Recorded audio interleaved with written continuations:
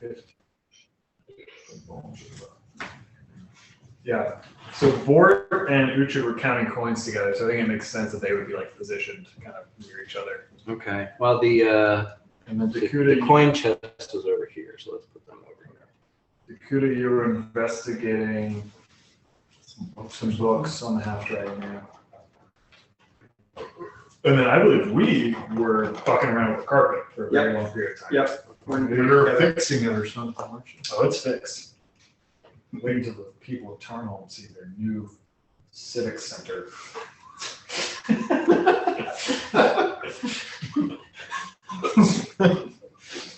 We're gonna have plays, anything, right here.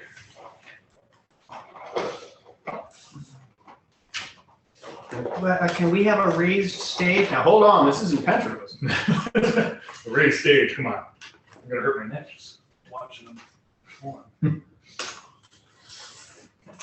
Largo, can we take off the uniforms? A lot of them want to do that. They don't love it.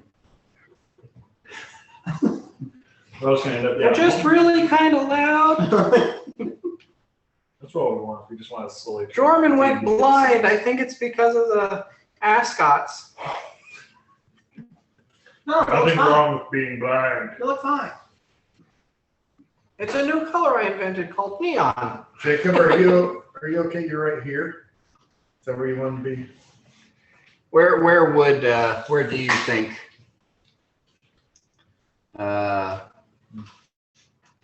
Yanni would be as you know everybody is doing what they're doing? Would he be watching the coin counting? Would he be helping Largo and Mirok with a rug? Watching Dakuda read? Sunday. Let's see. No interest in reading Draconic or counting money, so I guess he's messing with a rug. We're just Big Lebowski in this thing. Rug club.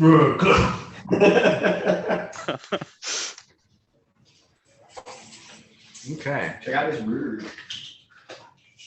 Oh, right. Hey, check out his rude. I thought you were actually asking us to check out something you were doing. Oh no. Just Largo's saying it's like, why are you pronouncing rug like that? It's like, I don't know, check out his rude.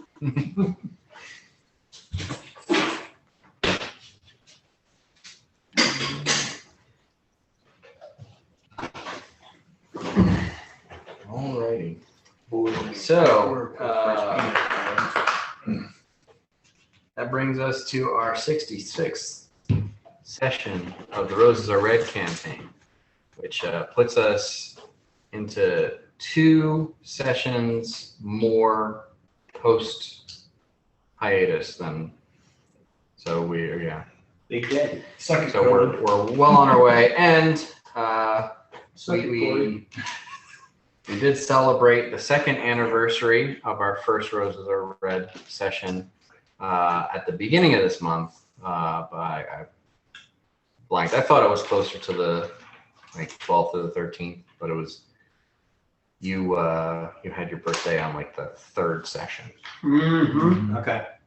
So bringing us back in, the party is still in the ruins of Yalager.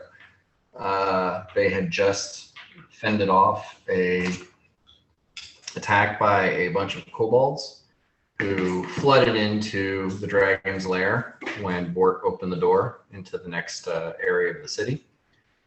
And you guys killed them all off, sealed up the room, searched the room. Dakuda, obviously highly interested in the spells written all over the walls. Bort and Uhtred, extremely interested in the big pile of coin in a chest. And Mirok, Largo, and Dakuda also interested in this perhaps teleportation circle under the center dais. And as you rested for the evening and came to the following day, not long after you decided to make an effort to actually experiment with this teleportation circle and see how deep the rabbit hole goes, a rip in space-time opened up, and this massive clay statue fell through it, scanning the room, and his eyes resting on Largo. A gravelly tone came out of an unmoving mouth. Largo. And that is where we're going to pick up now. Can I, Dan, make an intelligence check to see if I remember the name that my gnome friend said belonged to this entity? Sure. Oh, yeah, heads up. Yeah. Nice. Oh, No? nope. It It won't work. What did you get? I got a 4. Oh, wow, really?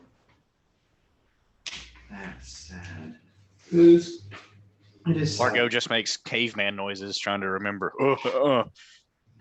I think his name's Clay. All right. Who wants? Do you want to play Bort? Yeah, I'll play Bork. You want to play Uhtred? Yeah, totally.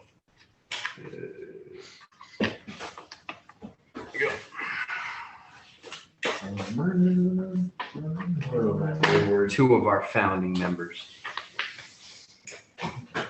Lost to the winds of down.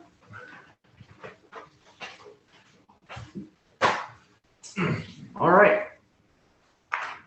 So with that, I would say let's have everybody roll initiative. I'm not sure. Black guys.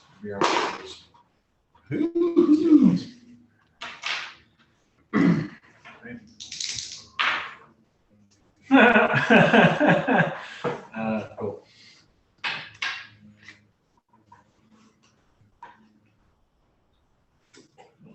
Dwarves are slow to react.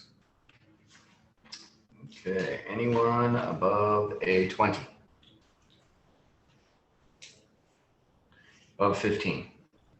19. Nice. No, Yanni, you rolled poorly. I rolled a 3, got a 14. Okay. Above a 10? So we got Yanni at 13. No one else above a 10? No. What did Bort get? I'd rather not say until it comes up. Above a 5? It has to be above a 5. Yeah, it is above 5. So Largo and Bort both got 8. Largo rolled a 5, Bort rolled a 1. Okay. Mirok rolled a 1, so he has a 5. And Uhtred, son of Uhtred Houndson, rolled a 2, so he has a 4. You guys are just really into this road. Well, I mean, for me, Uhtred makes sense. Slow.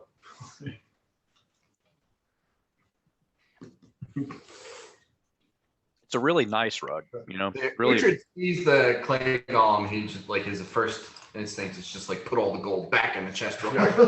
Yeah.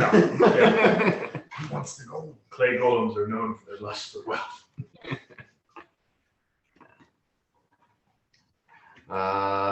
All right. So the golem is going to act first. And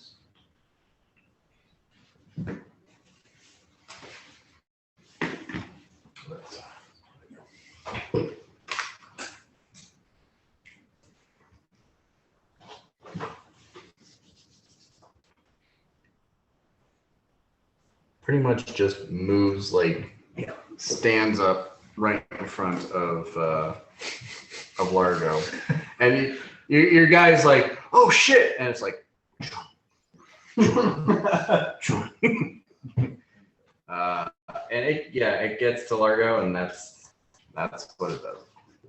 Yakuda. Can I, as a free action, roll something to see what I remember all about golems? I don't Sure. really need to. Knowledge Arcana check. Roll a 6. So 28. 28. Okay.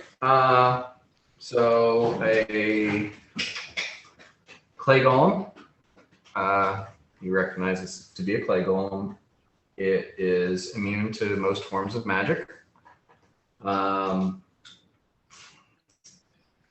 You know that one of the spells that would work on this is Disintegrate. But it would not, it would function as a slow. And that's what you can recall about Golem, the Clay Golems. The other two spells that would work on it, I don't think are arcane, so. Don't know.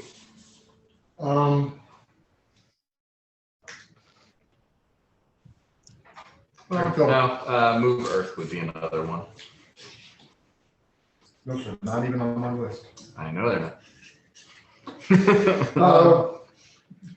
No, I feel bad because I went through my spells without spell resistance, and so because I figure Dakuda would know that kind of stuff. So I feel like I'm cheating. But I'm going to cast Paragon Surge. And I would like to wait. Is that you can take any spell below your You can take 2 of anything below your max or 1 of at your something max. at your max. Okay. And I think we were talking about if you wanted a spell above 4th level, you'd have to roll an Arcana check. Okay. I want 2 5th level spells, so I'll have to roll. Yeah, you have to roll 2 Arcana checks for that. What spells would those be? Hungry Pit and Geyser. Okay. So Hungry Pit, 27, and Geyser would be like 35. All right.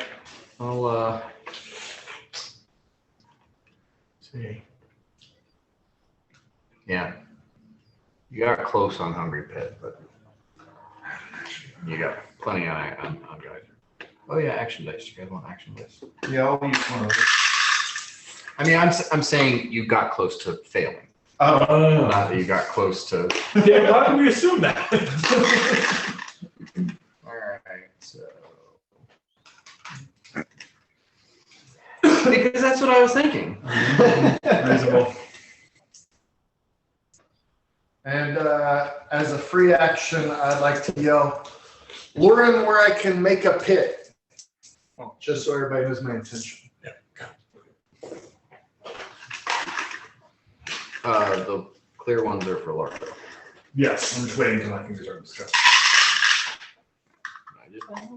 Throw them at him with all that boily peanut goodness all over him. All right, so are you gonna move or stay put or?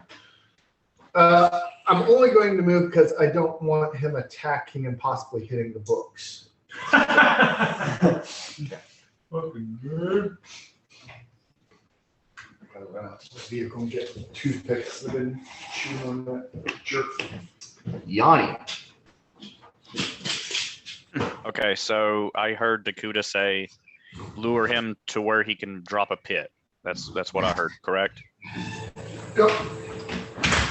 Okay, so as a free action, I would just look at Largo and say, I'm going to move you. Are you okay with that? As long as I don't get hit in the process, sure. Okay, so then I would try to maneuver around, grab Largo, and run into this big open area, like just above the dead dragon corpse. Well, trying to get away from this thing is going to incur an attack of opportunity. Okay. Okay. Mm-hmm. You will probably be fine. Well, I don't have my handy dandy mage armor, so maybe I won't be. Yeah, whatever. Let's just do it. Yeah, let's go for it. Largo sees you hesitate and goes, "You'll probably be fine." Here we go. Yep, that's what we're doing. Full tilt. Who's your last buddy? Sure. I don't know. Oh, no. All right, so you move over and grab Largo, and the golem seeing you trying to move his quarry away, grabs you. Tries to grab you. And that is a 30. Oh yeah, he got me. He got me. His grapple check. Oh, sorry. No, that's my CMD is a 37. Is that? Oh, is it? All right. Ugly little bastard. I thought he was just swinging on me. Nice. I'm greasy, Dan. You forget how greasy I am. No, I don't. I knew it was. I knew it was not a given, but. So you're telling me there's a chance? It's like a lightning fast ferret. I'm just trying to decide whether I want to use an action die on this. It was nice knowing you guys. Well, then I'll use an action. I mean, I've got some. I hardly ever use them. Always. All right. So 40. Yep, that'll do it.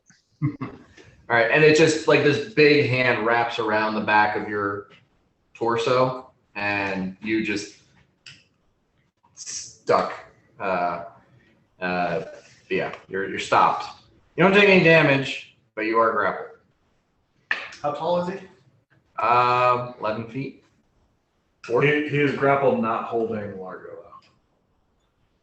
I mean, he scooped Largo up, and then this hand just grabbed him by the back. So I mean, he could easily have dropped Largo. It's just not a. I don't care. Sure. Board. Fort vanishes. Okay.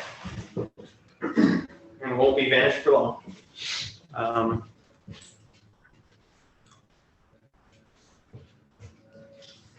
And he went.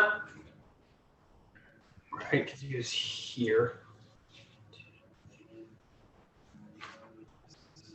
Oh yeah, he can just make it to there. Well, he makes it to there. All right. Okay.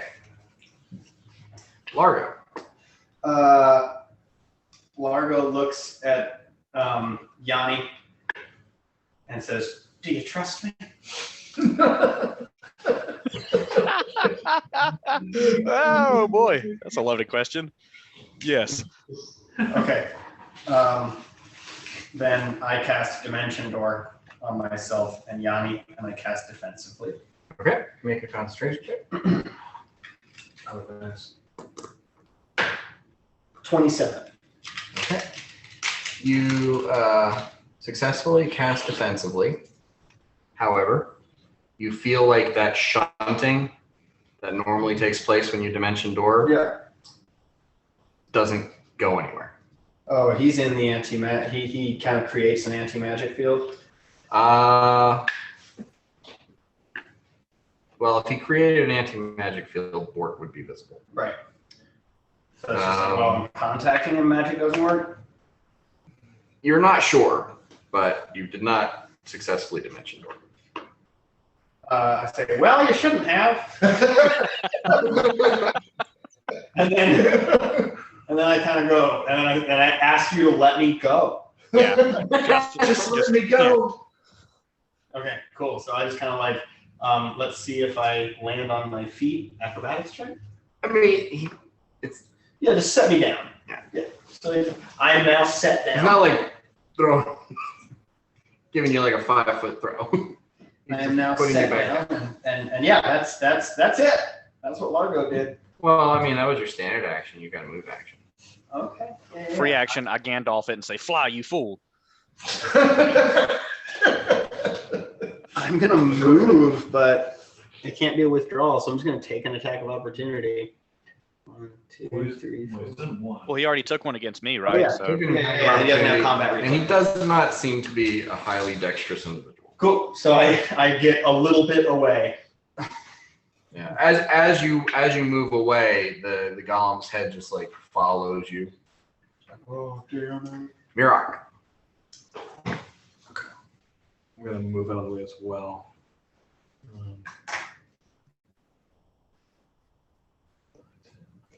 As you do, you're here at workish. Fuck. Problem is we're pretty spread out, but I think I still should do Blessing of Fervor. It's here, 5, 10, 15, 20. Yes, that's as far as I can move. So yeah, then I'm going to cast Blessing of Fervor from there, and I guess it's only going to hit Largo, Yanni, and Bort. It's 30 feet. 25. It's going to be close for Uhtred then. Notice. Yeah, it's not gonna get. He can't get all of them. Is it a? I thought it was a 30-foot radius. Is it a 30-foot radius, or is it allies? And none of which can be more than 30 feet apart. I think it's the second one. I think it's the third one. Wow. Look at you, lucky little. Oops.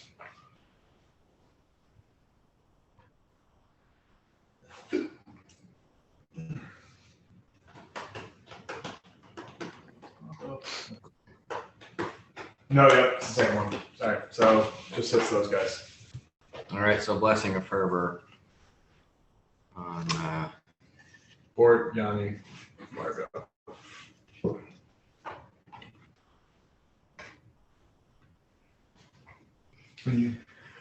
Okay, so that's it for Mirak. So then you Uhtred. help your move. Uhtred. Uhtred, son of Uhtred. Pizza is on the way. Well, you're still Uhtred. Oh shit. Thank you. Priorities. Uhtred is gonna see him grab Yanni, and he's gonna go. Not on my watch. He's gonna run. He's gonna rage and charge in to attack. So raging Uhtred's movement. It's still 30 feet, right? No, it's 40.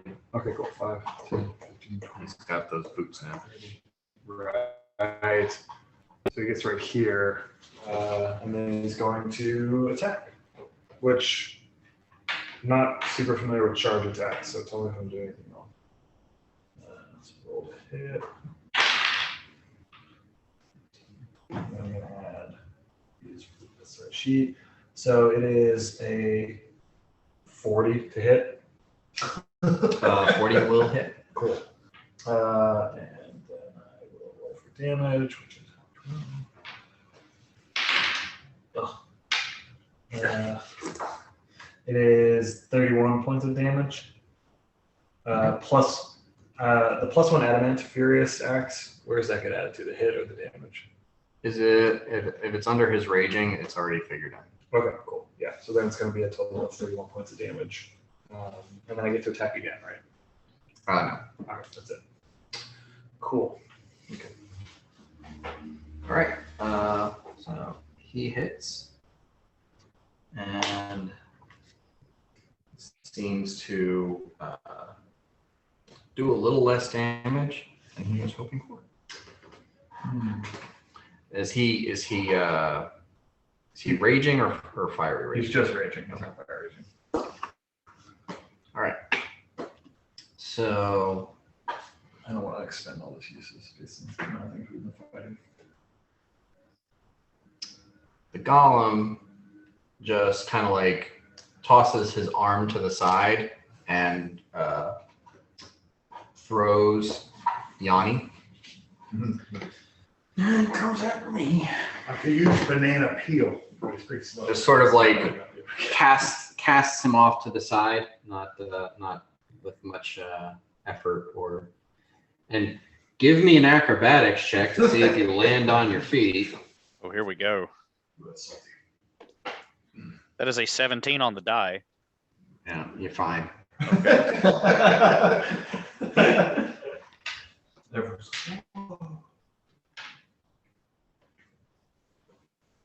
Do I take any damage from that, Dan? No. Yeah. On your like 62 acrobatics check, no.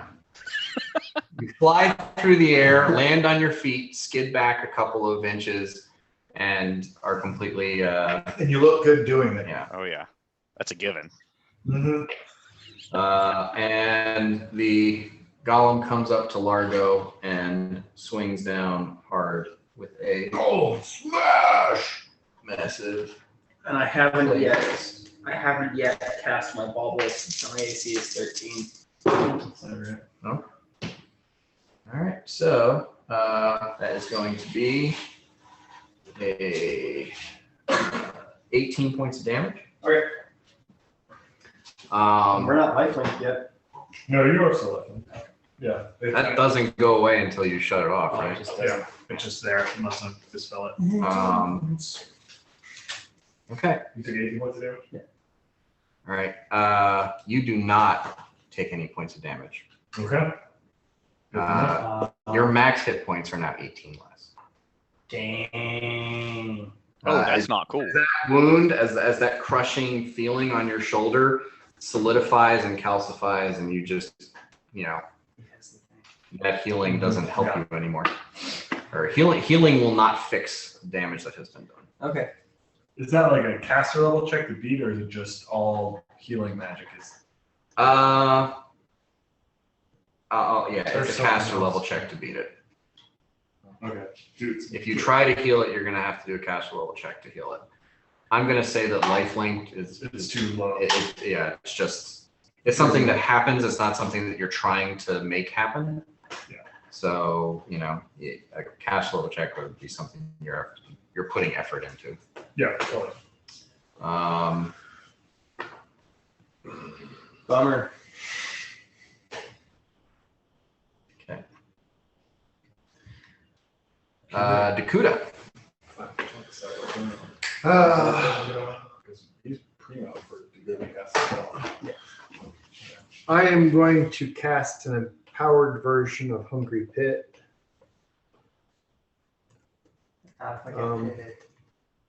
No, he's big enough. I can do it. Oh, you can do it kind of far away, and then I'll have to make a reflex check. Cool. No, I want to do it just underneath him to where it's not going to hit Largo. Okay. An empowered version, all the variables be at 150%, so it should be 15 foot wide. And it'll be deeper, cause more damage.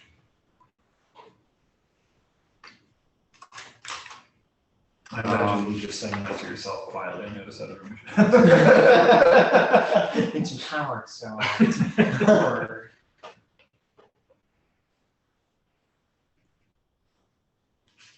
Let me just double check and make sure that that's working the way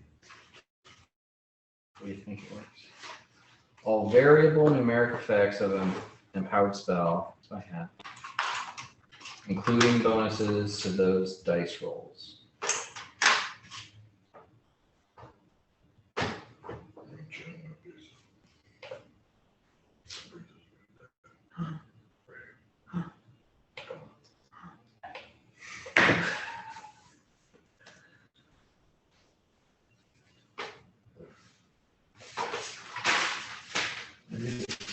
spreadsheet. Nice. I need an Excel spreadsheet.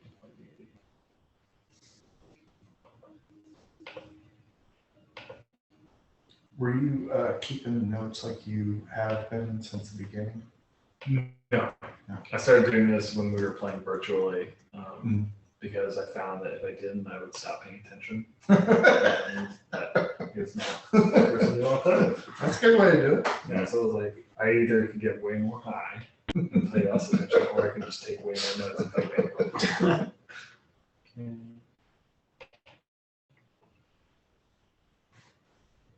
Honestly, they're fucking dog shit.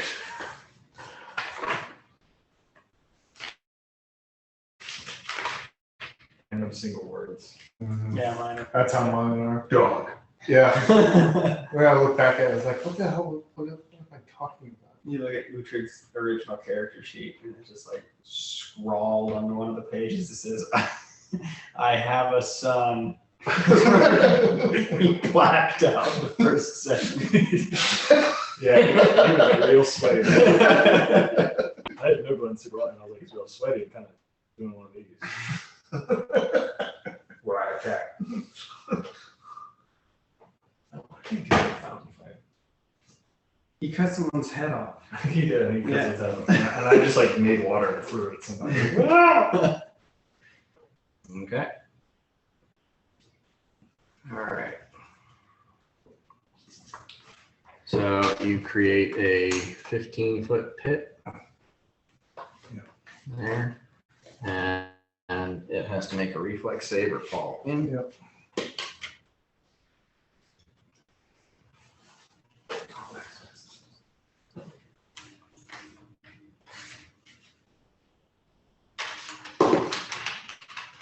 Okay. 19. DC 23. DC 23 is that. Okay, so empowered, it's a level 4, and then that's what's your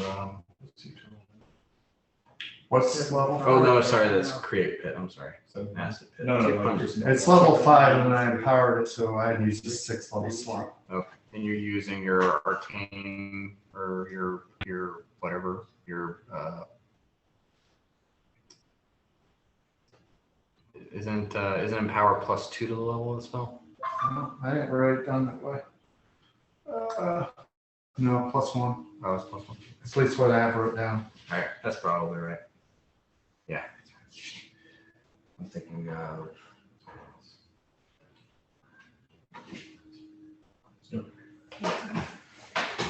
No, that's +2. Really? Yeah. Okay, I've Mad got it. magic feat. I've got it wrote down as +1. write it down different. Oh, no. Well, I do have it wrote down as +1. Okay, well, I guess it'll be a 5th level spell. It'll be 10 foot.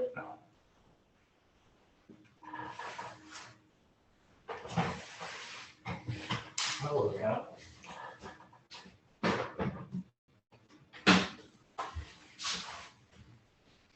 Okay, so it's 60 feet deep, and the reflex save is what? 22. 22. 22. All right. Okay.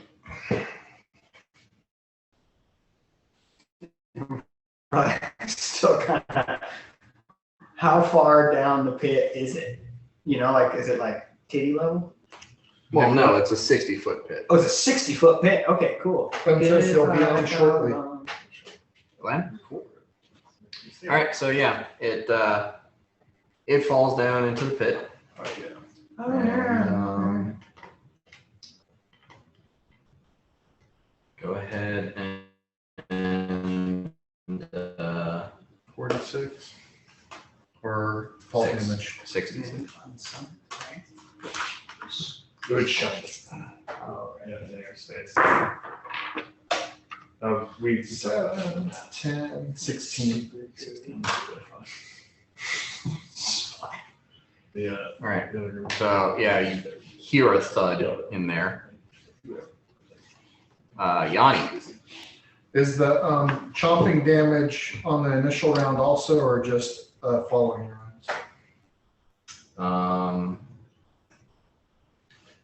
How much damage did it take that time? Fall damage 16.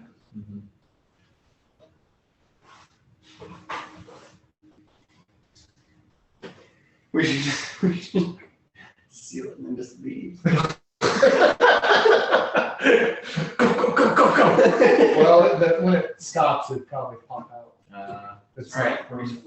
So yeah, go ahead and give me the 40. crushing damage. Nice. 13 more. All right. So Yanni, Well, you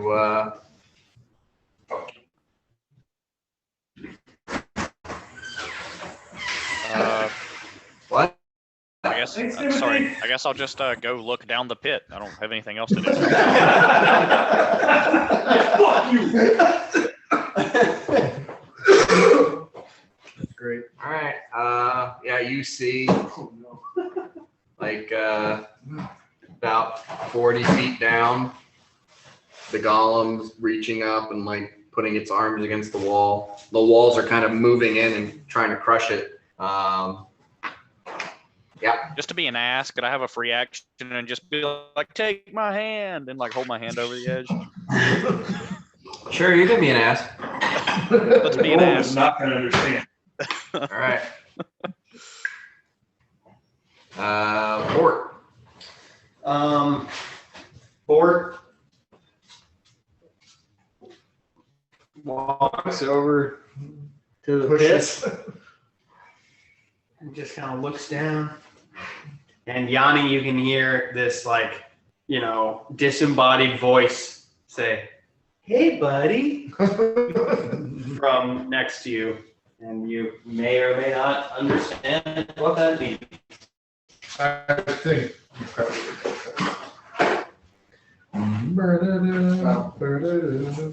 The pizza I does. think Largo is after Bort. Largo is after Bort. What I'm going to do is I'm going to step back kind of towards the wall and reduce. Just be like, just in case, y'all. Yeah. Good call. Oh my god. You're on. Wow. I'm going to cast. And then Richard. It's 60 feet. You want me to cast a roof over it? It depends if we want to do anything to him like down there. I was gonna possibly cast that geyser also.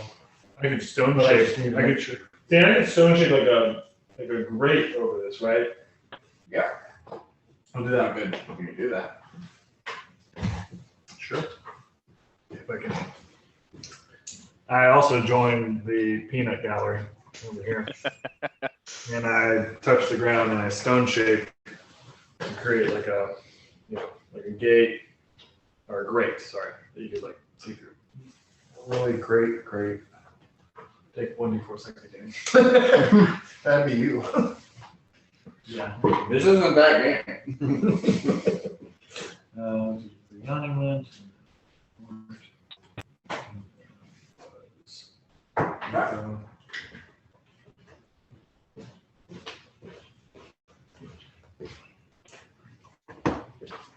Uhtred is next. Yeah, Uhtred. God damn it. He's gonna go 5, 10, 20, 25. And he's gonna see the stone grate that Mirok has created, and he's gonna say, can you throw an axe through there? Or You made the grate. yeah, in my mind it was like a lattice kind of thing. So yeah, he's gonna see that. He's gonna look at Mirok and he's just gonna throw his hands over. Fuck! But he's just gonna stand there with his axe ready in case it comes out. Uhtred. And its turn. It's going to try to climb out.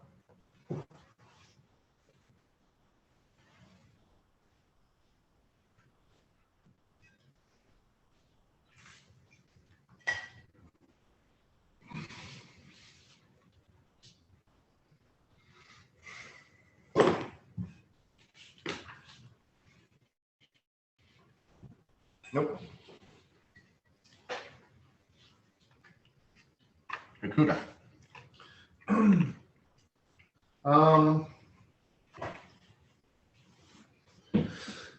In my brain, I was thinking this was going to be empowered. So I was planning on casting geyser, but it shoots up as high as the pit is deep. And I'm wondering if I can do some kind of check to do like is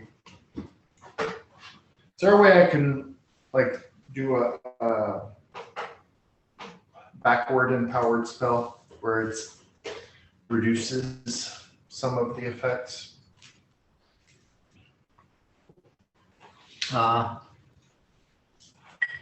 Okay. So, If you want to cast it as though you are a lower caster level, Mm-hmm. then you can do that, but all aspects of the spell will be affected as though it's a lower Mhm. caster level. So, I'm afraid of giving him a ladder in any fashion. So let's see.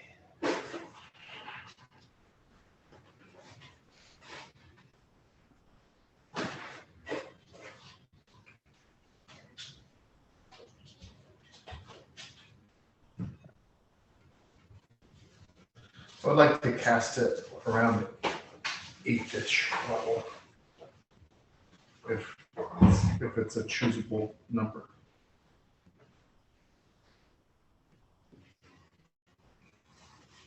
Now, I say you can't cast it lower than 10th level because it's a 5th level spell. So if you were lower than 10th level, you couldn't cast it.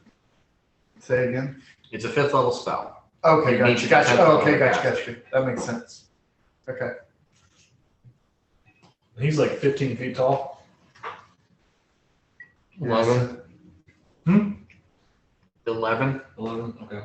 He's 60 feet down. And so that'd be 50. It just depends on how it's done. I wouldn't. It's your call. Can I make some kind of check if I think the math would work on that?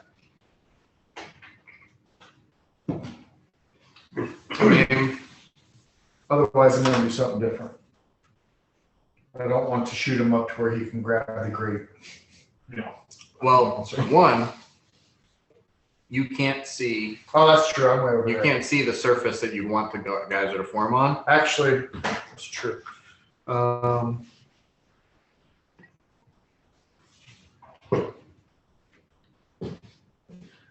going to cast Overland Flight. Are there like weapons laying around like from the kobolds or something, like a warhammer or something? Because Largo's just gonna go over there and like drop. Right, at 60 feet, that's a lot of like that would almost reach terminal velocity. Yeah, probably.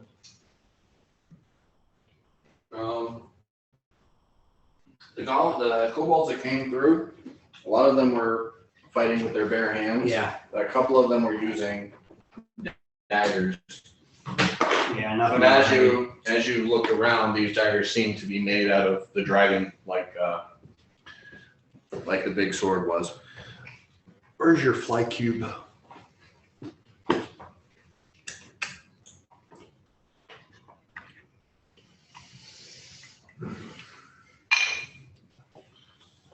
Okay, Yanni, you're up.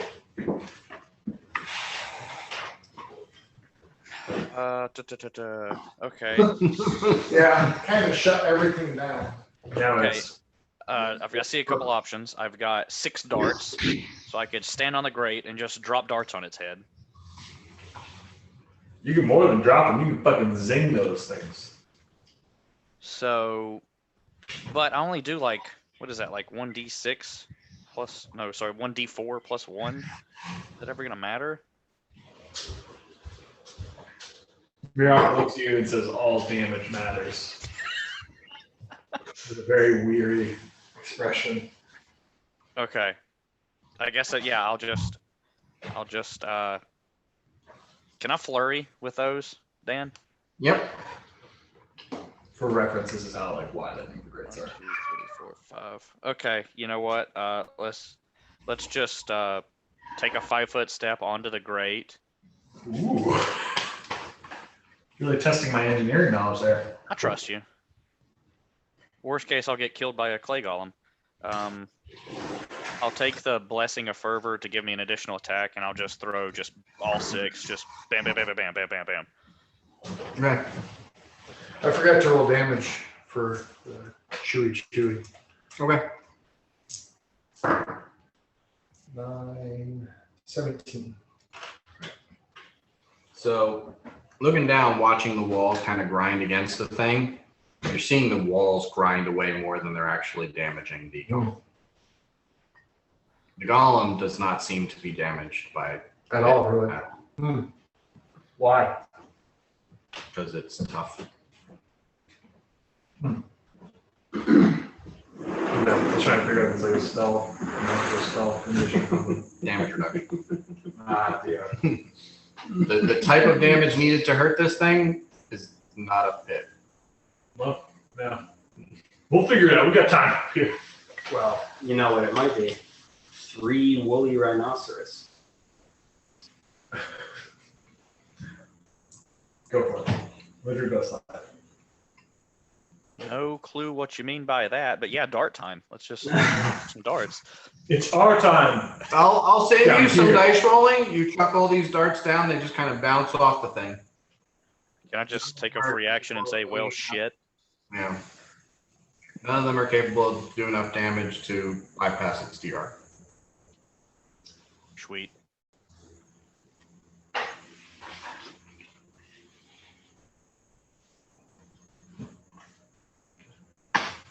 Mort is in his third round of Vanish, so he's got 2 more. He's not vanished anymore. He pops out of Vanish. And he stands ready and he prepares an action. Okay. To when this thing pops out of the pit, attack it with his rapier and then dagger. Okay. Largo, small as he is, waddles over to the pit, mumbles something akin to, "We'll see if this works," points his finger down through the grates, and summons 1d3 woolly rhinoceroses. Damn, of course. And that will be 3 of them. They're fucking huge, right? Yeah, They're just on top of they're them. just, it's not a great scene. It's not It's like a great scene. giant plugged up drain full of hairballs. Yeah, I was gonna have. Yeah, and that is 3, Dan. And a clot of Yeah, hold clay on. at the bottom. It might break my shit though. We'll see. No, 60 feet. 60 feet. Yeah. They're large. I mean, are they each? They have to each be taller. Yeah, they're not. But again, he's at the bottom. They're just gonna fucking. Yeah. And just when he kills one, the other one's just gonna fucking run down. That's great.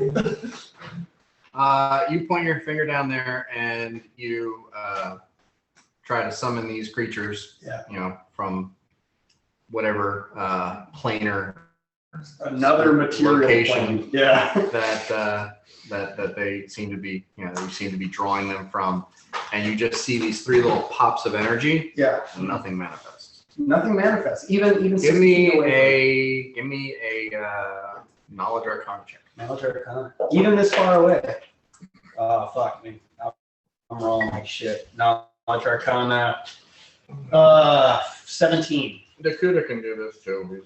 I only rolled 4 though. I have knowledge arcana. I can help. 26. I rolled a 19 on the die. Nice. My knowledge. Oh, does Summon Monster have fucking spell resistance? No. I have a So plus something 5 else- to my intelligence as a 24. I slightly lose out to you. Okay. Can I not summon something intricate? You guys are recognizing, and this is more like knowledge arcana, but you're seeing it more as a knowledge planes thing. Okay. It has a dimensional anchor effect that is coming from it. Any sort of extra dimensional travel will not be possible Okay. in its vicinity. Oh, okay. So if I dimension door didn't work. Okay, so different thing than Because just your dimension door, you Yeah. temporarily pass through another plane to get to. So Yeah. it's like any teleportation magic, any summoning magic, anything that would move something from this plane to another plane or from another plane to this plane. And Dakuta, you can see that it has a green gem embedded in its shoulder, Mm-hmm. and that seems to be where this is coming from. You can see it flicker as those 3 little pops come off of the. Nice. Largo says, well, as much as I hate to put anybody in danger, I think we just kind of, and then he looks down the hole and goes, send in the troops, you know what I mean? Like Like, just fucking hop down there. You they would take damage from the pit though. That's okay. No, it's not. Largo heal to make that sacrifice. Yeah. I would have sacrificed those men for me. No, I mean, I just don't, I know that this will probably be fine. It'll all be fine. So say a note. I'm all for let's just keep shooting shit at it. Okay. What about normal fire? What about I summon the woolly mammoths or the woolly rhinoceroses over here, And then and then you go. and have them run into That is how early humans thought they were. That's true. Running right off the cliff. Yeah, with the fire. You did a knowledge check earlier, and you said that this thing is resistant to all forms of energy. Magic is immune to magic. Immune. I thought there was an energy component to it too. Like you said something, like it absorbs it or something.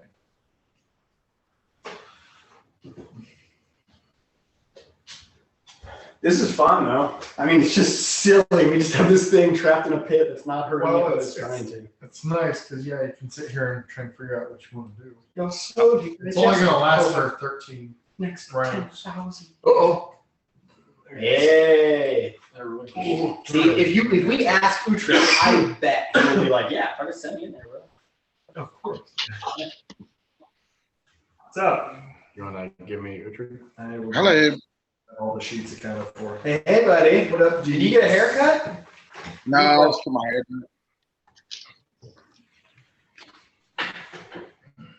Okay, Uhtred, there is a golem in a hole. There's a golem in a hole, and we have the hole covered with a grate. Largo has suggested that you just kind of get your ass down there and just battle it in the hole. It's a hungry pit though, so Yeah. the balls keep chomping on it. So you would be taking damage, or I should say Mirok would be taking damage. No, you would be taking that. Yeah. Oh, that's But right. he has a lot of that. Let's do it. Well, with the pit Well, damage. so what is Mirok doing? Mirok is gonna hold an action to. Yeah, I mean, I was gonna say I hold action to see if this thing gets out and I cast Wall of Stone over it. But based on what we're saying, I will hold an action to Stone Shape. All right. So, Uhtred, what are you going to do? I want to get in the pit and kill it.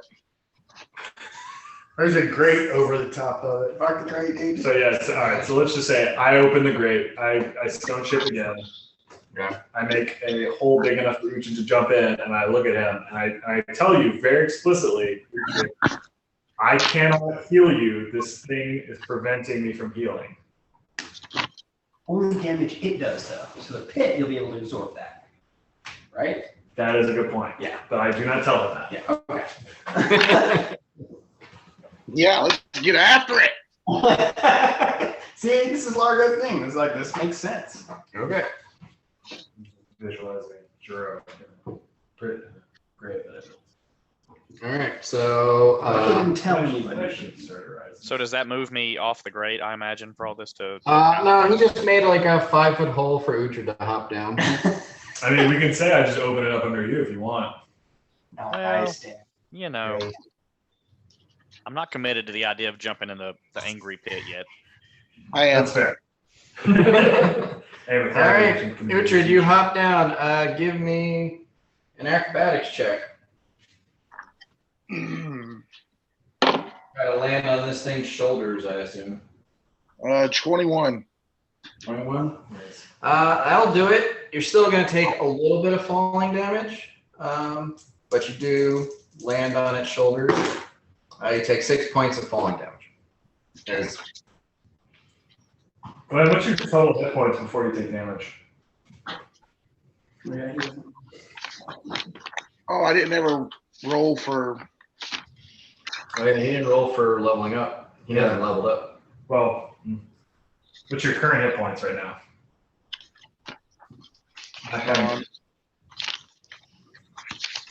My sheet. 190.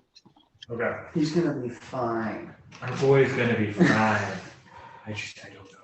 We're gonna get busy. Well, let's just real quick, Glenn, roll a d12 for your hit points. Right. Oh. 1. Okay. Re-roll a 1. Just I'm gonna give you re-rolling a 1. Dan, I'm gaining on him. All right, 9. Okay, that's what I got too. So 9 sounds good. You got 9 the last 3 levels. God damn it. I will be the most powerful dwarf. 99. You can't be. I'm rolling a D8. Can't even get a 9. Higher levels. All right. It's all That is 12 more hit points. So he's at 202. And that is 16. So I got 206 when he carried.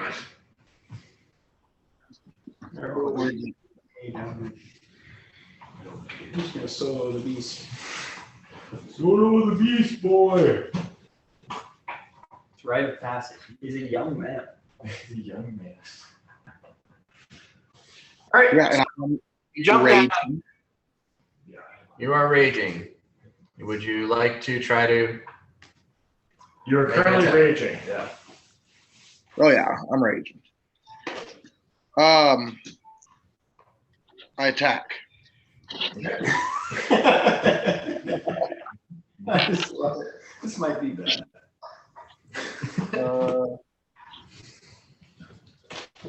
That is 36. 6 will hit. Yeah, it will. All right, then 3d6.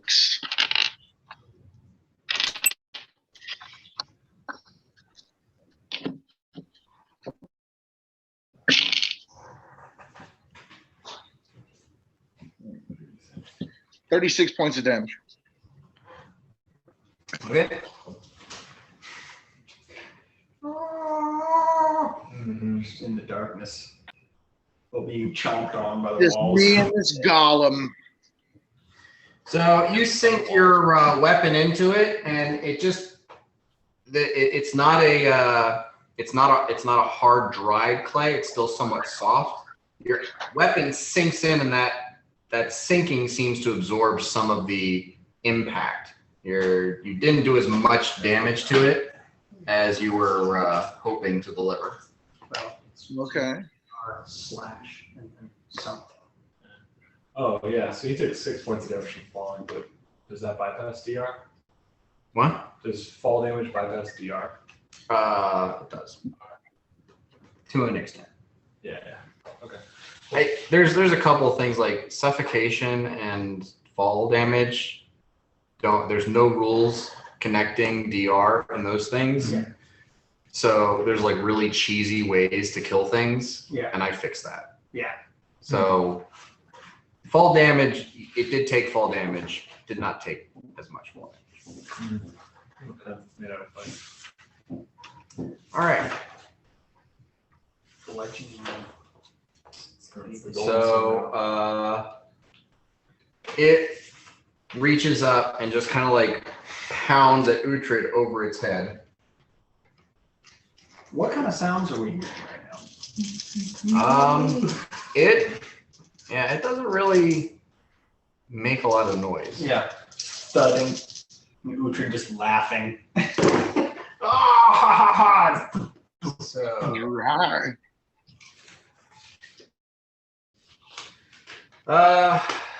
so that is a 39, a 32, and a 40 to hit. So I think all those are going to hit Uhtred. Our boy might not be okay. I was told once long ago that the Nokiri Empire couldn't send anything powerful enough to at this point actually kill us. So 1v1 down there. 1v1 maybe. so 28, 19, and Has flavor. A lot. Yeah. 24. Let me see. 24, so And 71 points. Okay, you are raging, so you have DR.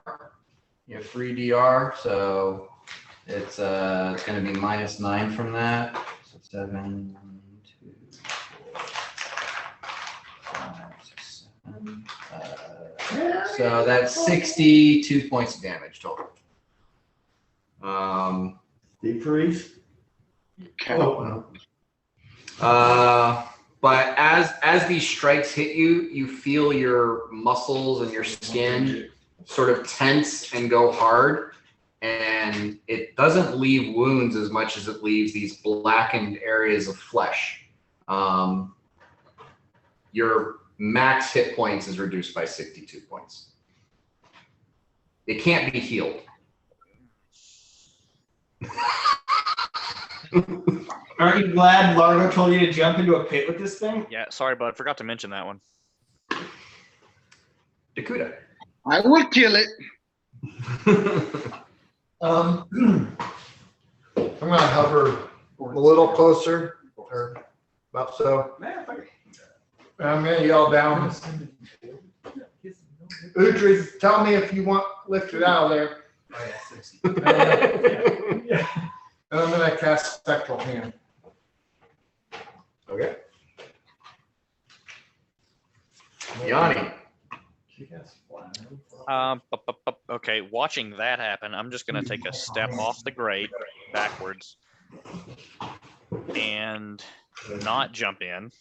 And maybe I will ready an action. I'll pull out the old bow staff I've never used before and just kind of hold it over the grate and poke anything in the face that might try to climb out. Okay. Oh, Dakuda, Yeah. roll damage, and this is going to this is damage that that will be able to be healed from Uhtred. I rolled good. Okay. 17. Okay. Bullshit.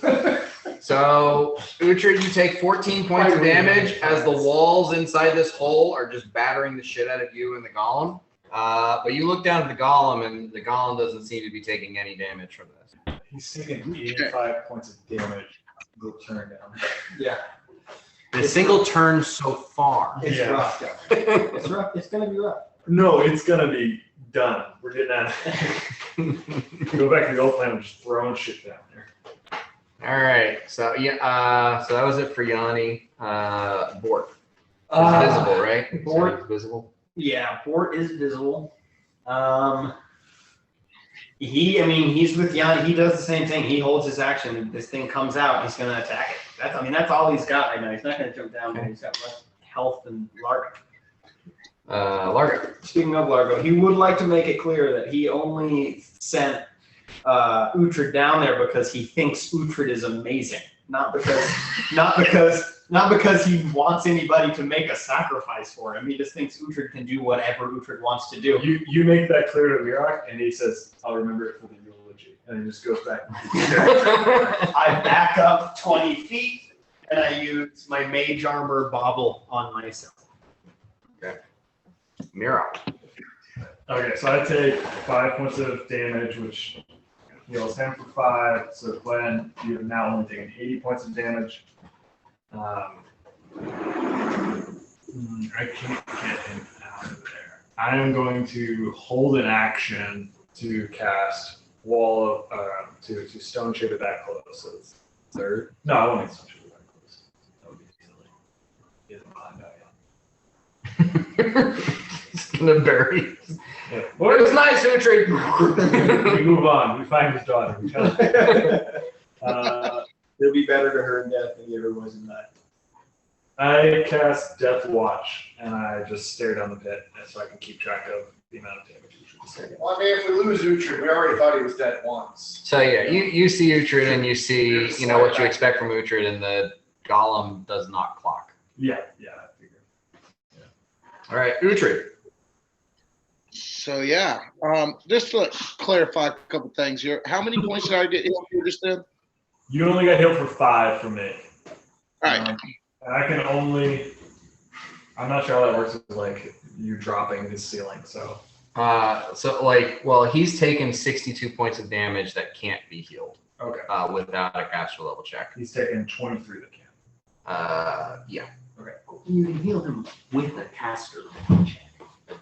He's 60. Yeah. He's Yeah. 50 down. If make the caster level check. Yeah, that's it. That's not a guarantee. So Uhtred. Yeah. So from what I've gathered here, the golem doesn't take a lot of damage. No, it seems to be very resistant to taking damage. Actually, you are the only thing that has damaged it so far. Well, now I will activate my Inferno power, and I will a blazing rage of fury. Come 6, baby. Kill him 6. Piss me off, golem. Oh yeah, Other characters. that is 35. 36. 36 will hit. Down Come on, baby. there. What are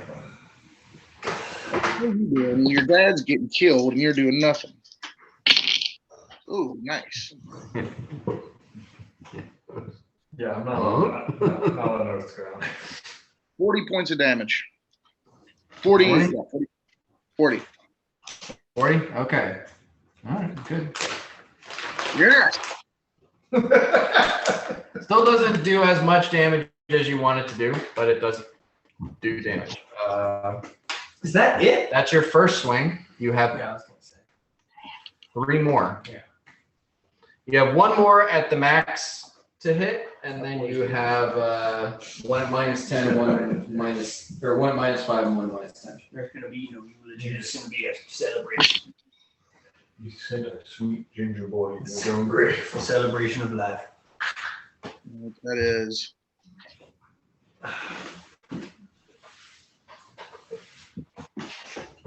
That would be okay. Good job. 41 points of damage. Right. Well, what was that to hit? You have to hit him. Shit. My bad. That I rolled a 13 plus 25, so that'll be 28. Okay. That hits. Damn it. So then 41 points of damage. Okay.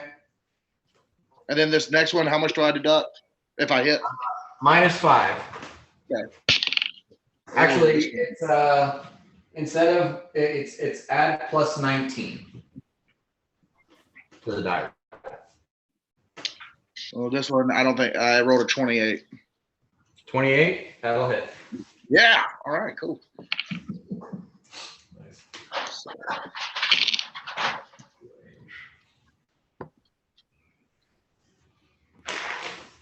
All right. That'll be minus 5. 32. 32 will hit. Oh, 32 points of damage, or Yeah, 30 points of damage. okay. Okay. I'm just wailing into this thing. All right. You got 1 more attack. This one is at plus 14. Oh, shit. God damn it.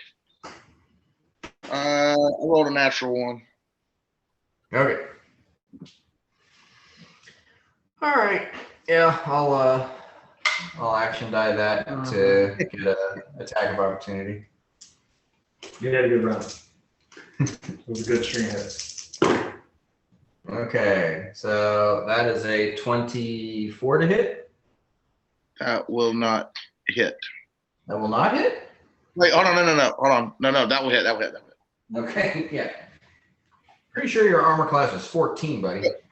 I thought it was 15, but yeah, that's what I was looking at the wrong number. Okay, so that is 23 more points of damage that will not be healed. Or no, that's 20 because you have damage resistance. Mm-hmm. 2 that cannot be healed so far. And that's it for Uhtred. Golem's turn. Golem doesn't have a lot of options. You could try to climb. You could say, "Fuck this dwarf," and just try to climb over top of him. Yeah, or he can beat the dwarf to death and stand on it to get. No, he cannot. Uhtred is amazing. That is true for sure. Okay. You got a fan club. All right. So, do you want to critical the natural one? These cuties. Do I want to crit? Yeah. Okay. All right. So His arm falls off. He drops his arm. do you want that to be a critical fail that can happen to you guys? You want me to add that to the list of things? So you want to take an attack of opportunity on him? Yes. Okay. Go ahead. Let's roll. Let's roll. All right, 32. 32 will hit. Slobbering.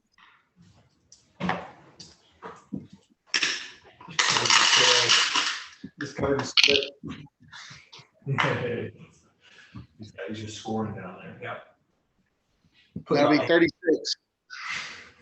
30 what? 36. 36. Okay.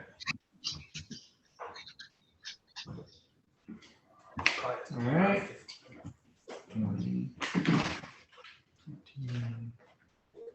All right, my last piece. I'm sorry. Either way. That is I- nice. What if we ask the goal if we could just do this? So you take Ears perk up. 44 points of damage, reduced to 38. That is also damage that cannot be healed. You're gonna be fine. I'm starting to hurt. I am starting to hurt. From me keeping track, he has taken 120 points of damage that is cursed and cannot be healed. I have a total of, let's see, he's taken, I have exactly 100. He took 6 points from falling and then 17 points. That's bad. All right, he took 62 points Yeah. in the first round of attacks. Yeah. And then he took an attack of opportunity where he took another 20 points. Oh, I'm not backing out. And then he took another 38 points from these last two attacks. Yeah, I have that. So now it's 120. It's not looking nice. He's amazing. He is 60 hit points. That's like board level. Dakuda. He took. I'm going 62 to in a use single turn. my spectral hand and cast fly on Uhtred. That's my guy. Okay. Uhtred, get your man out. Yanni, are you good with still waiting? Because I have your card set aside since you're not. Yeah, I would just yell, "Get your ass out of there, bud," or something. I don't, All right, so you cast fly on Uhtred, Largo.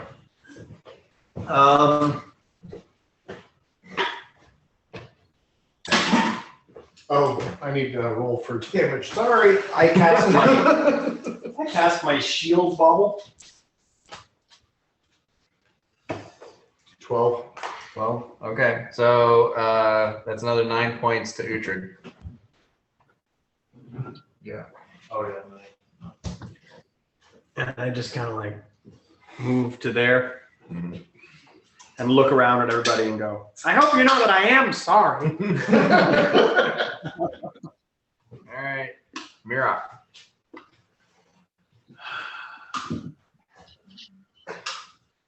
Yeah, I mean, I'm watching through Death Watch. So I'm going to hold my action until Uhtred comes out, and then when Uhtred comes out, I'm going to cast Cure critical wounds on him. All right. Then we just send the army in there. Just sending people in and airlifting them. All right. He doesn't. Uhtred. Yeah, I'm coming out. All right, you're gonna make like a full withdrawal action, so you don't get attacks of opportunity. Yeah. Okay.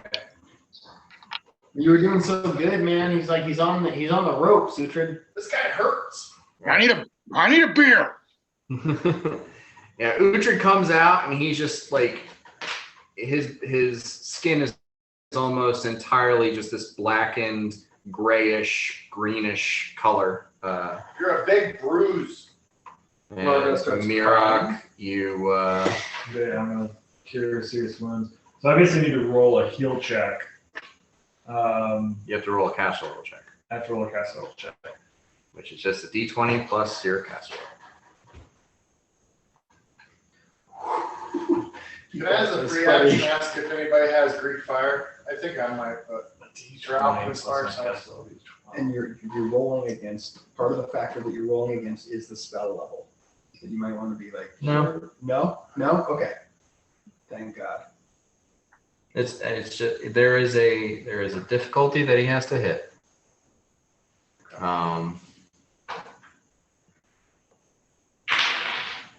It's 5. I'm going to use 2 action dice and roll D12. D8. Still D8. So D8, yeah. Or, no, it didn't go up to D10. Next level. Okay. That is 8. So it's 13 plus my castle check 25. Does not succeed. You said other one. I can't because I already said I wouldn't do it. Although, using my lawyer brain, you used one after finding out that you couldn't hit. Sure, go ahead. I was.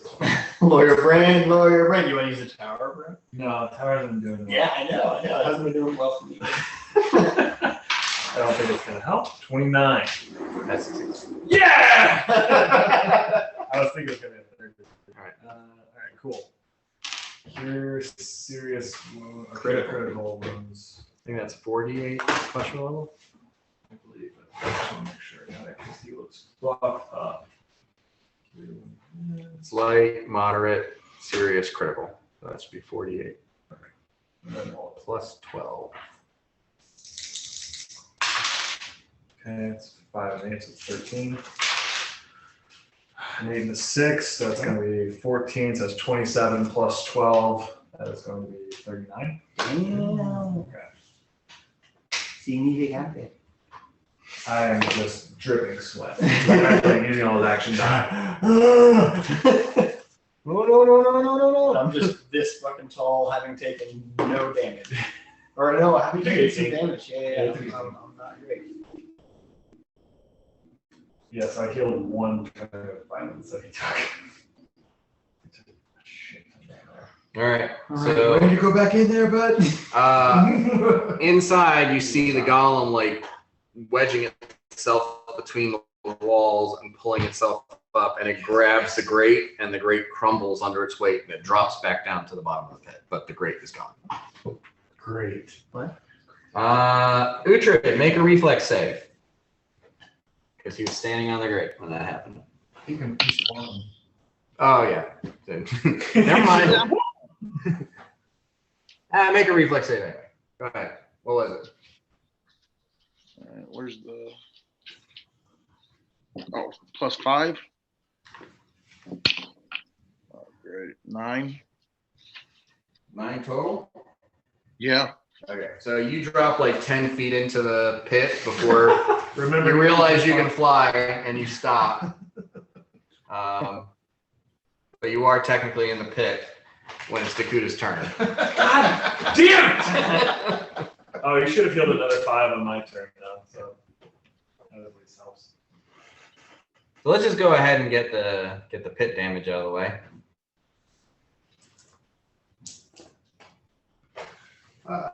8, 12. All right, so another 9 points of damage to Uhtred. The car dealership, I'm just watching them key my cars. All right, so what do you want to do on your turn, Dakuta? I am going to. Okay. I'm going to. It's a 10-foot square. I'm going to cast grease on the bottom. Or Nice. well, let's see. It's You gotta be shorter. no. I'm going to cast it. Empowered, so that it's bigger, so it goes up the wall. That's not the way Empower works. It works on variable numbers. That's not variable. It's set. Yeah. So I think that would also like it would not affect like 10 feet per level or anything. It only affects Right, dice that you roll. Right. Yeah. Yeah, I was thinking that makes it big, because if I did it, it would just be on the ground. How long do they live? Yeah. Right. Yeah. So, I mean, you could I believe you could cast it on him. Just someone races to E. I guess that would work, yeah, because I was actually thinking of doing that. All Jewish. The OG one. Yeah, there's no spell resistance, so. We could board. Okay, yeah, that makes sense. I'll just try that. That might be good. He's probably not going to make his reflex save. Nope. He is now greasy. Nice. He's all greased up. The greased up deaf man. Largo. Largo isn't feeling all that creative.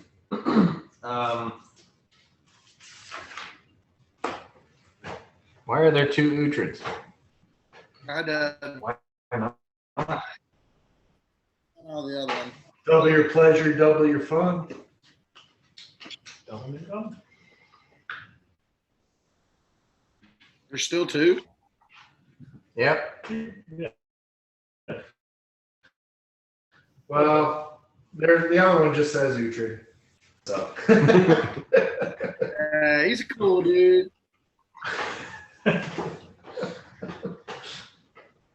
Largo? I'm looking.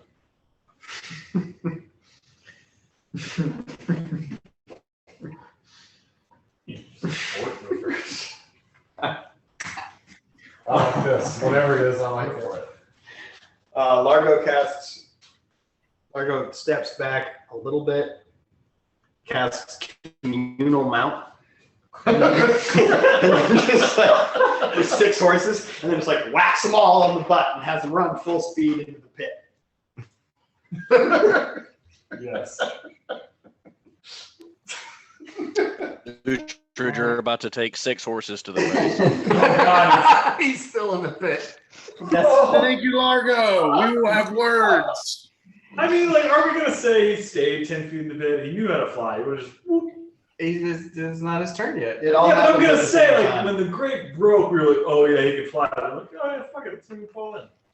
Well, I mean, these things are all sort of kind of happening concurrently. Yeah, it's the same thing, but he does it. He does, yeah, this is what Largo does. This is Largo's good idea.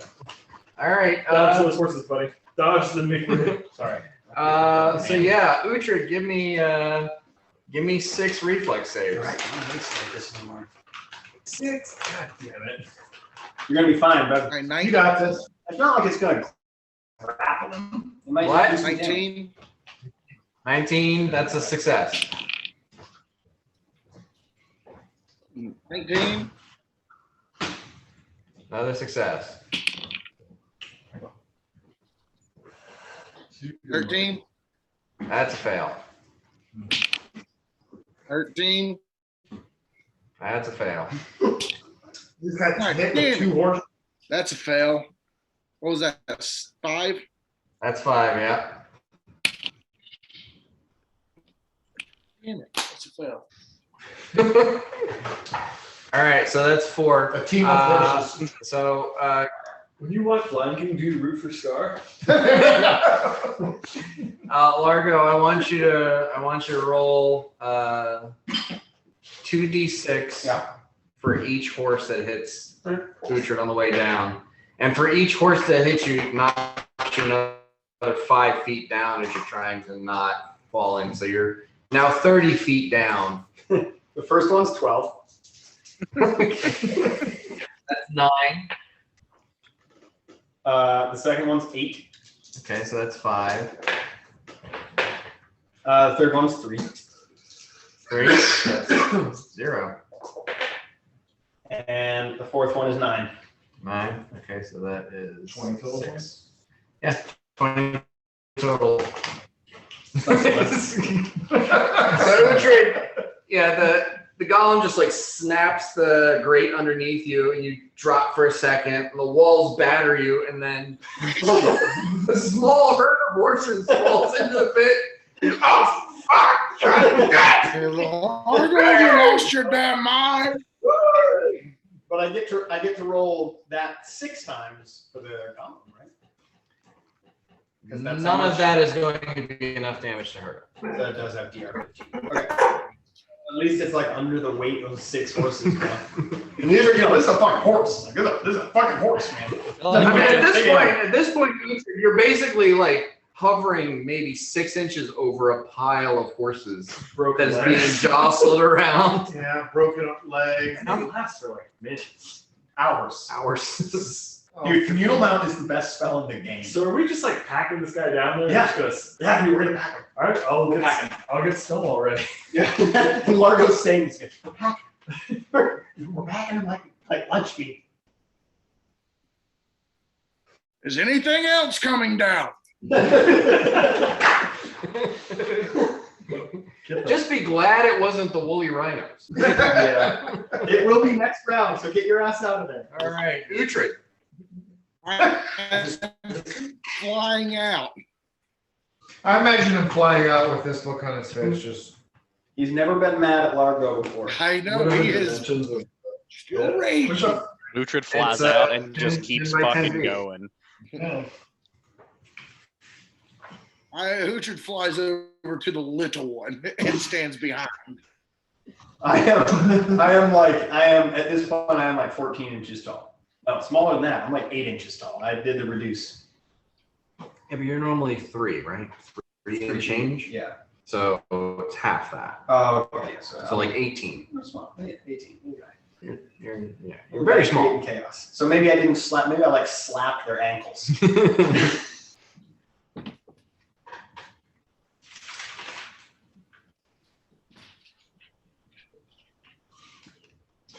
I can create a 45 cubic foot wall of stone. Mhm. That would pretty much. That would not fill it up. Wow, the horse might. Wait, a what? So I'm looking at a wall of stone. Right. You said 40 cubic feet? I think it's 45 cubic feet is what I have written down, but I don't know. Okay, so you could make like a like 4 or 5 foot thick cap on it? Yeah. Wait. Okay, 10 by 10. Be 100 square feet. I can make like a 9 foot by 5 by 5 is what I'm thinking. I might The be pit's gonna expire. I don't know, All I those try to write down, horses like, and preset the shapes parts where are all you going want out. it to be. Horses and rubble. Well, sometimes we want to use the space for the kudos. Like, are we just going to use it knowing that there's eternally a goal down there trying No, to the pit only lasts for 13 rounds. Yeah. They'll all get spit out here shortly, all the parts. Ooh, nice. You gave me one? You know how I really like the horses. It's like, being thrown into the pit. it's really not a bad idea. I I mean, it is, but it's not. I think It's a bad idea in the best way possible. It's not helpful, but it's interesting. I was gonna say, I think you got the action value more from the imagery of what Uhtred's telling. I'm not sure I have the action by at all. Oh, jeez. I'll wait for it in a second. No, I see it. I see it as a pattern. I need to use tools. All right, so that's it for Uhtred. We're back to Miros. Yeah, I mean, I look at Largo and I say, do you want anything else to go down the hole, or do you want me to cap it? I have woolly rhinoceroses. I look down and say, is there room? The pit's not gonna last forever, man. I interrupt and say, are these like alive? Not in so many words, no. They don't die. You know what? I answer the question like this. They don't. They're alive, yes, but they don't die. They go off to a better They place. go away. Okay, I trust. roll your knowledge, please. They go back to the. Throw him in for one, so I instinctively trust him. I'm not wrong. Okay, with that said, I go, okay, and I just cast Wall of Stone, and I make the cap that we're discussing, which the dimensions on this should be. All right, so it's a stone wall whose area is up to 1 5 foot square level. I have 12 levels. okay. So I'm 5 foot square and how thick? I think it's 2 inches. That's what I have written down. Does that take 4 or 5 foot squares? 1 inch thick per 4 caster level. So 3 actually now. So it's 3 times 12, which is 36 inches. So it's 3 feet thick. Wait. So it's a 5 foot square per level. Yeah. Okay, and you need 4 of those to cap it. So it's going to be 3 layers It's 10 thick. foot diameter. So it's Okay. 9 inches thick. In that case, can I cast Pillar of Mosin and just into the shed? Those come out of the ground. I can see the ground though. Wow, it would be better. He'll come up with them. Yeah.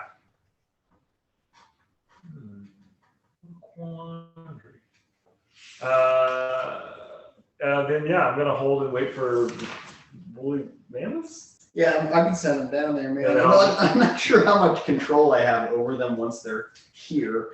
They kind of listen to Yeah. me. Okay. Yeah. I'll just That's cast. not really. I'll cast the 4 tiles. Yeah. So that would be 4 tiles, 3 sections thick in each one, right? Because I have 12 tiles total. So I'm trying to cover like 1 times 3, so that's equals 12. Right, so it should be 9 inches thick. 9 inches thick, yeah. Okay. And then, Solid 9 inches. yep, solid. I'll get the hardness data right back to you. Should be, Hardness 8. hardness would be 8, and then if it was 6 inches, the hit points would be 90. Can you shape that at all? Yeah, it's real stone. Make it pointy. That would be 135 hit points. Sure. Let's go and check. Well, 6 is 90. Yeah, 90. Divided by 6 multiplied by 9. And 135. just Yeah, an you're right. explosion of blood and clay all over. some Yeah, we've got body part. That's gonna take me forever to clean this place up. Well, maybe you can have No, I mean the horses just blink out. Dakuda. they go back to their planet. So this is capped completely right now? It's fully, there's just a nice, honestly, probably better tile than what you're seeing around you. This is really good work. Give me an knowledge engineer check. Yeah. It's Florentine tile. So as things stand now, we've got about, how many rounds in are we? Since I We are at least 4, I think. 1, 2, 3, 4, 5, 6. I count 6 stolen turns. So we've got about a minute before all this pops out. I'm almost considering this out of initiative in a way. I'm just talking right now. Okay. So we need a plan for when he pops out now. I think we should all get the fuck away from. Right, well, there's Dakuda's inner monologue. But we are in internal. Well, if you guys are starting to make plans, then I'm going to start counting rounds.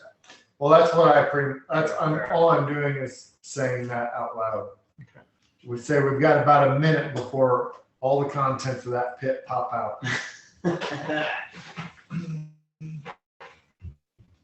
Okay. And I'm gonna, at the same time, I'm gonna cast Major Armor on myself because I have not done that yet today. All right. Well, it's like 13 rounds total. Yeah. So you got 8 rounds left. Mage armor. Okay. We got a couple rounds. I'll get you. Is anybody else doing anything got in this? I try to heal. I want to channel positive energy so I can hit Largo and Uhtred. Okay. So I need to roll my caster level check. Or do you just want to do like? I mean, yeah, you can roll your caster level check on the. Yeah. And then Channel. and if I fail, I'll still roll something for Uhtred, but nothing for Largo. Nothing for you. And I have something that I'm wanting to do. If my initiative has 5 Yeah, and we 6. should. I think we're still in this shit. We got Ooh, many yeah, things baby. to do. 12. Fuck me. Okay.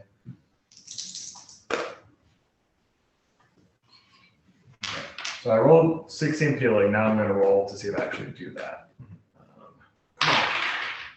It's a 10, 22. That does not do it. So, Margaret, you get nothing. Uhtred should get 12 points of healing though. Or it's 6 plus my cast off, so it should be 24 points of healing. I rolled 12.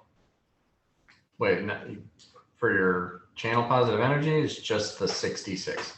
Is it? Okay. Yeah, you don't add anything to that. Yeah, okay. So Uhtred, you're gonna heal for a total of 3. Yeah, 12. That was kind of a weak roll. Yeah, well the first 2 were 6s, and that can't be right. No. Yeah. It was it was a 12, then it was a 3, that was 15. And the last one was Oh, should be 2 more after that. the last set I mean was 4 and 2, okay. So it's another 6, so it's 21. 21. Okay. Uhtred, you have 21 points of damage. Sorry about that. No one else is taking damage, right? No, it's just him. And I've taken. You probably. Yeah, I deserve that. I will do that again. 'Cause we got you're time. healing yourself too, right? Yeah. Totally. Totally what I was saying. And you also took another 10 points from Uhtred as this is going. I think I've only taken like a. But they just- based on the number of turns you took, I think I've only taken 15 points of damage from them. Right. I'm just saying, like, you took another 5 when you cast the turn you cast the first what do you call it? Channel positive. And Yeah. if you're doing it again, you're taking another 5. Right. No, that doesn't do it. So I'm gonna roll the d6. 6 total. 14 total. And 21 again. Uhtred to heal another 21 points of damage. Dan, is there any more space to heal within what I've got? I don't know. How much does he? He is down by 82 points. So his max hit points right now is 224 or 124. This is max. Yeah, I'll do it one more time, yeah. Because he should have another 8 points I can heal, and then maybe.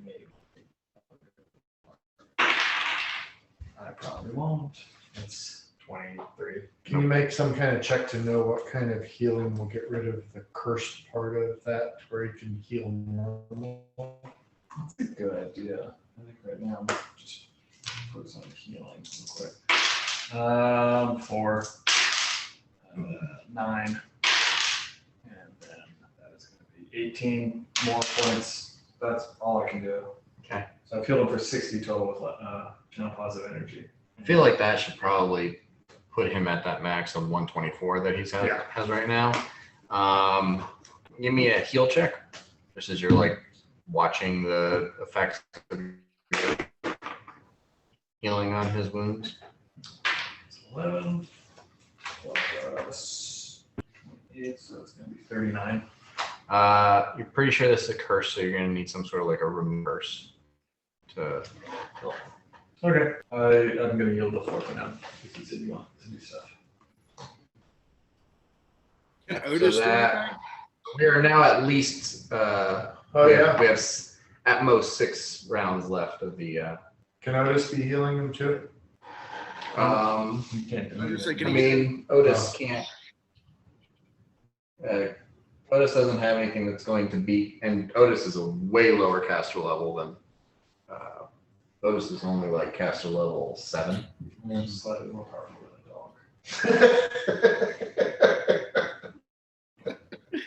A magic dog. No, I have removed curse. I feel like I got that one. Break enchantment, that's not the same thing. I have break enchantment. I have dispel magic greater, break enchantment, and restoration.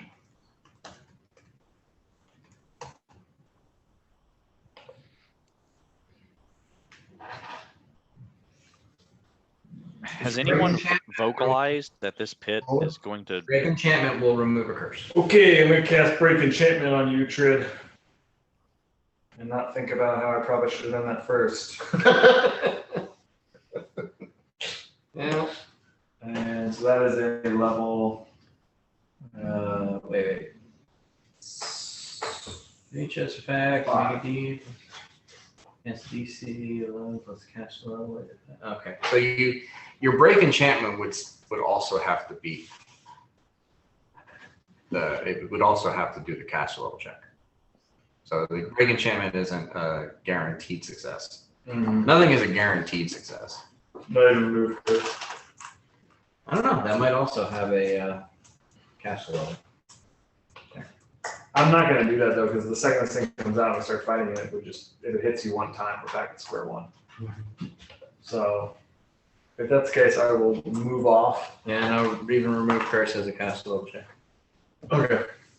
Yeah, then I'm done. I'm just gonna wait for wherever Uhtred goes, and I'm gonna stay with him in case I can do any amount of healing and whatever's about to happen.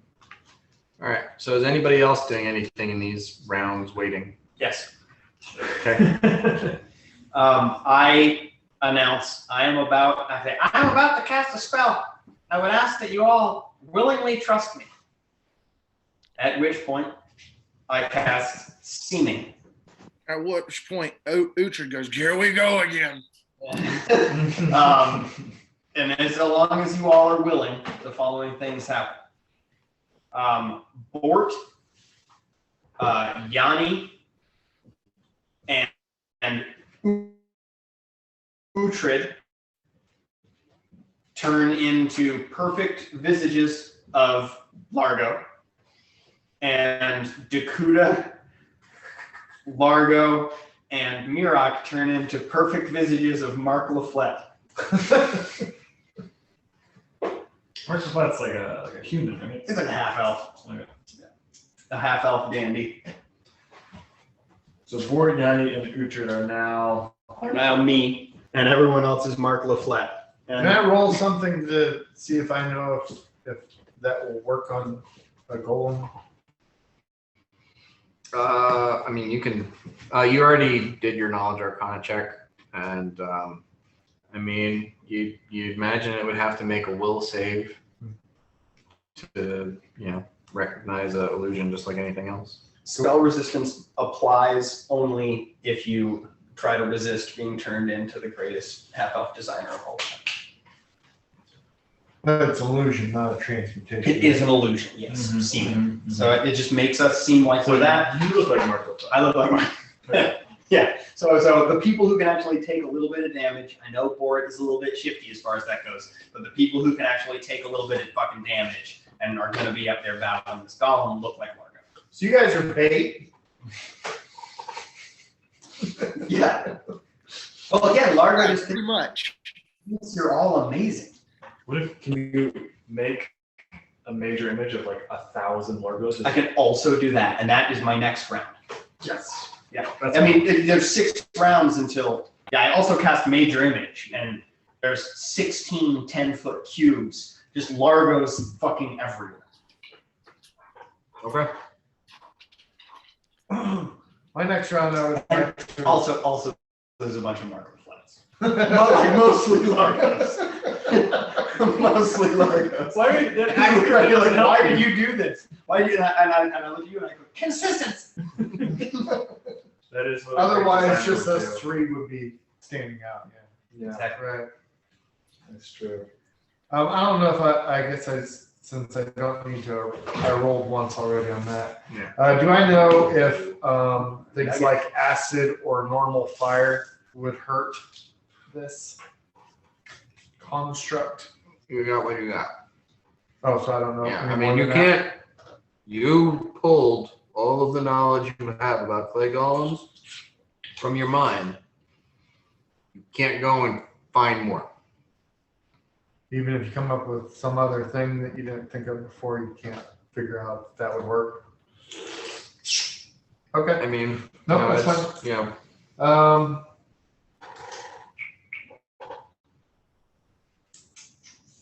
I'm going to cast Mage Armor on Yanni and also use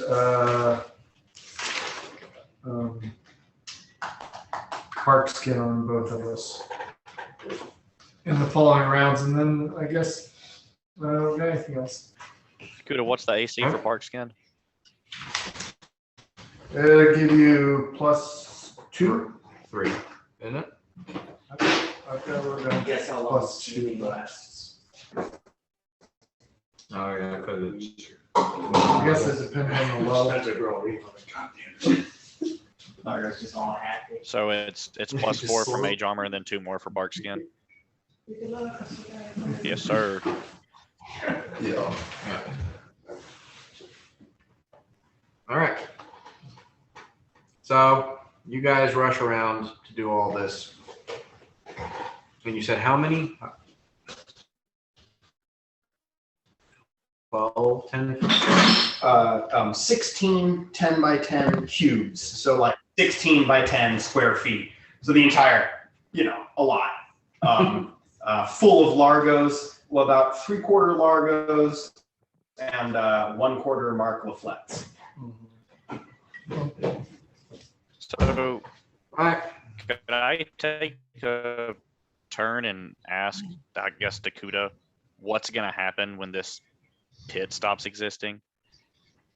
Is there going to be like It's all a going geyser to of keep just out. horse parts and golem, or Yeah. like is it just? Yeah, and So, on so we that, should all step actually- away. Yeah, I'm gonna be wherever. I don't want to draw anything towards. Could I back up onto the Where pedestal? does everybody want to be? Decide. Where does everybody want to be?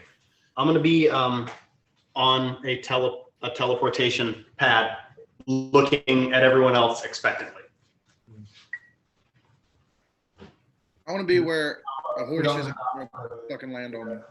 Let's all just stand on a fucking circle and see what happens. No, I'm saying like if it steps on the pad. Oh, okay. I'm more keen for that. Okay. Well, I'm still standing there kind of expectantly, just like kind of assuming Largo's smarter than me. Where's Uhtred?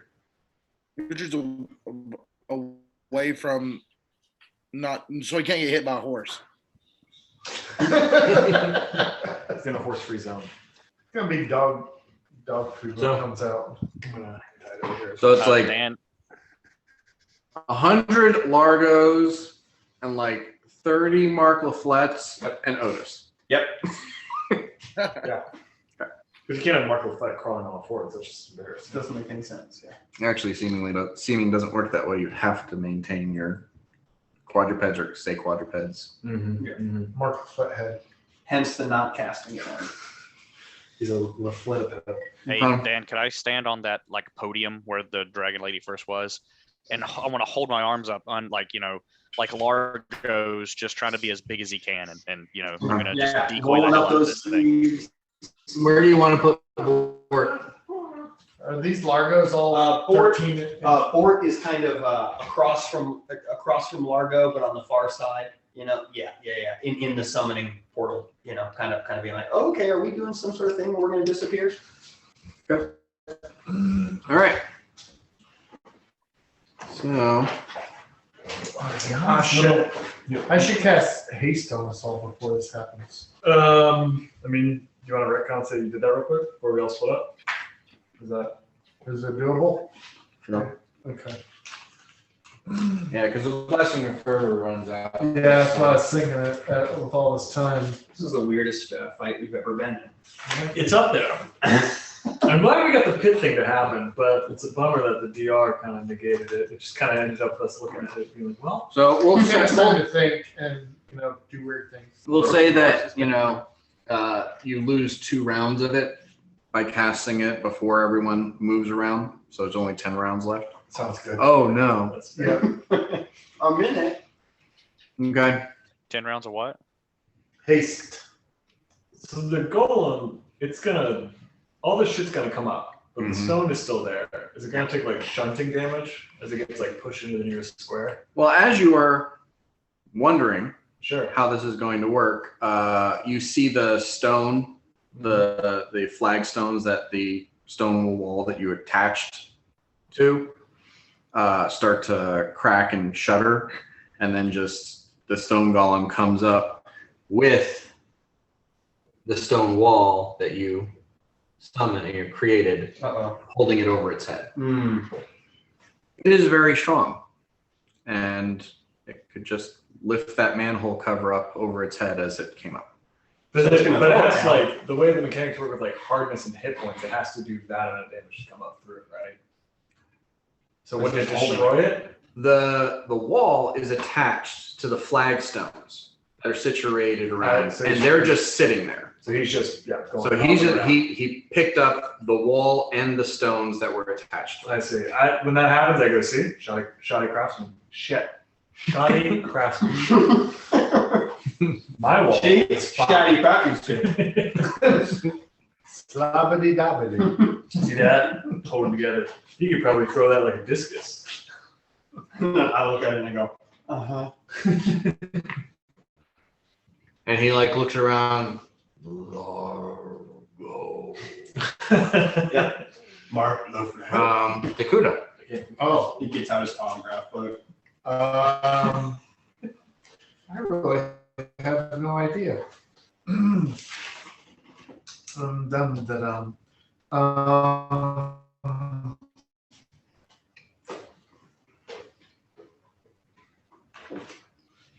I am going to. I think I'm going to do something else, but just this round, I guess I'm going to cast Grease underneath him. Okay. Fuck you.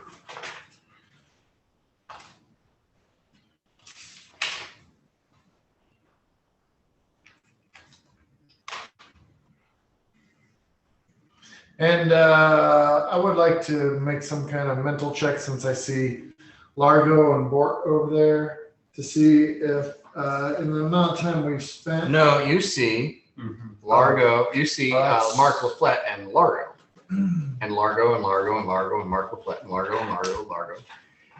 Unless you want to make a DC 25 will save. Well, I'm just wondering if you guys moved over. No, I guess. Well, it would be a No, DC 21 because he knows this is a move. Yeah. But it'd still be a DC 21. But at some point you said something about that, right? I did say I'm Right. going to cast a spell. It's important. And that's why you get a plus No, 4. no. I mean about you guys moving over to the teleportation zone. No, I said I moved over there and I looked at everyone expectantly, not thinking about the fact that we all look like Mark LaFlette and Largo. So you look at Because I can see where, like I can see you, I can see you, I can see you. I'm not thinking that you can't see me. No, you see Mark LaFlette and Largo unless you pass the will save on your own illusion. Ooh, okay, well, this will be interesting. I get out my autograph book. I know, I just look around and I'm like, I did great work. I'm going to try to be making a mental note when I see certain Largos and Mark LaFlette's attacking in various ways. Okay. Yeah, Largo, you're sitting there thinking, if I put different plumes in the Mark LaFlette hats.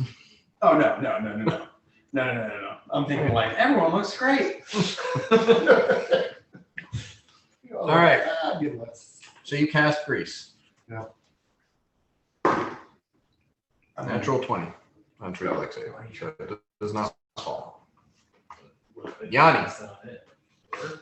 First, I would like to take a free action and, in my best Largo impersonation, look at the stone golem and say, "Hey, you! I saw what you did to my friend, and that wasn't very nice. And now you're gonna get it." And then I just haul ass at him. Okay. All right. So you can, as it sees a Largo approach, it just holds the stone out over and drops it. Make her a reflex save. Oh, I'll live for this shit. Come on, dice. this is the guy we want. Okay, 14 on the die. Reflex. 27. 27? Yep. Okay. How do I figure out the DC on this? I imagine it's pretty high. Yeah, I'm just gonna make it roll an attack roll, and the attack roll I guess is gonna be the reflex save. So it's basically chucking a 15 by 15 foot square of earth at you. Yeah. It might be. Okay, so that's a 33. So do you have evasion or improved evasion? I think I you have. I have improved evasion. Okay, so you're gonna take half damage from this anyway. So was that 33 to hit, or was that just? That was its roll to hit, and I'm making that the reflex save. Oh, okay. So you rush towards it, and it just takes this slab of stone and just drops it on, and you're like, oh shit, you gotta dodge out of the way. And then you realize, like, even 5 feet away, you're still under the shadow of this thing. So it's I think that makes sense for its attack to be the reflex save, because it can throw it shitty, you know? That can make it easier to dodge. Could you say that damage again, Dan? I haven't done it yet. Oh, yep. Yeah. Oh, you know, I'll I was like, I don't have enough D6. Yes, I do. That's what you want here. Well, it is halved, so I have that going for me. Yeah. Let's see. I'm gonna do 15d6 for this. It's really good stuff in the That's 76. All right, so that's 10, 20, 30, 40, 50. You take 25 points of damage. Okay. Cool, As cool, a, cool. you know, as you barely dodge out of the way of this crumbling mass of rock as it hurls into your body. Yanni, what's your total hit points before damage? 113. Okay. 137 while raging. That's probably gonna happen soon. That is beyond my calculations. Okay. So yeah, I'll say you go ahead and you dodge towards it. You get right underneath it at the end of your turn, so you can go ahead and take your 2 attacks.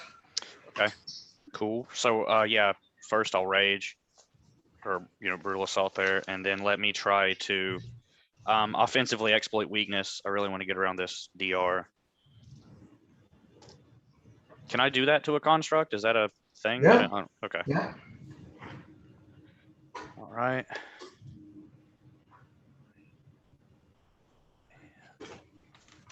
4, 13, and 12. 25. 25 is. That is what you needed. Yay! Okay. Cool. Just 2 attacks. And I've got 2. All right, for the first one, I'll try to do a staggering stunning fist. Okay. And to hit, that is a. Oh my lord! I rolled a 2. That's a 18 to hit. Your fist slams into a very solid, very thick thigh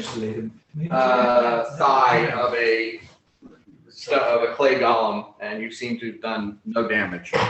Sweet. Okay. Could I just try to do that again? Sure. All right. Better luck this time.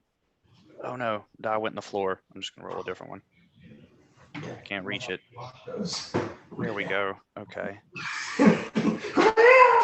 That's a 34 to hit. That will hit. Okay. And the DC on that stagger stunning fist is a 21. Okay, this thing has no physiology. It cannot be staggered, or like. Sweet. Okay. Well, wasted 2 of those. All right. Let's roll some damage.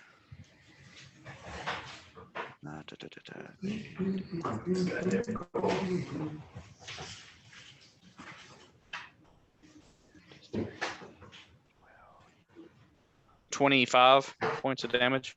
25 points of damage. Okay. All right. Largo.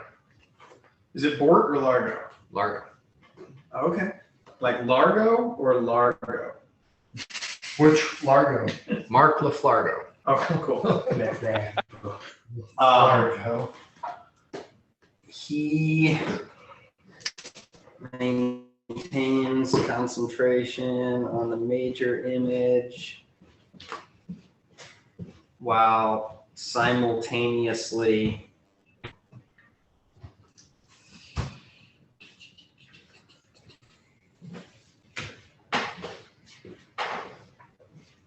You got that phantasmal crystal. You can have something else. You can have that maintain the concentration for you. But yeah, I mean, I'm not going to cast another concentration spell, so I should just be Just able to saying. keep that in the back of my mind. Yeah. I mean, this is just utter and complete chaos. I'm not exactly sure what. That's what you seek. Yeah, no, it's fine. I'm just not exactly sure what he's going to do. I kind of moved back to here. It doesn't need to breathe. It doesn't have a whole lot going on. Where are the trees?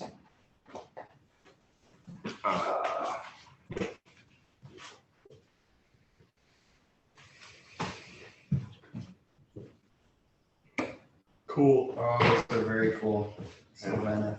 The other group that donated, I bought 2 more bricks of minis. Nice. They got to open one of the bricks. Can I generate entangling vines from one of the trees? That's the vegetation coming out of there. And given how strong this thing is, you're fairly certain it would not be a hindrance to it anyway. Yeah. I am going to summon a Xanth. Okay. What my power looks like right now. Jeez. You probably want to know where that is. Oh, God. That's disgusting. Oh, wow. You know, I've seen this stuff come through and nobody has an answer for what it is. Ghostbusters 2. Your psychic energy, man. Ectoplasm. Yeah. The river of slime. And I'm going to summon it flanking with Yanni.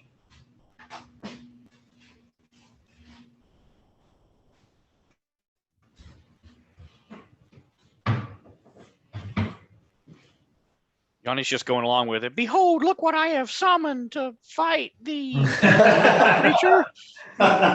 Excellent. That's next round, right? Right. Cool. So, yeah, that's what I do. Okay. Board. The rest of you see Largo running faster than you've ever seen Largo run before. As he attempts to run, and catapult off the damn it. You can see him spinning in the air. Catapult off of the big lump of stone that was thrown at Yanni and try to land on the thing's shoulders in an attempt to rip the emerald crystal out of its shoulder. Okay. And this is Largo doing this. You all are amazed that Largo is able to do this. So I'm assuming acrobatics. Yeah. Gonna be actually 2 different acrobatic checks. Okay. So 29 on the first one. Okay. So he will incur an attack of opportunity. Okay. And 17 on the die on the other one. So we are looking at 49. Okay. So he does the acrobatic maneuvering, but as he rushes the golem, And who are we talking about? a Largo that moves suspiciously a lot like Bort. Okay, so that's a 32 to hit Bort That will do it. for 20 points of damage. That doesn't heal. Yes. So 22, you said? 20. Okay. So he's at a maximum hit points of 45, which is super, which everything's fine.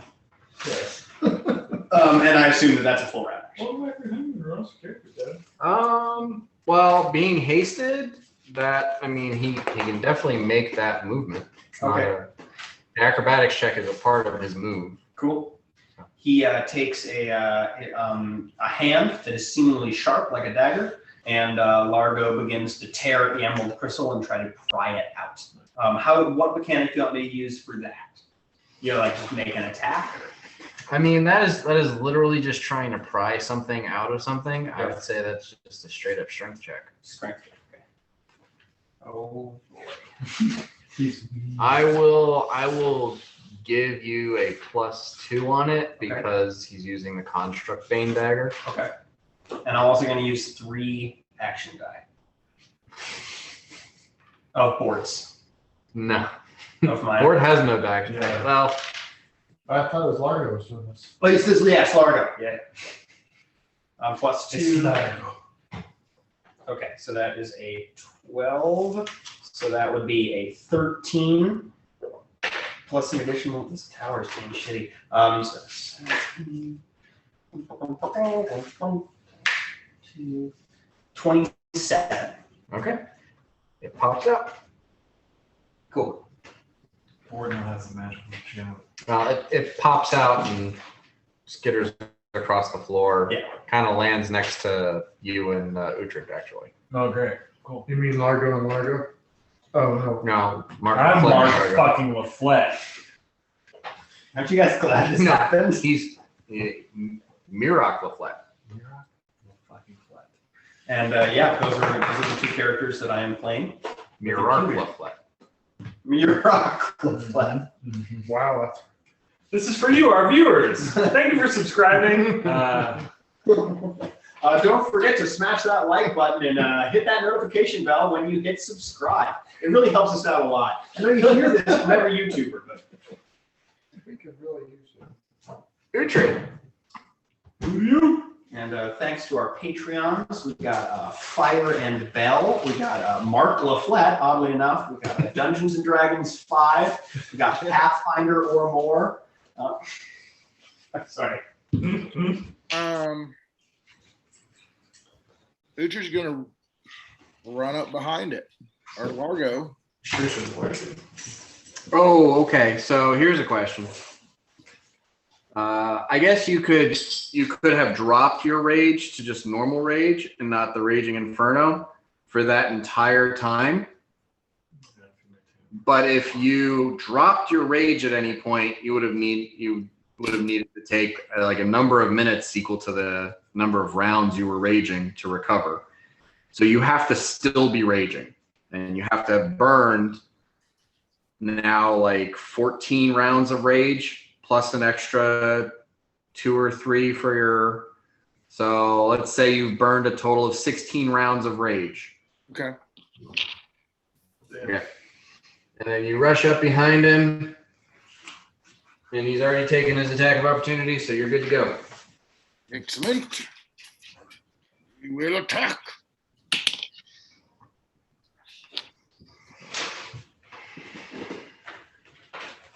God, these Largos are doing a really good job. Yeah. Well, so Largo just Oh, there it is. smacks him as hard as he can with his staff. Yeah. 33. That'll hit. Excellent.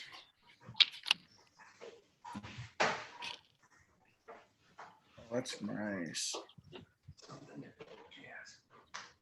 we thrive in this environment. Okay, that's 43 points of damage. Else. 33? 43. 43. Okay. 43. I'm back, baby. All right. Mirror Laflette. Where's that gem? Is it in reach of me? Yeah, it's right next to your feet. I pick it up. And then I'm assuming I can. It's more like an oval kind of thing. It's about 6 inches long, maybe 2-3 inches thick in the middle. Do I notice a difference in the golem now that it is removed? No. Do I feel different holding it? I'll say you do feel like your connection to the plane of positive energy has become more tenuous being close to this crystal. Huh.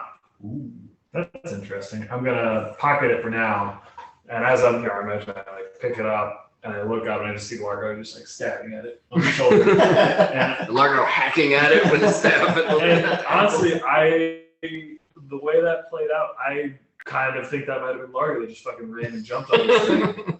So I go, son of a bitch, he's fighting him. And I'm gonna walk up here and I'm gonna cast Pillars of Mosin on all 3 or 4 positions around it. So we're all now at like head level of this thing and we can just start wailing on it in the face. Well, I mean, aren't your pillars of Mosin like 30 feet tall at this point? Do I have to make them as tall as I want? Sure. Yeah. I just want us to be like, I want body shots on the dude. That's fucking great. It's only 11 foot tall. He's like, Yeah. if I was tall. And also it like kind of encloses him in a space away from the actual Largo.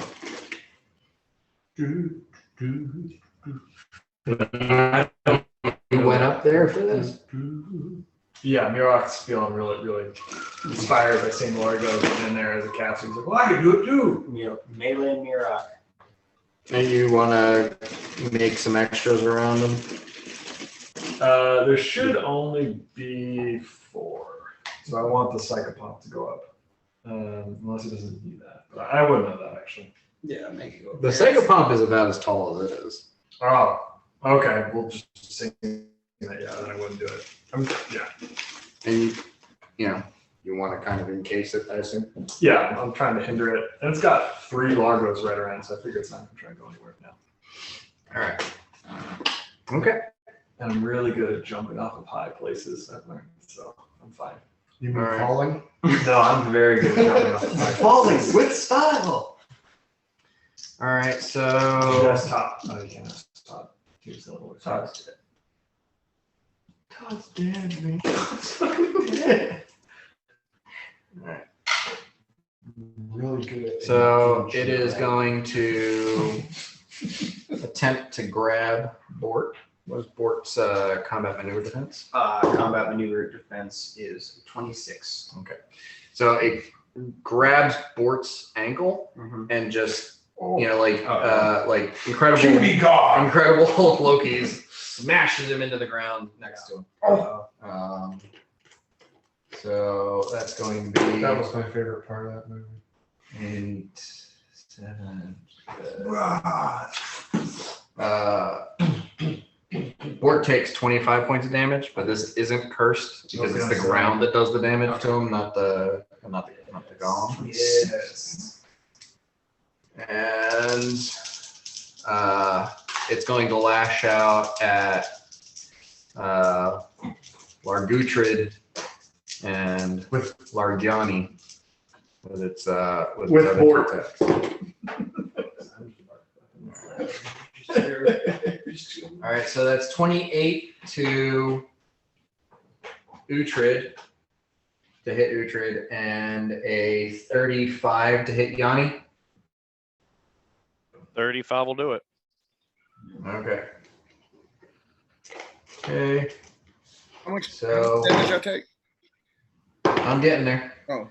Ooh, you take 29 points of damage, Uhtred, Oh, shit. and 21 points for Yanni, And that's cursed. and that is cursed. And just to make sure I'm keeping up with everything right, and just double check with you guys. Am I at 95 hit points right now? That's all I ask. You're at what? I got you at like 100. But I just dropped 29. I had it myself at 124. Yeah.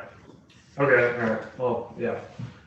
Did you take your damage reduction? Yeah. Glenn? Oh wait, so I'm at 97. Yeah, that's about where I've got you. 97 sounds right. All right. God damn. You've got as much health as Largo. Dakuda. Dakuda. It's just we just. I go, oh, and I reach into my pocket. You just wasted a lot of time. I It's in a reach pit. into my pocket and I don't remember the guy's name. I've got written down Wine Creek Thistlefoot. I'm not sure if that is exactly right.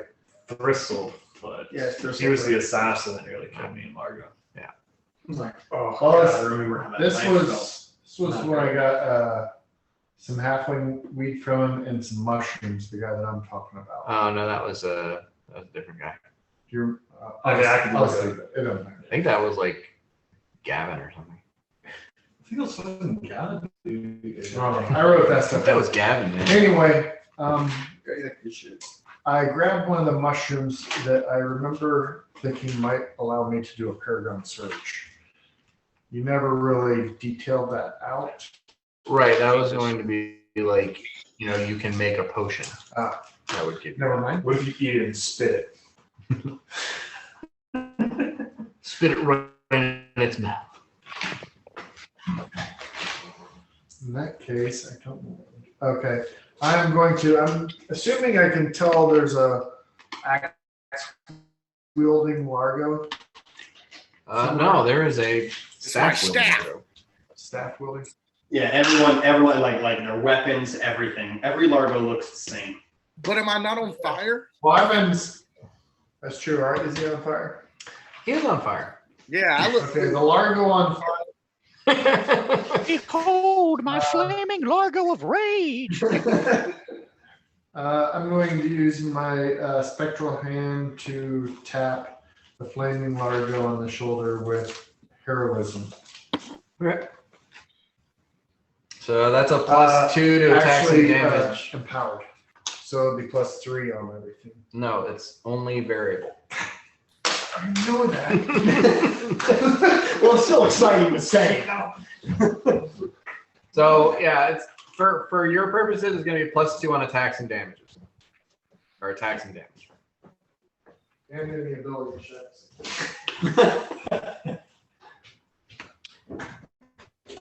Largiani. What? Am I? I don't know. Garog is too stupid to be useful like months ago. All right, go ahead. Sorry. Am I flanking by chance with someone? You are Okay. flanking. A couple more plus to attack here. All right, yeah. Let's just flurry. Let's go for it. Kung Fu Largo is in the building.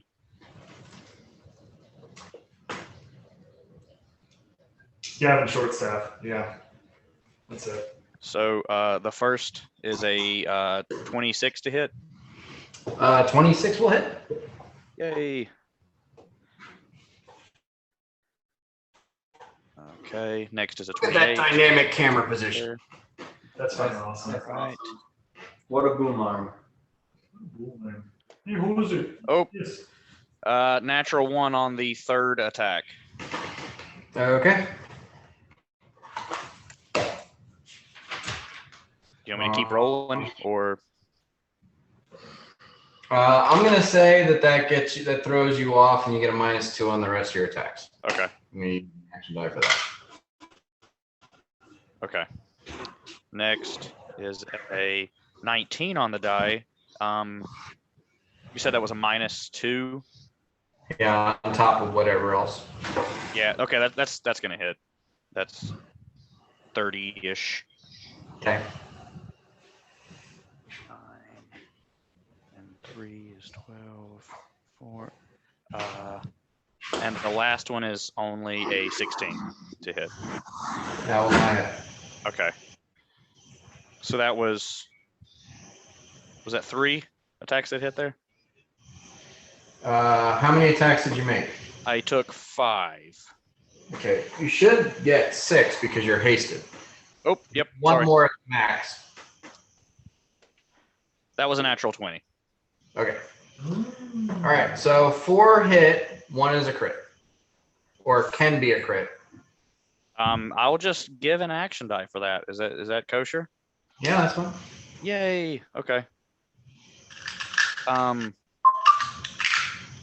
So my damage, how does that work on the crit? It just doubles it. Doubles the whole thing? Okay. Yeah. All right.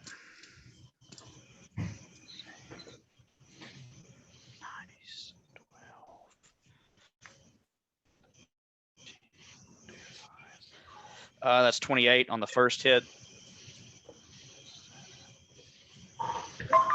23 on the second.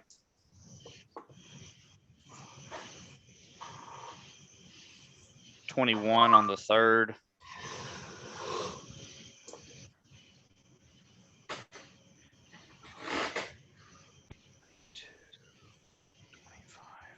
And 50 on the last. Okay. Shoot, Croy. Nice. 64. Don't kill it before the vamp gets to go. I don't think we're gonna come in. And the whole time Largo was just screaming as he's hitting this thing. What does that sound like? You know, Yeah. really manly. Well, that was actually that doubled the amount of damage that has been done to it, basically. Yeah. Almost. We spent a lot of rounds just kind of poking it under a flashlight. Well, the thing is, like, most of the attacks have been Uhtred, but those are the only attacks that have not taken damage reduction. Largo. Yeah. Well, Yanni has an ability that lets him bypass all damage reduction. Ah. So I'm gonna go with the vamp, if that's cool. Okay. And I'm gonna make a full attack. Okay. So I'm gonna attack with my adamantine scythe. First attack is a 20 on the die. Okay. I would like to give up my last action die to confirm that critical. Okay. Second attack is Now which one? 14. Total? Yep. Yeah. No. Okay. So we're just gonna crit that one. And it is a scythe, so that is times 4. So it's 64. Can I borrow 4d4 from somebody? D6. It's a d6 that you just gave me. Oh, so my strength is broken. Okay, so it'll be this plus 1, and then plus So how much? 28. Isn't it going to be 8d4 No, it's 2d4 times 4? 4. Fuck, 8d4. Okay, well, 1 second. Let me open up my Why don't you pouch. just do 48? Why don't you just do No. 44 twice? They're easier to pick up. Yeah, but there's more. Then I get what? 4d8, and then I get 1. Every time I have to pick up a D4, I think about Kung Pao to the fist. You know what I'm talking about? The little like triangles the guy had on his chest. Yeah, but this way I don't have the possibility of getting as many. You know, if I get 1s, it's better. You know what I'm saying? No, he don't. doesn't. He does a minimum of 8 points of damage. I see your point. Okay, now I get it. Okay. 7 plus 9, that's 10. That there's 14, 16. Mine was a 4. 18 plus 28 is 36. No, 46. 46. 46 points of damage from the vamp. That's pretty great. And it just goes, I don't know why I'm here, but you're going down. So you're just plucking things out of the planes they belong in, and then just filling them with like confusion and rage. yeah, I'm a sorcerer. That's so cool. All right. Largo himself summons another vamp. No, I'm kidding. Just kind of bops over to the side and fucking pretends to do a high five with an illusionary Largo and has that Largo respond in kind, and that's it. All right. You're not going to cast any spells or do anything? I mean, he is forgetting to cast spells because he's looking around and he's like, this is fucking awesome. All right. So what does Largort do? Largort goes ahead and just plunges daggers and rapiers in, takes a full attack, if that's possible, while still kind of riding. Give me an acrobatic. That's an 11 on the die plus 22, so 33. Yeah. And full attack. Okay, so first attack with the rapier is an 18 on the die, which is a critical. So let me try to confirm. Oh no! Then gets a 20. Okay, so one hit. Then with the dagger, 22. Actually, but it is a construct bang dagger, so it gets another +2. Okay, so that will hit. That will. Okay, so so far we got one rapier and one dagger hit. Second rapier attack is a 18 on the die. So let me try to confirm that. I get a 16 on the die, and it's +11, so that will confirm. So one rapier critical, one rapier regular, and one dagger regular, and then another +11. So 25 will hit with the dagger. Mm-hmm. Okay, so I have, let's do the first rapier attack. Is that 4 attacks? That is 4 attacks. Yeah. Oh, and then he's hasted. So you can take one more at -5. No. Okay. Just one more fully. Yeah. Doesn't do it. I rolled a 5. 5 plus what? 5 plus 16, 21. Okay. So the first rapier attack does, and this is accurate, so it's +9. Okay, so the first rapier attack does 12. Okay. And then, I mean, between all of I'm gonna give him, the sneak attack. I mean, he's so distracted. And okay. He's not directly flanking, but I mean, the guy's flanked 6 ways from Sunday. And, Okay. So he's also, so I can critical the sneak attack die. you can't, not in Pathfinder. Pathfinder sneak attack die do not get critical. Okay. All right, so let me start doing some fucking notes here. So that's 12 with the first rapier attack. The rapier crit, and then with this, I'll roll the sneak attack die with the rapier. Wait, crit. just do the weapon damage first, Okay. and then we'll do the sneak attack. Cool. Oh, Jesus. So the crit is, This is the rapier crit. 22. Okay. And then the dagger hit is, did I give away? Okay, wait. So the rapier is also going to add a D5 because the golem is not evil. A D5? Or a D6, I'm sorry. D6? Okay. So that'd be 5. Okay. Okay. So, what was the total on that? The total on that would have been 27. 27. That's on the rapier crit. Yes, correct. That's the crit. And then the dagger is going to be, the first dagger attack is going to be 11. Okay. Second dagger attack. Hold on. Is this the dagger crit? The dagger did not crit. The dagger attempted to crit and failed. Okay. Yeah. It's a construct bang dagger, so that adds another 2d6. Add another 2. No. Still didn't do it. I know. I'm saying it's a construct bane dagger, so every attack that the dagger makes gets an additional 2d6 and +2 on top from the enhancement bonus. Oh, for damage? Yeah. Oh, okay. Cool. Yeah. So let me figure this out. Bane weapons suck against everything, but they're awesome against the one thing that they're awesome against. All 5s and then a 1. So plus. Okay.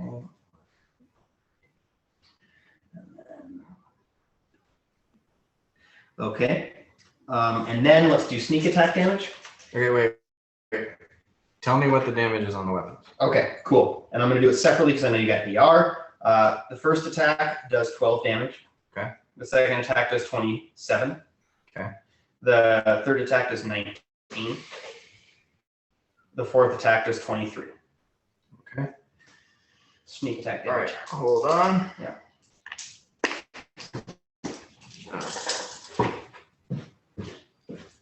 Yeah. This is Okay, yeah, I was gonna say, I don't think I have enough D6. I feel like I'm 24 playing D6. Okay, you're gonna have to just give me a second here. Okay. Off the dots, boy. I'm pretty sure this is gonna kill him. That would be phenomenal. Yay.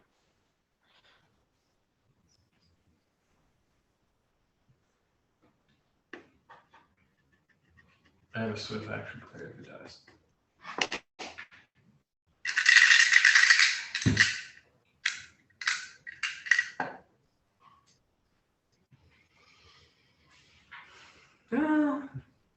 Might be close.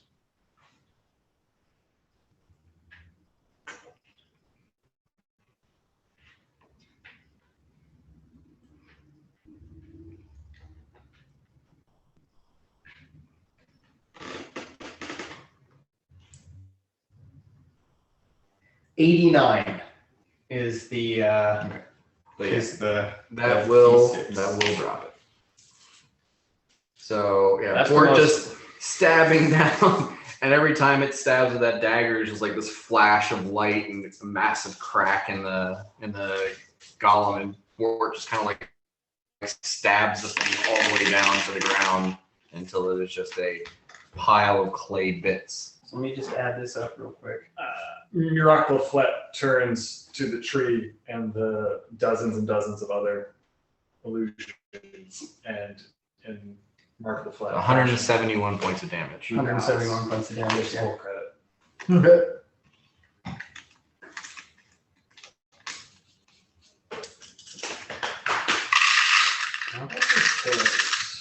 Unless you're counting the damage reduction, in which case it is 91. I beat you.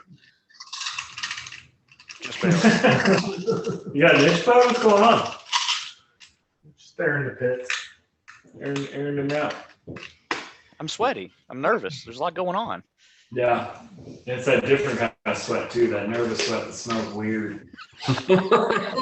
Oh, I know that sweat. That's sweat. All right. It's a fear. And yes, with that, the battle music comes to a close, and you realize that everything is safe now. I release all of the illusions. As you do, you see Miracle. Like a second, here comes Miracle.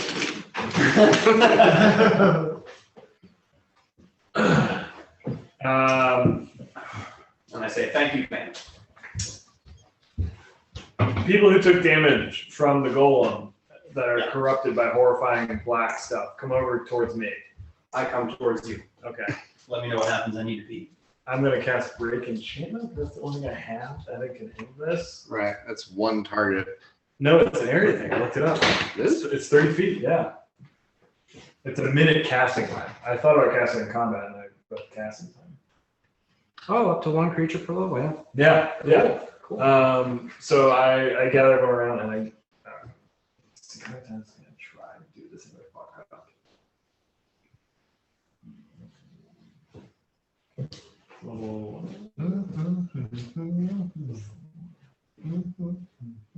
It's a level 5 spell. Okay, and I have not. Well, I cast one level 5 spell, so I have 4 shots of this. Used all your I use a shit ton of level 3 spells. Or, used yeah. all your Mentos. That's the level I use the most of. So you know the DC on the Yeah, is 26. I rolled an 18 on the die plus 12, that's 30. Okay. On my first shot. Cool. So does that break the enchantment for all these guys? Well, it's one casting, and you're basically trying to break the same effect that's on everybody. So I'll say, yeah, sure. Cool. So once everyone's uncorrupted, let me go to my spreadsheet here. Uhtred's fucked up for sure. So is Bort. Bort is, Pretty fucked up. Bort is relatively fucked up for his hit points for sure. He has 5 left. Holy shit! Wow. I'm gonna kill Bort. I wouldn't know. I mean, I knew Bork could do it, so. Sure, yeah, no. Yeah. I like punched in the numbers, but I kept forgetting to check the bottom row. And I was Okay, I'm going to wave. I'm going to wave Board over first because he's like nearly dead. He stumbles over. Okay. And, Hey, buddy. don't talk to me. Just. I grab boards and I'm gonna. Let's see. I think healing and spine. That's the way to go. Let me just check.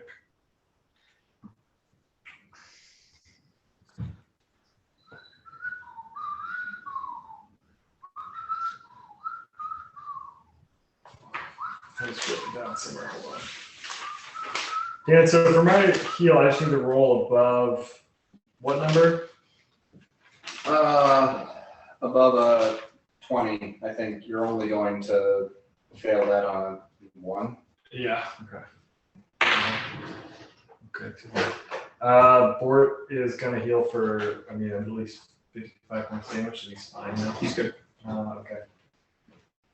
Bort stumbles off with a little pip in his step, and I wave Uhtred over. And I lay my hands on Uhtred. I'm going to do another heal. That's a nat 20. Yeah. Yeah. I mean, I don't think it affects. Dan, does it double it for this? Unless you have an action die you want to burn. Can I roll for it? No. Nah, I don't have action dice. I used them all earlier. Okay, I'm going to roll again. That's an 18. Good roll. So Uhtred, you heal for 110 points of damage. That should top you off.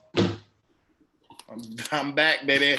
Now, I would like to do a mild amount of damage to Largo for throwing horses at me and throwing me up. Acceptable. You just fell over too soon. I'm going to wait.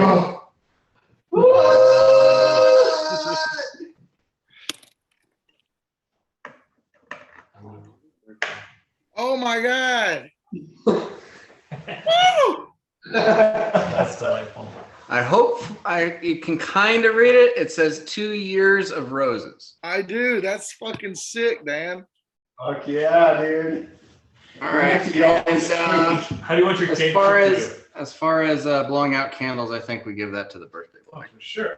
Aw. Who technically is. Oh, come on, I almost had it. One of them went out.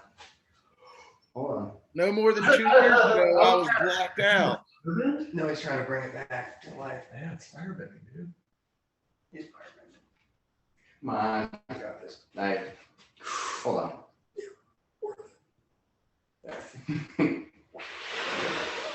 There we go. And also, as a birthday boy, it's your job to cut it up. Yeah, and I technically won that fight, so. 10 is all Largo.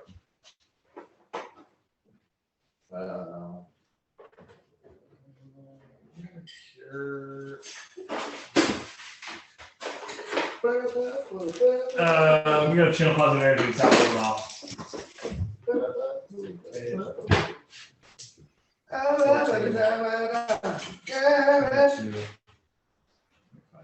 All right, 25 points of healing. Is that for everybody? Everyone. 25? Yeah. Which Okay. character did you say can have? Any of them. So we do. So- I'm still down 21. Okay, and I'll do it one more time for This you. is the, I channel positive this again. is what I used to cut cake at my first wedding. Aw. Yeah. Cool. Honored. 22. They got me. Cool. So I've used 1, 2, 3, 4, 5. Okay, cool.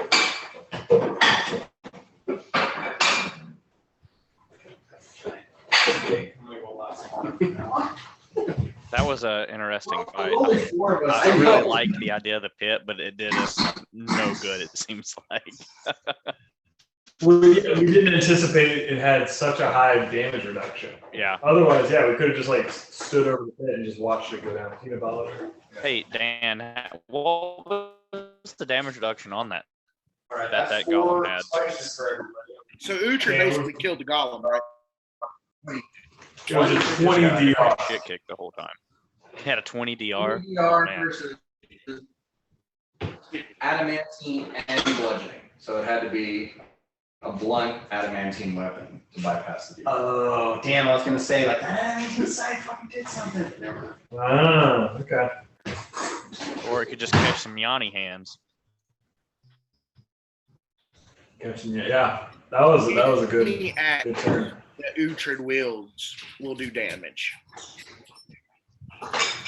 I mean, I like that, Glenn, you joined the game and we're like, here's the deal, there's a golem in a pit. You're like, enough said. You just jumped right in. All right, game Yeah. on. Trevor, talk to me about this cake. What's going on? It looks good. It's chocolate on chocolate with raspberry, it seems to be, it's either just like a very nice kind of nuance in it. Did we, I think we froze up. connection This here? video freeze up here. I can hear you okay, but video's froze. Huh. Can you hear us eating the cake? I think I might need a new router. Oh, there you guys are. I'll wait for the crew to come back. And that's still not working. Annoying. Okay, well, if you guys are having cake, I'm gonna get an ice cream cone. You earned it. No, he didn't. He joined us a couple of months ago. He's not 2 years of roses. So, all animals are equal except some who are more equal than others. That's why Scott got thinner piece of cake. I don't. You can play with this over here. Yeah, it was kind of. I don't know. Like it feels like that first part was so much longer than it actually was. Now we've been doing it longer this way, that's crazy to think about. Yeah, so it doesn't actually make sense. Get down.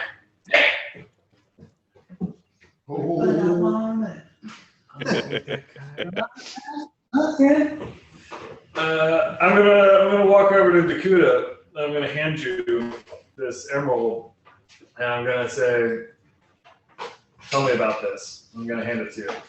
Handing it to him, that like sort of tenuous attachment to the. It feels noticeably stronger, as though the power is actually draining out of the gem.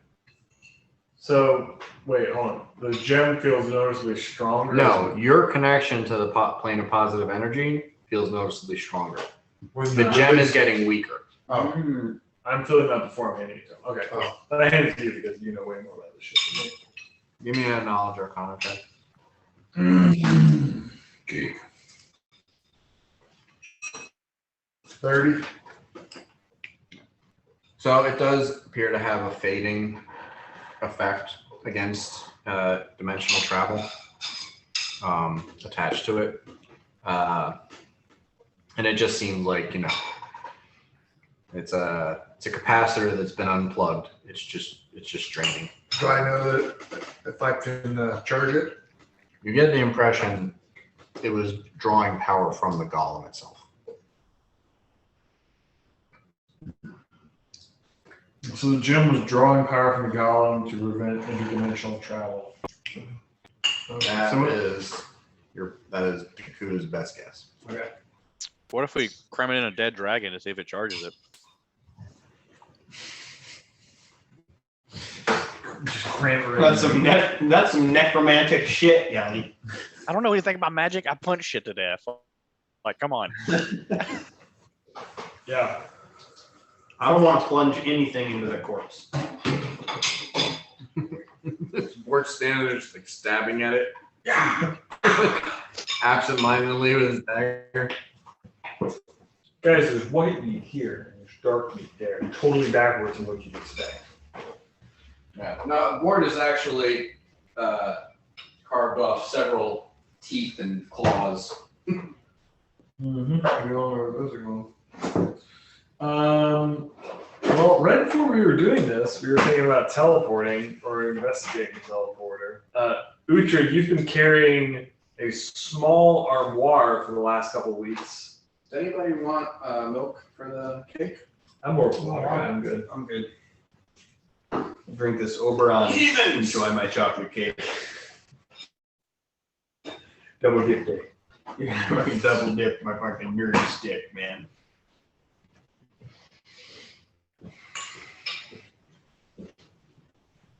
All right. Okay, so yeah, that was the plan before the Golemania Or we also came for you.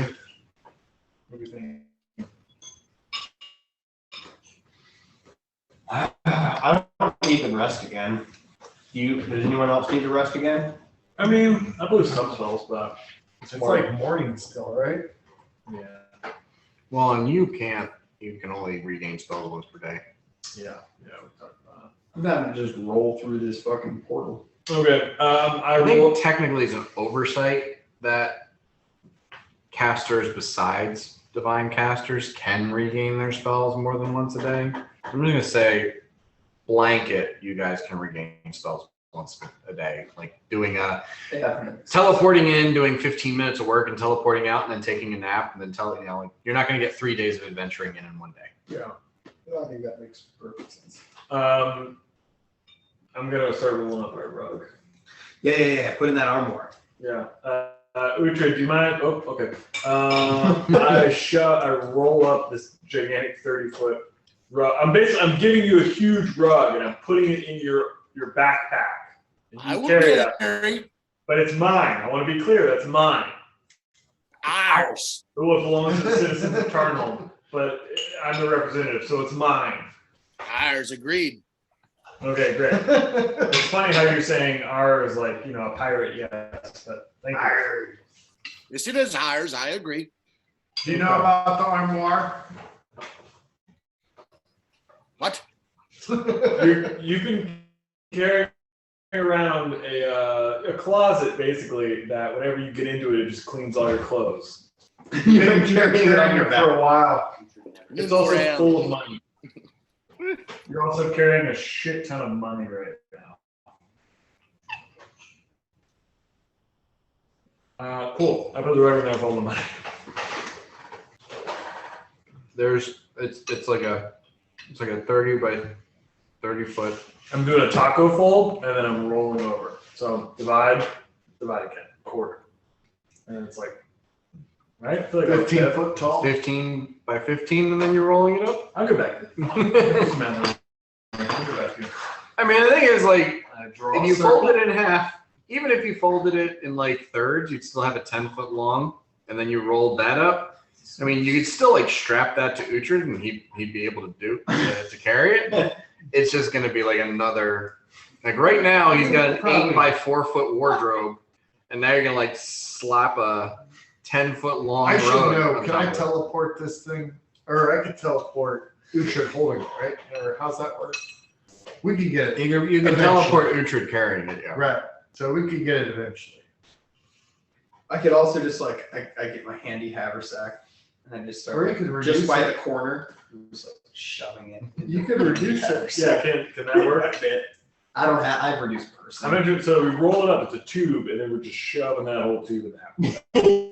yeah. I think Like that's that, what yeah. I think the max length of something in a haversack can be 8 feet. I fold it again. we- I double the diameter. So now that means it is It's an 8 foot by 8 foot it is cube. 15 feet on one side, and it is. It's round. I mean, I don't know how round it would be. No, it's a square. It is now 4x thickness of what it used to be wrapped around itself. But I mean, that can't be more than like a foot thick. So it's 15 by a foot. We're just cramming it into a handy haversack. Just let us take the rug, God. It's a very Look, nice. I mean, it is easy. You guys do a lot of finagling with this carpet and realize, you know what? When we're ready to go to take this to Tarnholm, we'll just teleport to Tarnholm with it. Yeah. trying to cram it into our carry-on. It's not working. Yeah, but I feel like we would get there only after like a lot of like short-tempered dad shit, you know?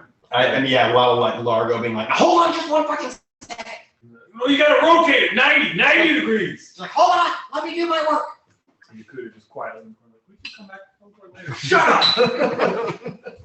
What's going to You want happen me is to we're going to cast- teleport away and come back, and it's just going to be gone. If it's gone, we got bigger problems.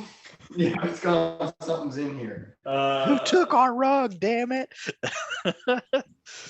Yeah, let's inspect this teleporter and figure out if we can, maybe some locales that it leads to. It's like a big Lebowski scene. You took my rug. Oh, we can talk about it. It's gonna do stuff with Turner Home Town Hall.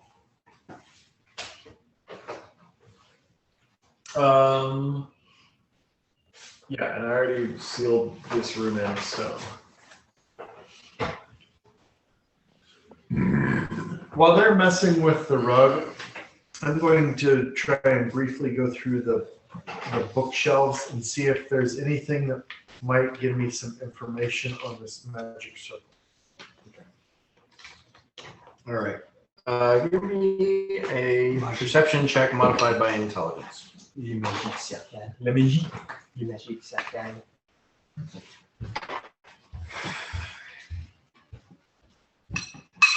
Whew, that cake was a lot. It is in my belly now. Oh, I rolled a 20. So that'd be like 47.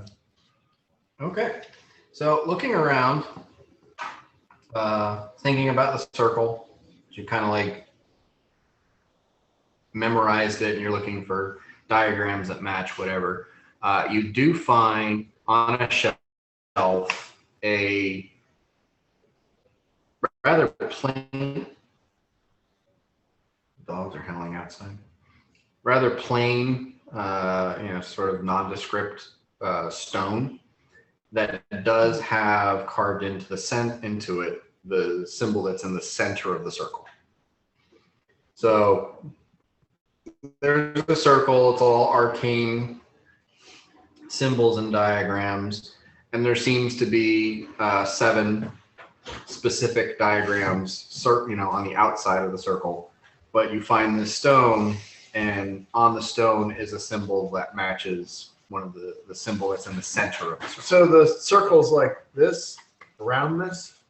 It's like maybe the circle itself is like maybe 15 by 15.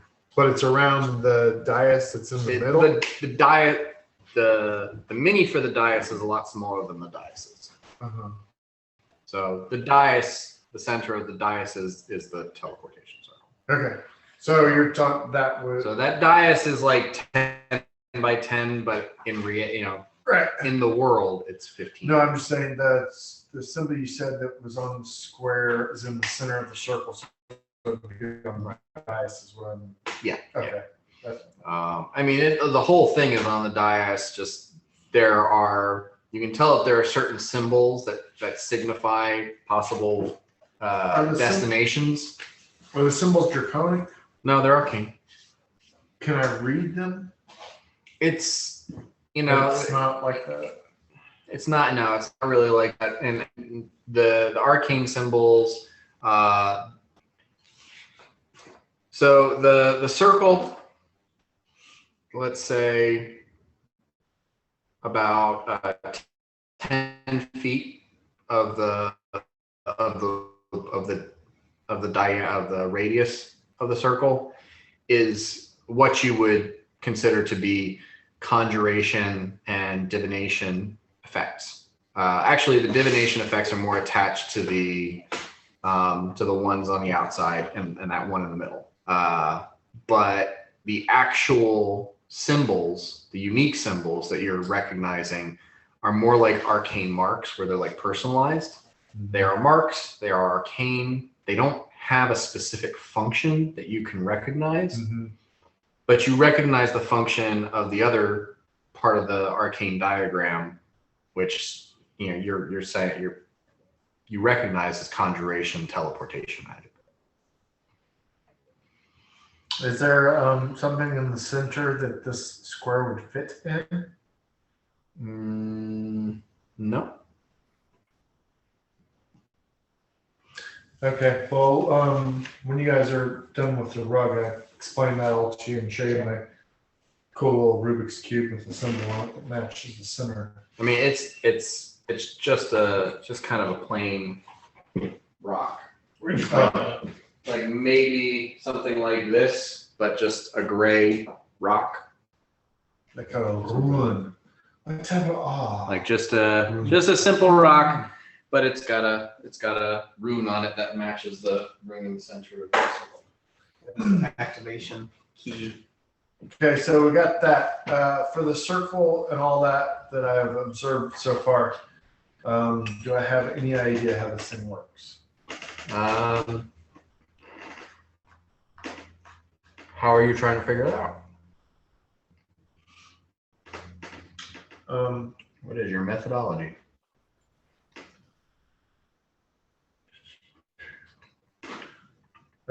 What do I detect magic on the stone itself?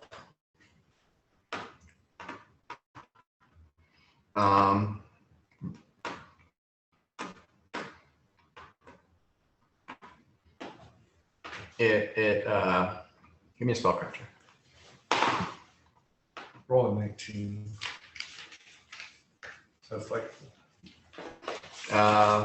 You get the impression of something like an arcane mark that's permanent and it serves a specific function.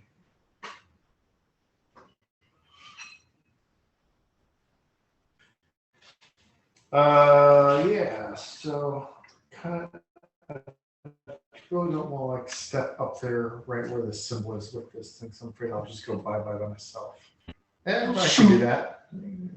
You can always come back. It does strike you that the token is something of a key. What you guys think? So do we gotta find tokens for all of these? So we got this one, and that is in the middle, and then there's a bunch of other. So how about we all spread out, look at these marks on this thing, and see if we can see any. Just say that we're gonna do that. Yeah. So like with the tech magic up and also looking at the circle, you see that of the 7 runes on the outside, 4 of them seem to be operational, and the other 3 seem to be, dead ends. And then relay all that.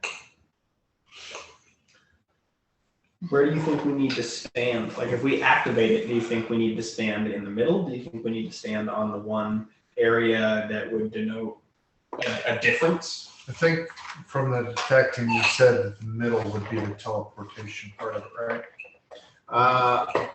You've got the impression that what you're going to want to do is be in the circle and somehow infuse the desired rune on the outside with Some kind of magical energy.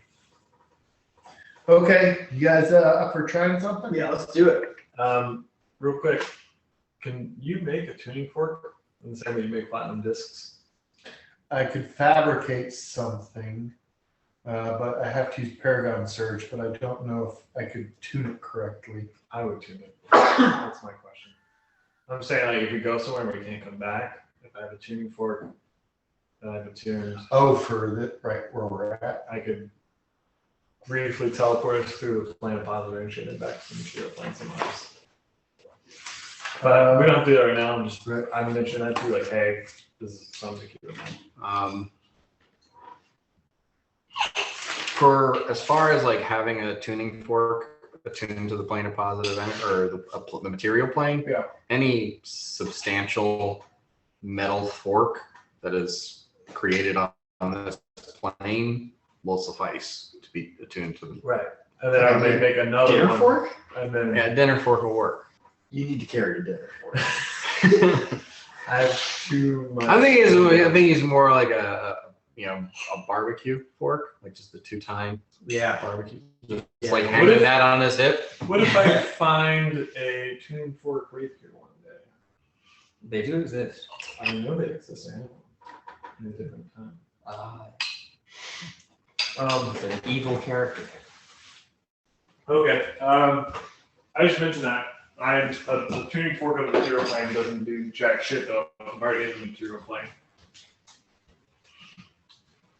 But yeah, we can help with. If you happen to teleport to a place that is not, then do you carry a fork in your mess kit? Yeah, I'd have to have like a tuning fork for each plane I want to go to. Well, I'm just saying, in your adventuring gear, do you have a mess kit? Because a mess kit would contain a fork. So if we teleport using this circle to somewhere outside the material plane, you can get us back with your mess kit. I don't have a mess kit. I've never had that in my inventory. You just eat with your hands, We kind of just glossed over the whole thing. Mess kit. We don't have to eat. You don't really have a short Do you have story. rations on here? I do have rations. I haven't, checked them It's the off. same in about rations you 2 started years. with level 1. My mess kit. You think it's a basic training? An adventuring kit has fucking mess supplies. And a bivouac. I don't think this is going to take us outside the material plane. Okay.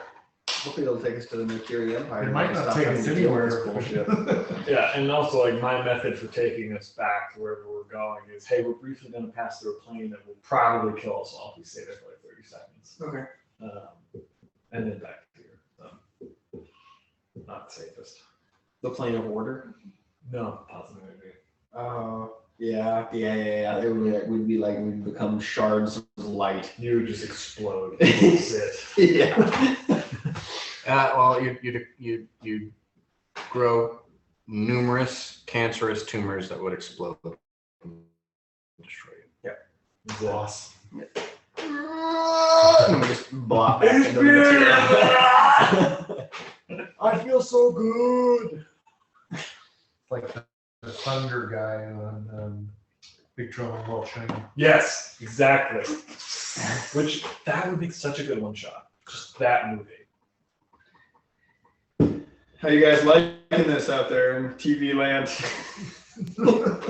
I'm just listening.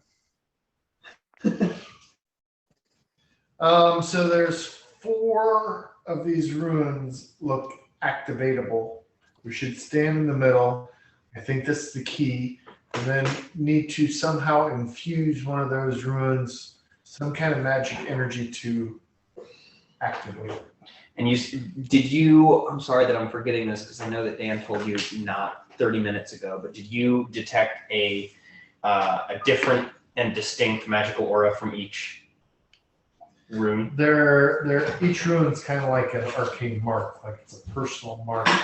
So I don't know, it's like, It doesn't imbue some sort of yeah. energy or mark. Okay. Interesting. Can Well, we fit this on the is- thing on the center? Yeah, we'll have to stand in the center. All right. Yeah, let's stand in the center and then we'll just start casting 0-level spells and then 1st-level spells and then 2nd-level spells until something pops off. Shoot some magic missiles and let's get going. I'll smash Yeah, him with my axe. I remember we were initially looking at it and we were like, okay, we need to put some sort of magical energy into it. It didn't seem to not matter, but it seemed to be trivial what the nature of the spell was, as long as it was a significant amount of magical energy. So not magic missile. Depending. Big magic missile. A really big magic missile. I mean, it may even depend on the school.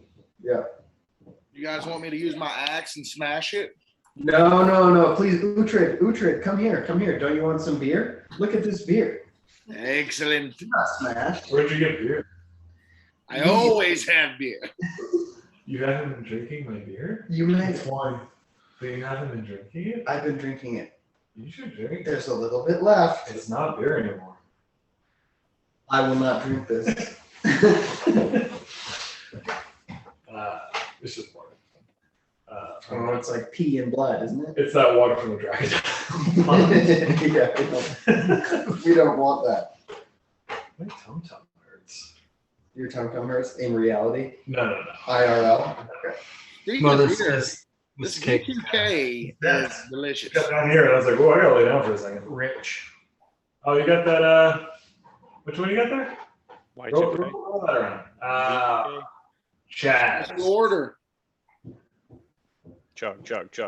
Oh, Daddy doesn't drink in excess. It's 2-year anniversary. keep it classy. That's a good point. Yeah. First time I ever played D&D, I think Dan had to explain everything to me 80 times because I was a blacked out. Okay, big brain time here. So I have this amulet of the mighty fist or whatever. It's magic. So technically, I could do magic damage to a rune if I punched it. So then nobody would have to burn a spell for that. We could just see if it worked. I could just punch a stone really quick. Or you put it on my axe and I smash it. I'm never giving you this. I don't trust you. Okay. You would sell it. Okay. That is a valid point. Understood and accepted. So these 4 runes that are working, to us, it's like they mean nothing. We have no way of differentiating. It's not. It's not like a language. Yeah, It's like a no- personal mark. Yeah. This is just a mock-up to give an idea. It's not perfect and it's not great. Cash money. You're right. That isn't great. The 4 that were I just, are those. So I just dragons. made Okay, so we need to be on the donut or in the donut hole. Didn't you guys call blue one? No, Balloon killed the shit out of us in a dream.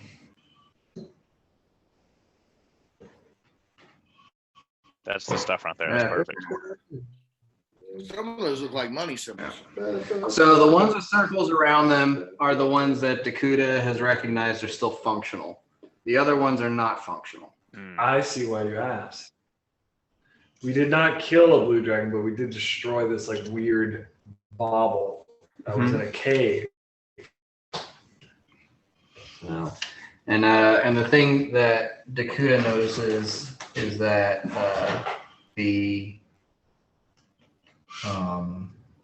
basically all of the thing glows without using detect magic, as though he is using detect magic to look at it. And when he uses detect magic to look at it, it glows a lot brighter.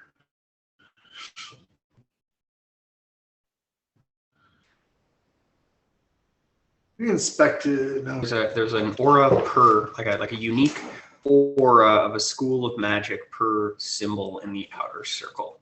Well, the symbols in the outer circle detected with divination as opposed to conjuration for the entire circle. Okay. And we had 6 of one, half a dozen of the other. All right. Let's stand in the middle of this fucking circle and start saying like Om Mani Padme Om. This one. That's the one. I think so. Okay. If our concern is maybe these correlate to dragon layers, Okay. Could you point it out again?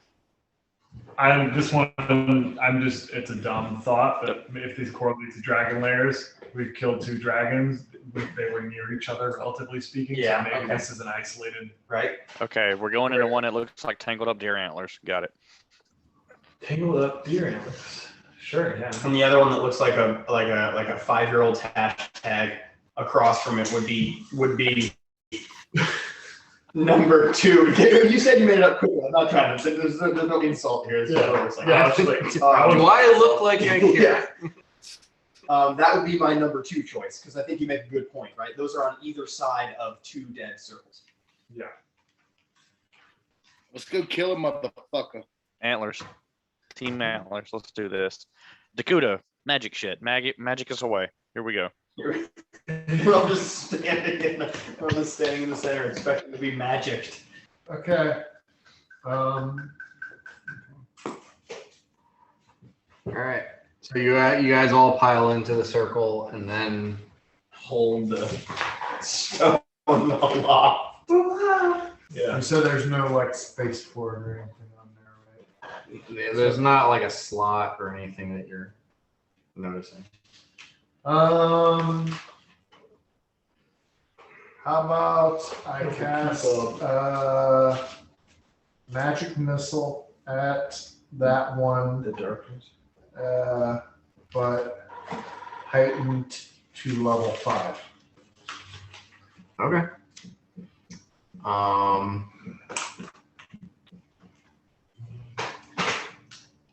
I'm going to assume that you're more casting it into it as Right. opposed to casting at it. You're not like trying to damage the I'm just trying to think something that will definitely hit it. right. Or direct at it. All right. So, like you focus on the spell, you draw forth the magical energy, and you release it, and you can feel like a sort of partnership that you're forming with the circle, and the circle is basically taking the arcane power from you to power itself, and you can feel that release, and you can feel that exchange.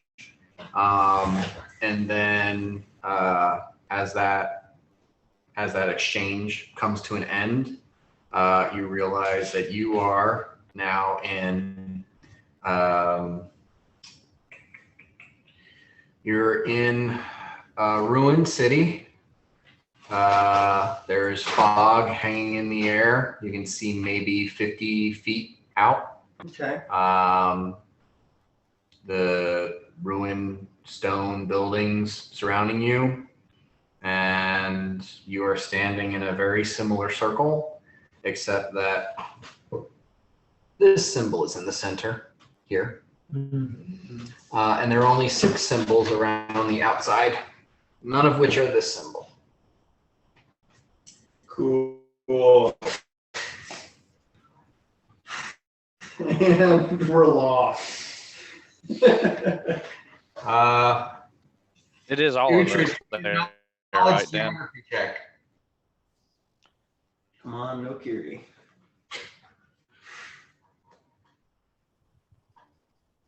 Did you hear me, Glenn? No, what's up? Uhtred, give me a knowledge geography check. Oh, perfect. You said we're just in the middle of the city. We're not in the same kind of room, or we are in a similar kind of room. You're in like a city. There is a circle In the that middle of the seems very city. similar, Okay. and there are broken stone buildings and stuff around you, and there is a heavy fog that hangs about that only allows you maybe a And there's visibility distance of about 50 feet. There's 6 symbols. So 3 are active, 3 are dead. 21. 21. You take a look around. You like smell the air, kind of gauge the temperature. Taste the dirt. You're still in the ruins of Yalagar. Okay. We're still in the ruins of Yalaga. Let's just try going to another one of the symbols, man, until we find our way back to that same. Until we find our way back to this, dude. Yeah. Until we find our way up to fucking 6. Shit. So wait, there's teleportation pad that just teleports you to a different part in the same city. Yes. I think Something it's else. time travel. That's what I was wondering. Something. Because there's not another one. Well, let's just start going.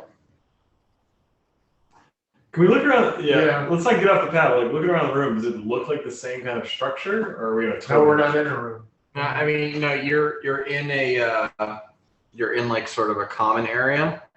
Yeah. Like a square. Okay. And around you there are buildings. Looking around, looking at the style, it's the same style as you've seen in other areas of the city. Looks like residential buildings similar to that first area you went in after the park. Does it seem to be the same age? Like, is everything still as decrepit? Yeah, everything seems pretty fucking wrecked. Fog seems similar, except you can see a little bit further now. Ancient Sumeria would look. I mean, like fucking the pyramids, right? Yeah. They flip the same. I think you're right. Yeah, let's teleport to the next symbol and just like kind of. I'm tracking where we're going. See if we see like a pterodactyl. Fuck! Oh, I gotta get back. That dragon sucks. I would like to Just watched take a Kung Fury second. the other day. Must be in the Viking Age. That explained the laser raptors. Have you watched America, the motion picture? Mm-hmm. It's a good time. It's real dumb. It's real, awesome. It's so dumb. Oh, did you think of that in your car? What the fuck is a car?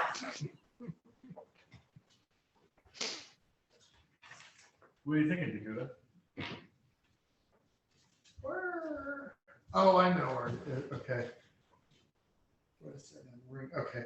I would like to take a minute and use sending from my ring of protection, and I would like to send a message to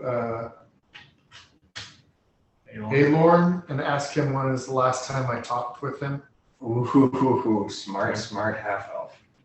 All right. You send a. Tell me exactly what you say. Excuse me, sir. Can you tell me when is the last time that I talked with you?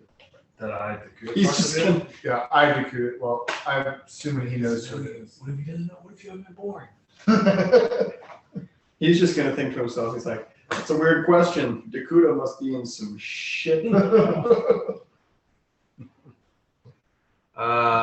You get a response.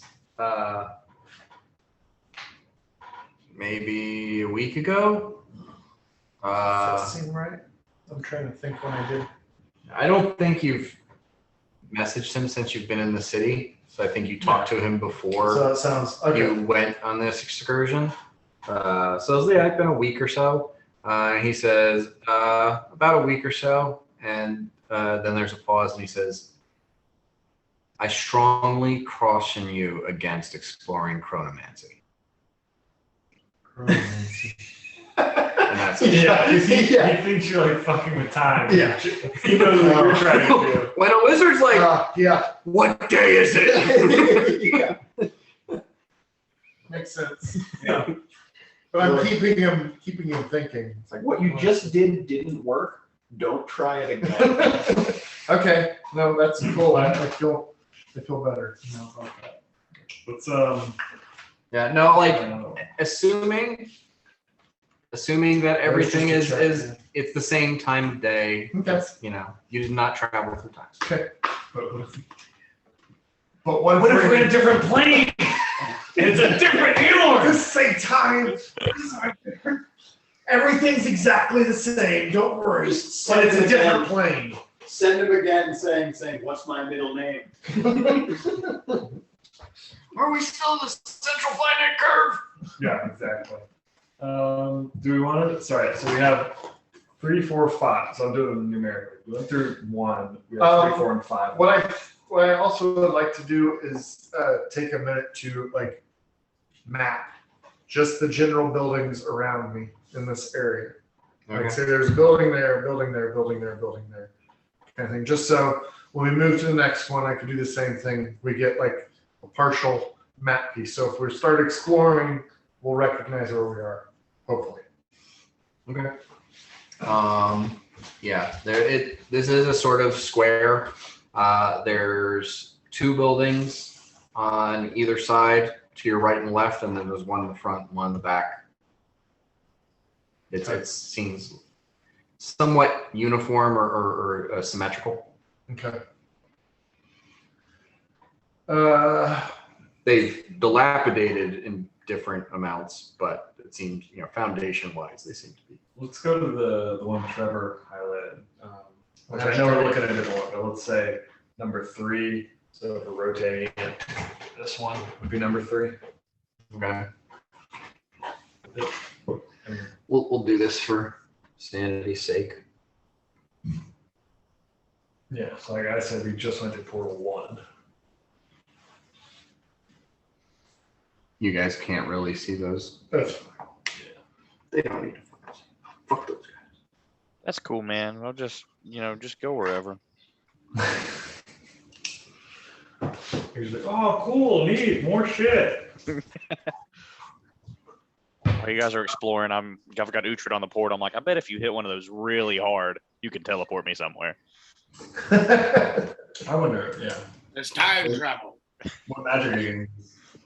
Same thing. I'm going to do it at a lower level of 4. Yeah, you got the impression that what you put in there was significantly more than necessary. Okay. Well, heck, it's not going to hurt. Since this is kind of more personal, let me try using an arcane bolt. It's kind of my personal energy. Okay. Just see. All right, so you're going to try the second one? Yeah, What level is it? it's a special ability. Okay. You're fairly. You assume it would be around a level 1 power level. 2d4 plus 12. Not nothing. So that would be. I just want to keep using level 5 if I don't need to. Let's get down there because I forgot. I was going to help them out. So the time people are trying to move. Five, start.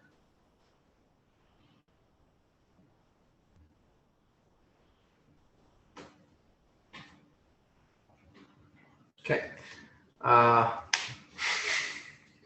So you release the bolt into, or the energy of the bolt into that symbol, and you see the symbol glow more brightly, but you haven't moved yet. Okay, so I'll do magic missile at level 2. It looks like it's retaining that power. Ooh. You just Well, in haven't that put case, enough in. I'll just keep loading bolts at it. The second bolt is enough to trigger the mechanism, and this seems like a very smooth transition. You find yourself in another part of the city. The symbol that you were aiming at is now directly in the center of the circle. You still don't see this symbol in the circle anywhere. So we still don't see the first symbol that we used to travel. And well, you didn't use that symbol to travel. You targeted the outside symbol. That's what I'm saying. We don't see the outside symbol that we initially used. No, you don't see the inside symbol. We don't see symbol 0. Okay, got it. You don't see the symbol that is on This is the how I'm keeping token. You don't see the symbol that's on the stone that you have. Okay, cool. So there are 7 paths then instead of 6? Wait, Mirlock, do you have a stone that has that mark on it and that's in the donut hole? He does. Who does? The Gouda. Dakuta, zap the shit out of that and see what happens.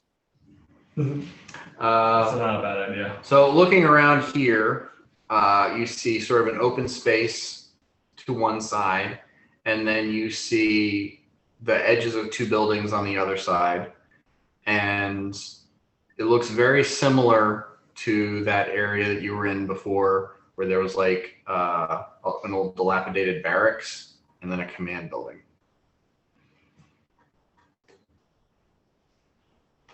And the circle here seems to be in the courtyard. Okay. Well, let's fucking pop in there and try another one. Yeah, let's keep moving. I think we're starting to get a sense of Sure. what's happening here. And I will be making quick sketches of each of these as we go. There's not, in these places we're stopping at,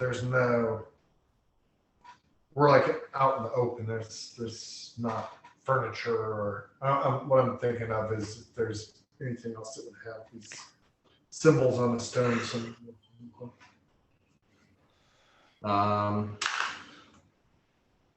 No. Guess I would detect magic after we get out there too. Let's go check out symbol number 4. Symbol 4. Symbol 4. Bam bam. Are you skipping symbol 3? By my count, we already He did. did. The next one. Yeah, I have my own numbers over here. Symbol number. Okay. Yeah. That is okay.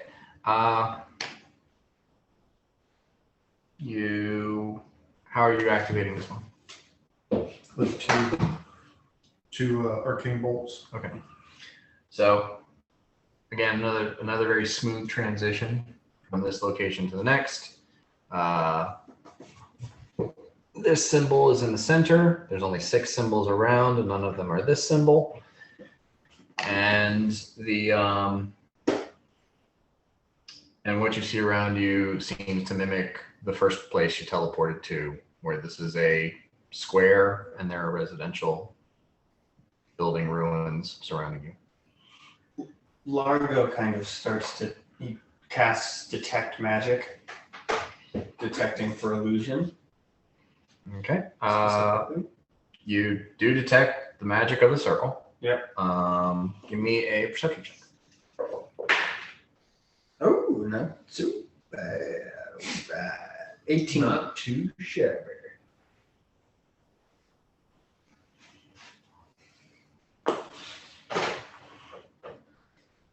Okay. Sorry, what was it again? 18. Aside from the circle and your companions who are Christmas trees. Yeah. You don't see any Okay. magic auras. I was just wondering because you did say mimic, and I was like, does this look exactly like the other place? Well, I mean, having traveled through the city, the architecture or the design seems to be fairly consistent throughout. I mean, that's what you get with the. They do the same thing. are you being racist right now? No, I'm talking about the plight of my people. Okay. You don't want to hear about it? Yeah, I'll hear about anything. I just want to hear about racism. Well, my people suffered under it. And we're getting into an argument as we walk back into the circle. Did the gnomes know the suffering that happened? I don't see any gnomes, Larry. If I told you about the lost city of Nova right now.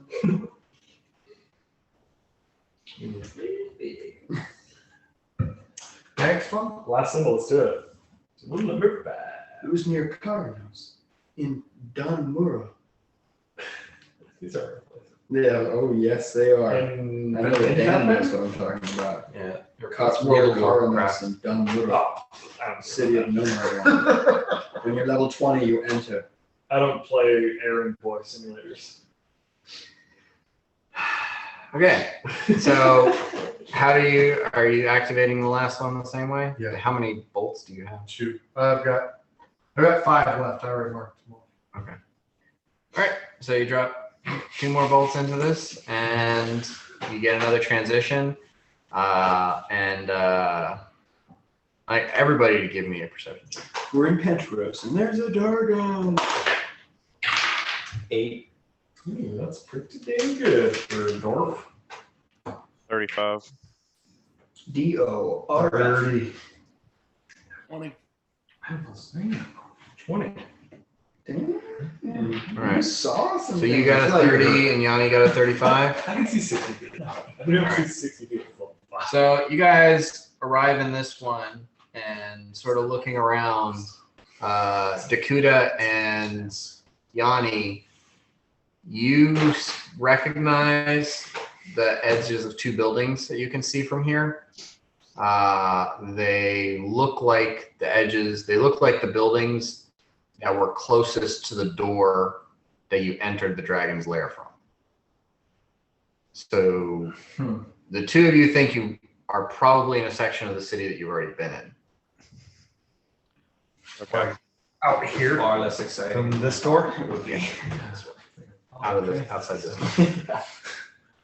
It's awfully elaborate for short distances. Like a bus. I mean, she was trying to keep an eye on experiments, I guess. Dakuta, you're getting the impression that this was some sort of quick transportation in the ancient city. And only those who had magic powers could use it. So it probably served some function of, it was something that the higher caste could operate, Right. but lower level people could not. Slightly disappointed, but also very happy we're not in random dragon lairs. I'm curious about those 3 that are blacked out. Where are those fires? The circle's probably destroyed. That's probably the right answer. But But I'd rather have a conspiracy theory to lose my mind on. Septuagint was in charge. Or that. Now, the thing is, slaves could use for Dakuta, you're looking at this and you're like, this could be replicated. Ooh. This does not have to exist only in this place, in this formation. Also makes sense. It's like a lost technology. Did we just discover a lost tech? Let's call it the Yanni system. Dibs. He gives it the first bolt rifle. Well, hey, it is a system that conveys you from one point to another extremely rapidly. The Yanni system. We'll work on the acronym. We should find out a good Y word. Your. You're all together, never not industrial. I like Young's idea though of putting the magic back in the main thing and seeing if that'll take us back there. Okay. Okay. Into the I mean, the worst thing that happens is it doesn't. And it might never, because it's this very special place. We'll try that. We'll stand in the center and I'll hold it and then we'll try and cast it into the. I mean, again, it's more of a partnership of releasing the energy into the top. So like, you don't have to be like, you can just be like, here it goes, and it does indeed bring you back to the dragon's lair. Wow. Big brain Yanni over there. Yeah. Not just a hat rack, my friends. Not just a hat rack. That dude, so that's all you need to ever come back here. You don't need to do your teleport shit. You just look at that rock. True. Yeah. Well, no, Give me a knowledge arcana. I could probably, once I study it, replicate one of those circles to do so. 35. So you do think you probably have to recreate the basic circle and stand in it, and you use the token. You're also thinking that I could put a symbol there and then put it on one of these and make it a new destination. right, but you're also thinking that traveling to here from Penteros might take more arcane power than bopping around inside the city. Also doing some calculations and stuff, you think that you could probably just activate this by dropping 3 cantrips into one of the, so Cool. it would be like 3 cantrips, 2 first level spells, or 1 second level spell would be enough to power the conveyance. Nice. Sorry, not nearly as exciting as you guys were hoping it was going to be. No, Oh god, it's gonna take us to the Dragon's Lair. I was. No, It's gonna take you to a. The center one will take us directly to Tiamat. it's the carpool lane, guys. It's it's that bridge, Ponte Vecchio from Florence. It's like, here's how the rich people got rich. So is our next, are we planning on going through the rest of the ruins? Well, my thing is like, if Dakuta wants to explore these ruins, I feel like that would be like an off-screen thing, because in like gameplay, that would be like many sessions of us just like grinding and finding stuff. Yeah, I agree. So like in the same way that like Mirak is the mayor of Tarnholm off screen, I feel like Dakuta is like the archaeologist of Yalagair off screen. Yeah, I mean, I'm fine with that, but I mean, there's probably money and magic out there. It's just, It's all yours. Okay. Yeah, that's what I'm saying. And then we have Money is the root of all evil, Dakuta. we should go get Daryl. He's been alone for a while. We should go get Daryl. I think we should go get Daryl and go back He's been alone since yesterday. That's a long time for Dare. He's Dare. bored now. Actually, I'm sorry, it's 2 days ago. So we gotta. Okay, Largo mentions that he was just. There was an assassination attempt made by him, and this was the most intense one. And we really need to take care of that situation, please. Yeah. But I understand that other things are more pressing. But can we please not forget about it, please? So Well, we still does that have have, us going to Nokiri? Is that what Yes. that is? we still have a while before the one thing. We were going to wait a certain amount of time. How far are we? Like a week or two into the? I think we're like a month out for that. Was it a month or 3 Well, months? it was about a month out when you heard about it. And then you've been doing, traveling to here and messing around in the city for about a week and a half. Right. So like So you still have like 2.5 weeks before Lord Jenkins suggested you wait about a month before you even tried to see what was going on in Lund, because it's probably in a bit of chaos right now. So if we go to Nokiri. I'm going to yeah, I think we should go back to Sam and Everybody's talking. surprise them. And I'm go going you to and transcribe a copy of this circle so I can do my best to recreate it. Okay. All the notes. What do you think about So how does one get to the Nokiri Empire? it? Could teleport us there. Well, he's never been there. We could take a boat. Ooh, wait, did you say boat? Boat. Oh, let's take a boat. Let's be pirates. Pirates. Too long. Though. We come back in London. That'd be like months. Well, I mean, Dakuta could just teleport back, right? Yeah, that's a good point. Yeah, that's for everybody. Uhtred. knowledge geography. All the geography. I was geography, baby. These dogs are going crazy. Did you see that? It was a good one. No. We have to check your sense of humor, man. Here, I'll kill check. Well, what'd you get there, Uhtred? 25. Sorry, what was that? 25. Okay. All right, with a 25, Uhtred can chime in with the knowledge that the Nokiri Empire is probably around 800 or 900 miles east of Penteros. Okay. So Dakuta couldn't teleport from here to the Nokiri Empire, but he could possibly teleport from Penteros to the Nokiri Empire as far as like range is concerned. Does he just, can he stay? He would need to scry on some place or someone in the Nokiri Empire to get an idea where he was teleporting to. I have an idea. What if he used? But also Uhtred informs you that the trip to the Nokiri Empire would be around, depending on the winds, headwind versus tailwind, somewhere between, like 3 weeks to a month. Okay. A long time. So we need to just camp out for a little bit, I kill can- one, and then go I to can Nokiri. teleport 1,200 miles.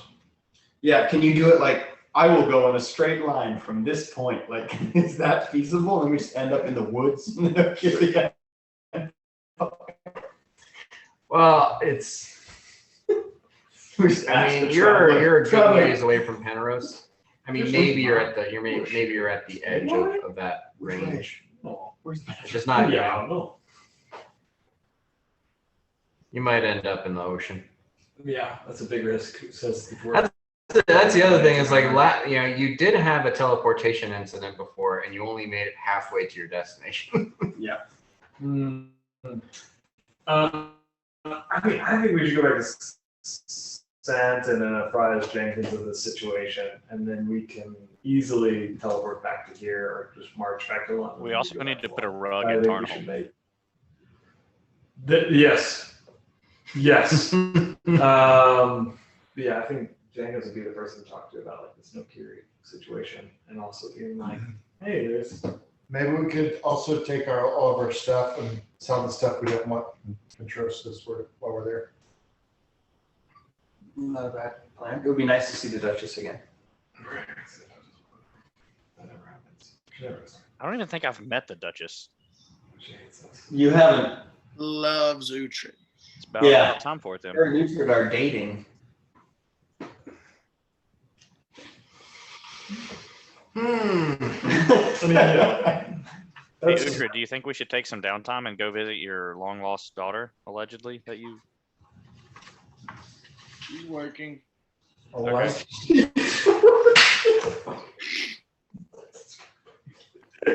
what kind of twisty and nightmare do you have your child in? What a terrible answer to that question. She's 8. Christian Dwarven development is like 5.5. Start them That's young. my lady. My daughter. Just shame. Just fatherly Yeah, no, shame. that's it. He's fucking dude. He's Teddy Roosevelt, and this is fucking Alice. That's exactly the situation. Like you're like, oh, my wife's dead. I don't know how to handle this. I'm gonna fuck off and just be gone for most of her development. No response. That's a very apt metaphor. Okay. I'm just gonna let you guys know. Yeah. Historically, that's We're So gonna was take Teddy, it- do you like Teddy, or did Teddy have a lot of problems? Probably I like Teddy. He was a horrible father. Yeah. To his first child. Oh, your Yeah, mom but said he it. like rode a moose through some water and got a really cool picture out of it. So He did do that, but he also refused to call his daughter by her own name because it was the name of his dead wife. yeah. So Yeah. yeah, Oh, God. Older Margaret. called her baby Lee. Jenkins? Let's go see Jenkins. Yeah, let's go debrief and figure things out. Yeah. I think it, yeah. And mention Largo's dilemma again. And he get a reward paycheck? Yeah, we do deserve a big war paycheck. Okay. Well, did you guys make an agreement for? the dragon? No, we just said we had to take care of it because it fulfilled our agreement. I thought we agreed that the war was technically still ongoing. No, you got paid out for the war. Yeah, that would have been monthly too. So Never mind. Either way. I don't think we were doing this pro bono. We'll though. say for Dakuta to make an accurate recreation of the arcane diagram, it's going to take like 8 hours of painstaking, careful work. That's not scribble in a notebook and fuck off. Oh, gotcha. That's like you're going to have to Oh, I can do this carefully later. do this for 8 hours. we can do it now. I mean, we take 8 hours. Yeah. Well, 8 hours, Yeah. Okay. I spend the next 8 hours reading draconic marks on the wall and understanding more and more. Okay. You understand Draconic. Ha I guess I spent 8 hours. Hammering at you in Sylvan. I start listening. I go, no, mistress. I'm going to have to teleport. Sylvan Twice? Is it the same in this world? Okay, in D&D 5e, I think it's different. And yeah, like, there a lot of places just like they're gonna throw 7,000 languages at you. With wow, November. Do you guys well in Gortuf? Do you guys? What'd you say about my mother? Do you guys want me to teleport you first and then do this? Or? No, I'm I like, think we all stay Okay. together. Yeah. all right. And yelling here because we haven't closed Awesome. it. Yeah, there's probably just some fucking monsters creeping around here. Okay. So you spend 8 hours. Give me a. I guess. Hot dogs are done. batteries going dead in that. We gotta back up the house, guys. Everything good? Yeah, just put it in reverse. Fire alarm has a battery going dead, so it may be beeping. Or there's a fire. Either way, we're staying Small fire. inside. Small fire. Well, the cats are both in here, so I don't think they fucked anything up. Oh, that one looks guilty. They're both. Look at that look on his face. I've never seen a cat that That didn't one- look guilty, first of all. Doesn't look guilty. He He shows looks absolutely. Oh, look at that confused. look. That look. That he's like, what the fuck? Yeah, that's pretty much. Oh. He looks like he never knows what's going on. What? What? What? Yep. That's what it That's is. all he's got. Does not compute. The only expression he has. Thanks for sticking with us this long in the video, Mark. Don't forget to hit that like button. I rolled a 20. Natural 20? Yeah. Okay, yeah, What's our roll so for? you successfully make a recreatable diagram. Awesome.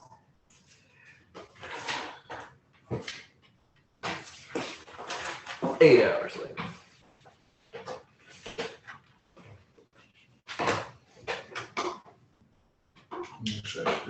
Richard has asked you to refill his cask twice.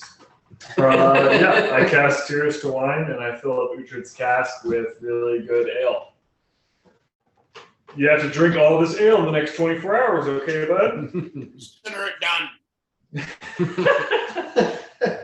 Yeah, that'd be a problem. Challenge accepted. So do we want to just rest here while we're here? This is curious about No. spending hours? No? No. Let's go. Let's go. Good. Get the fuck out of here. No, that makes sense because I'd rather use up my teleporting and then rest. All right. Want to teleport back and visit your mom? No. Go see your girlfriend and get arrested. Girlfriend. War with Solomon. I'll lose my title. Shit's It'll be great. The War of the Dinosaurs. Mercury and Solomon will fight to kill us. Yeah. Okay. So yeah, we do that. You teleport back to Jenkins. No, you guys fucked up shit so much. You create a historic first truce and treaty agreement between Solomon and Okiri. Yeah, okay. Yeah. You know, I mean, we went around it and, you know, it's a backdoor way, but it's peace. So we'll take it. We've done our job and we go and hide in gas forever. And we'll do a total military withdrawal over the Two course of a nations have weekend. never been allied before until the Roses are Red came around. They fucked up shit so bad, both nations decided they needed to do something about it. All right, so where are you teleporting? Where was the last place we saw Jenkins? It was the war camp. That was disbanding. So I think we teleport back to his estate or whatever it was in Senton, where we met the king. And they have a room that was weird. What's the closest place that I'm very familiar with? I mean, that place. You've been to that Yeah, estate. you've been there. So that But I think you're going to need to take 3 trips because you don't have yeah, boom. people boom, don't boom. have tokens. Yep, I've got enough for it. Okay. That's why I said do that and then rest. That makes more sense. All right. So give me 3 teleportation checks. Percentile.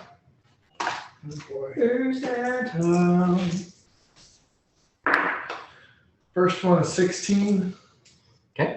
Second one is 40.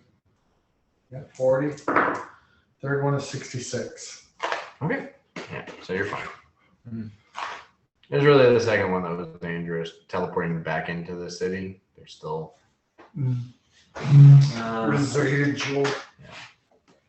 But yeah, so you teleport everyone to Senton. We managed to grab all of our stuff. Yeah. Teleport everybody to Senton You with got your a rug. wardrobe and a rug. Thank God. I don't give a shit about that wardrobe. Let's drop the rug off at the Cordesi estate for the moment. That's in another city. No. This is Senton. Oh, yeah, you're right. This is going on bench stream. We're Yeah. back to Yeah, we're back to Sentinel. all masks all the time. Yeah. Indoors. That worked.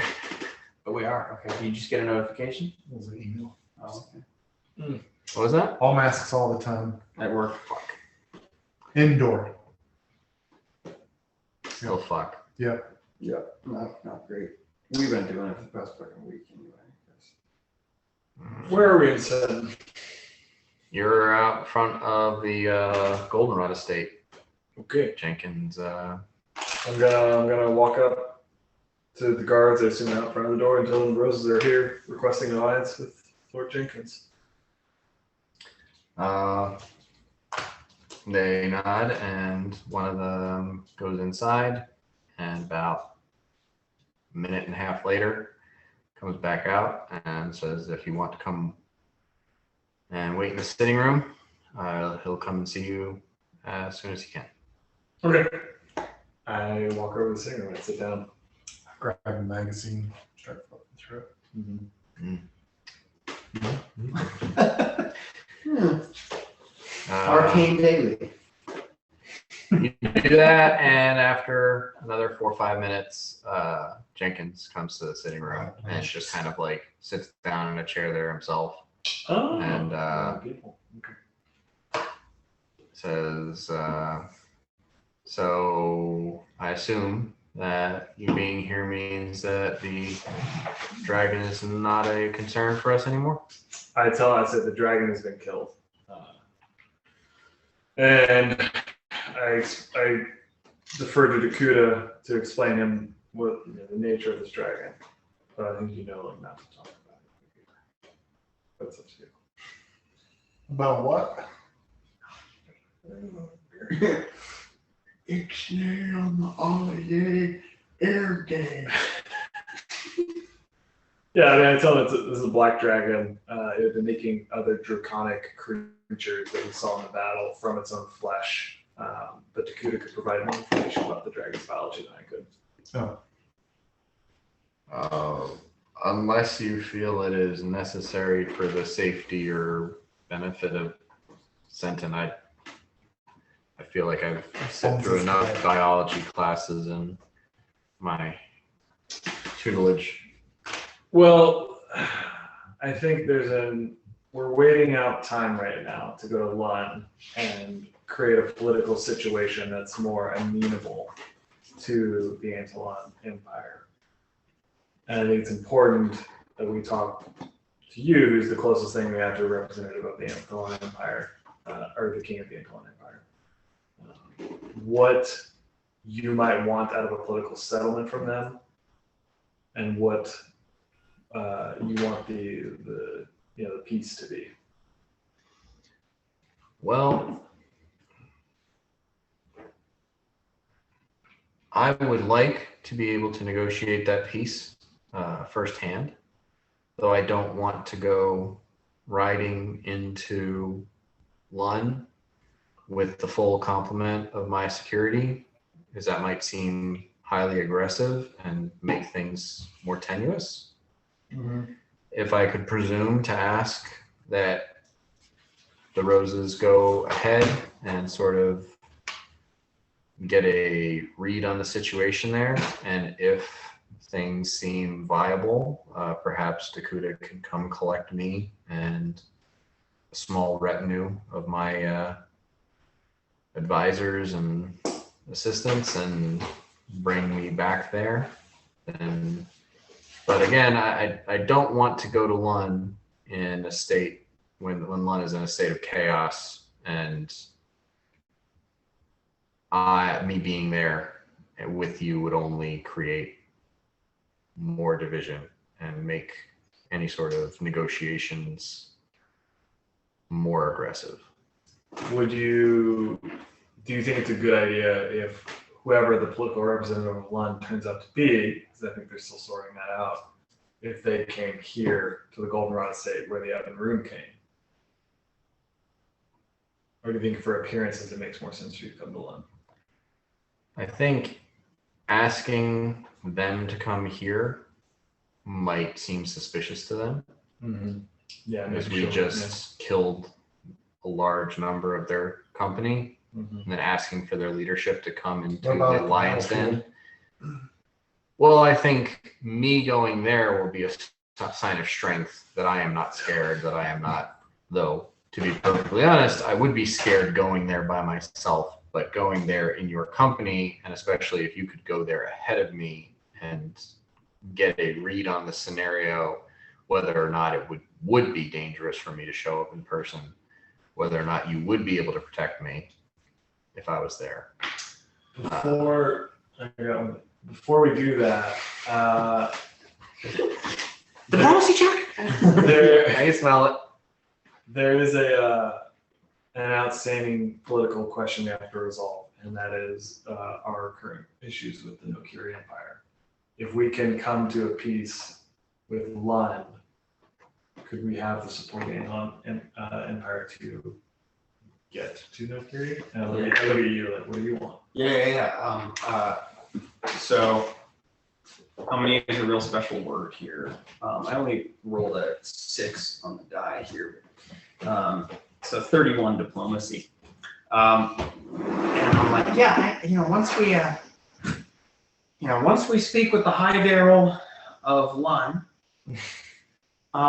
then you might be confused, but I just glossed over that. Once we speak with the High Daryl of When Lund, you say words he doesn't understand, he just doesn't even. totally. I say, like, is it, and I explain that I know that what I did was completely unacceptable. I was so single-minded that I couldn't see that at the time. But we, during the battle with the dragon, had another, or rather subsequent, assassination attempt, and it was extraordinarily inconvenient. And it would be great if we could have the support of the Antlion Empire in asking Nokiri to find some sort of amenable diplomatic solution that won't cause too much distress for the Roses, the Antlion Empire, or Nokiri. We can just figure something out. They just need to stop. They're not going to succeed, so they just need to stop. And I say that as diplomatically as possible, but I do say, like, at this point, it's obvious that they're sending their best and it's not working, so it's not financially feasible. So if we could somehow use that and just be like, hey, listen, real sorry, here's a certain amount of money. And I would chime in, they also made one of these attempts inside the war camp. Yeah. They actively disrupted the war effort sent it. Yeah, totally. And it could have hurt you, Jenkins, which would have been partially on me, but it's still unacceptable for them to have sent an assassin during an active war. That's just, in my mind, that doesn't equal what I did, but it's on the same plane of existence.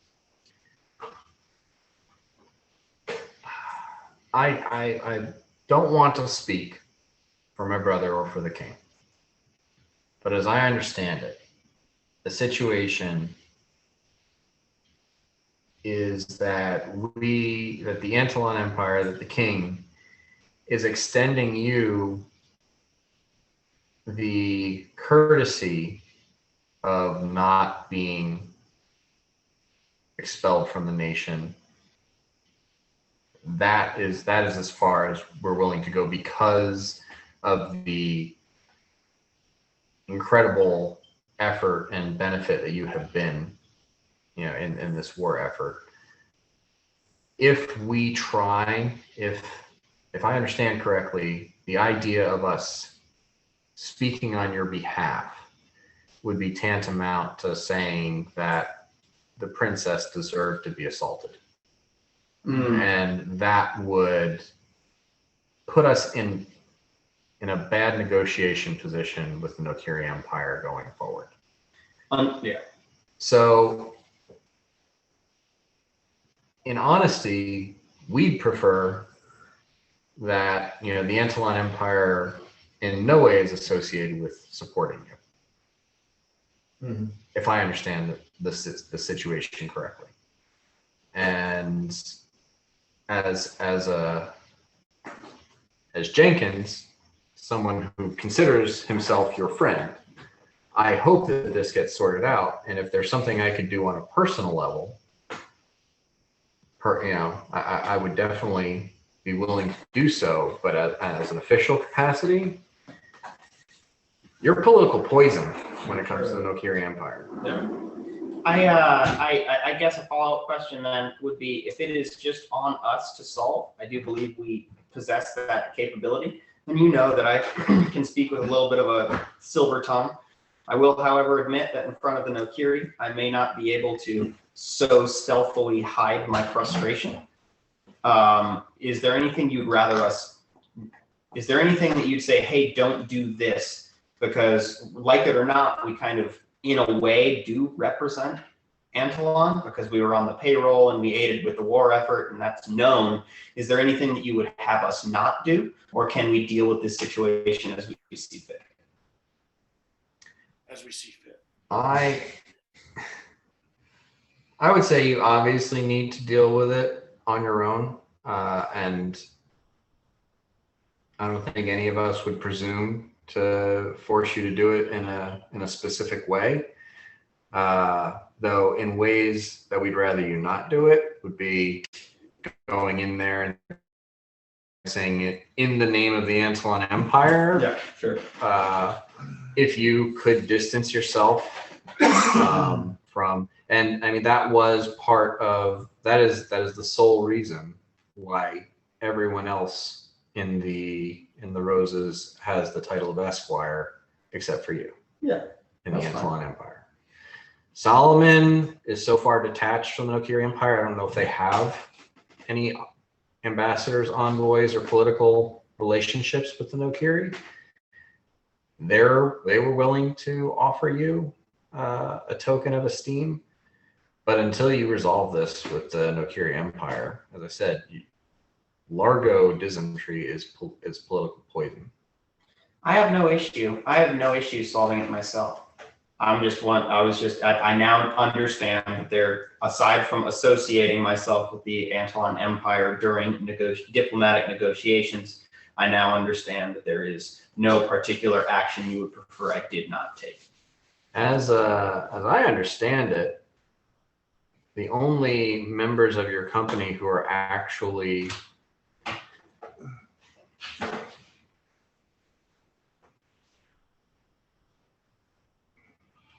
considered in whole to be members of the Antolon Empire would be Bort and Yanni.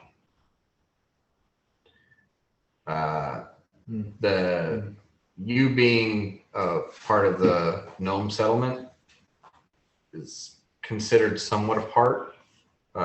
You exist inside the bounds, what some consider to be the Antolon Empire. There isn't really any hard political treaty that the Empire has with the gnomes, and we've spoken about it. There are still political scholars who are trying to understand the gnomes' terms. That makes a lot of sense. That's pretty cool. That makes a lot of sense. I'm just nodding. Yeah. It's Scholars. we're not really. But I take As their I am sheet, to and you owe me understand it. 3 rubles. Yeah, as I am to understand it, we're on good terms, but we're far away from any sort of hard and fast agreement of the gnomes of Lone Stevie joining the Antolon Empire. Bort, I believe, was born in the Antolon Empire, and he's a member of the Antolon Empire. Yanni is an esteemed member of the Grey Citadel and has been serving the Empire for a good portion of his life, as I'm to understand it. But Mirok is an expatriate from Cass, as is Uhtred. And Dakuta is Favorite From son Solomon. of Solomon, favorite son. Very well liked. Godric passed through here. Speak not his name. Mirok still sheds tears.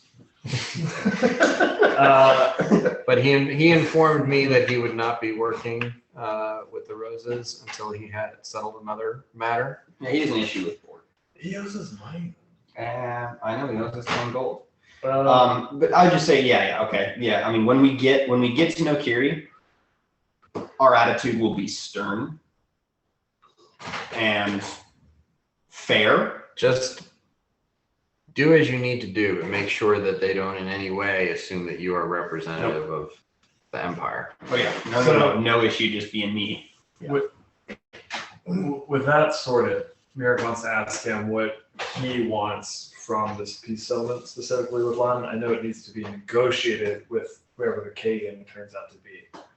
But I mentioned, the swamps that we're in, that we marched through, they're just a festering wound on this border that's only going to bring up more problems.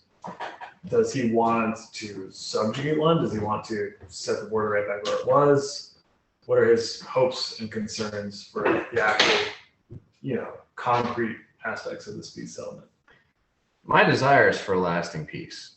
And, in an idealistic version, I would like to see Lund join the Empire, and, in full, perhaps as a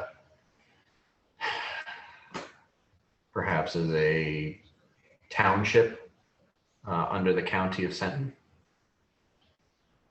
I have serious doubts that could actually be accomplished, given whoever might become the Kagan, that they would even entertain that idea.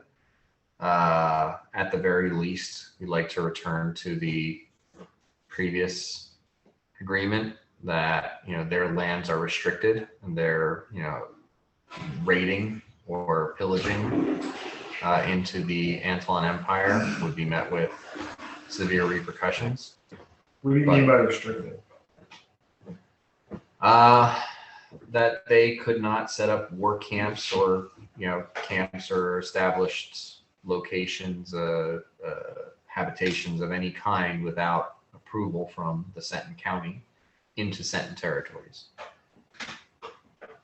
Yeah, so basically, they're an independent. I mean, that applies to Solomon, right?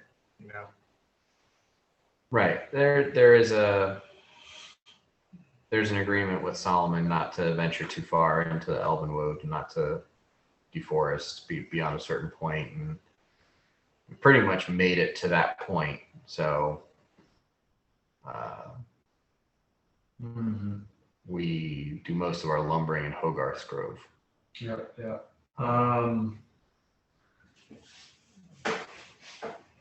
So with Solomon, it sounds like there is kind of a buffer. Would you be interested in us negotiating a buffer zone between Senton and Lund?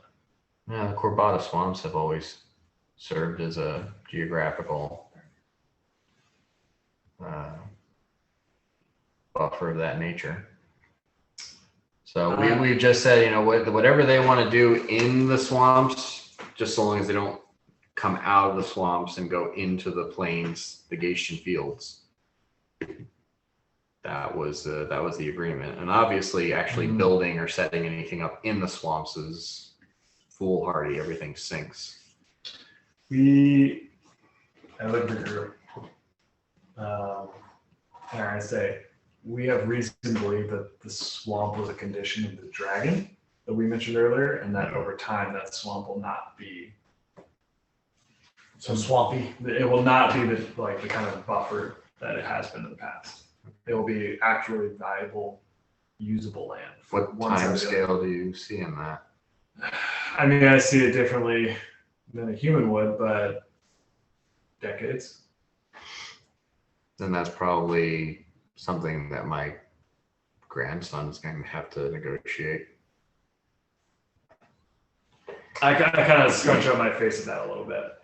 I understand that your time scale is different, but remember that in 60 years, the entire socio-political climate is going to be different on the Gatian Isle as far as humans are concerned. In the next 20 years, it's going to be different as far as the orcs are concerned. Yeah. They have an even shorter time scale than I do. So negotiating something that my grandchildren might actually see come to fruition. I interrupted him right there and I say, sounds like good planning. We're getting a little bit pushy there. I'm like, that sounds like good planning on your part. It sounds like good planning if you're certain that none of the other variables are going to change in the interim. I, however, am certain that other variables will change in the interim. Except the one you just controlled. I'm not gonna continue arguing with him. I disagree. I think he's having a short-sighted view on this. But I go with I pull you aside. Okay. So it seems like we have an opportunity to affect generational change without needing the consent of the reigning noble. As long as we make gradual progress, then we can turn that swamp into a sort of neutral zone just by the very virtue of it, and I put up quotes, stubby little fingers, always being there. Yeah. So I think our machinations don't have to be so political. They can be much more geographic. Or at And- least at this stage, though. Yes. Until And so good planning can be on our part. Yeah. We don't need to, but it can be beneficial for everybody.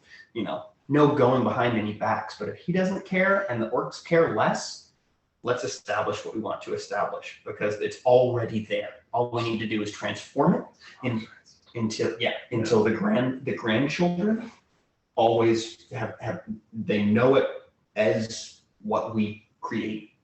Yeah. Okay. Yeah. I'm cool with that. Okay, cool. I got an idea of like what he wants for the peace settlement and also from the political situation in Lund, so I don't have any more questions for him. I thank him profusely. As is your way. I begin to start like giving him clothing. He asks if you'd like to stay for dinner, and doesn't really take no as an acceptable answer. You guys have a state dinner, and it's very nice. It's very there's several, probably an amount of Largo trying to keep Bort in line, and Murak trying to keep Uhtred in line. Just not to create too much of a fuss. But at that, he thanks you again for all your efforts. He, tries to coax whatever tales he can get from you about the dragon fight and that kind of stuff. I bring up the rug to him. I do ask if he can transport it to Tarnholm Town Hall on the next shipment that's going that way. If that's something you need, you made it all the way from these ruins with it. But if you want us to transport it by cart, I mean, I don't think It would be better riding that way. It would be better riding that way. Tarnholm doesn't need a bunch of teleporting in and out, a bunch of like 12th level all fathers. It needs steady wagon shipments. it's a parochial town. Yeah. It doesn't need the influence of it doesn't need visible influence of high power. Yes. I asked if they send it to Bleda with a note that he put in the town hall as the incredible work of Tarnholm citizens and as noticed by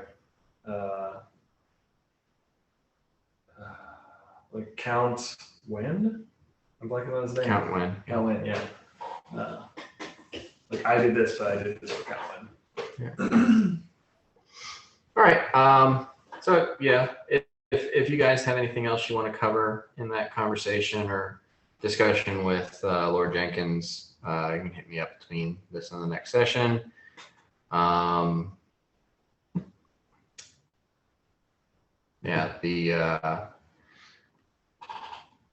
The Dragon's Lair, Black Dragon's Lair, is still going to need significant effort to like really secure it. There's a big hole in the ceiling. There's 2 plants growing out of the ground that are going to die because they're not going to get direct sunlight. Some of the kobold holes are not, are sort of makeshift sealed. So there's still a lot of work to be done there if you want to make a significant improvement on it. Yeah, I mean, can we say like for the time that we're waiting for the Lund situation would be ideal for us to engage? We're all just in the Dakuta Dome doing these things. Okay. Actually, along this line, before we go into the long haul timeline, just on my own, maybe after this conversation, I don't know where we're staying that night. I'm going to cast Sending, And I'm going to do it to the princess Which princess? of Mercury. Okay. And I'm going to say, your latest assassin is defeated. Is there some resolution we can come to stop these attacks?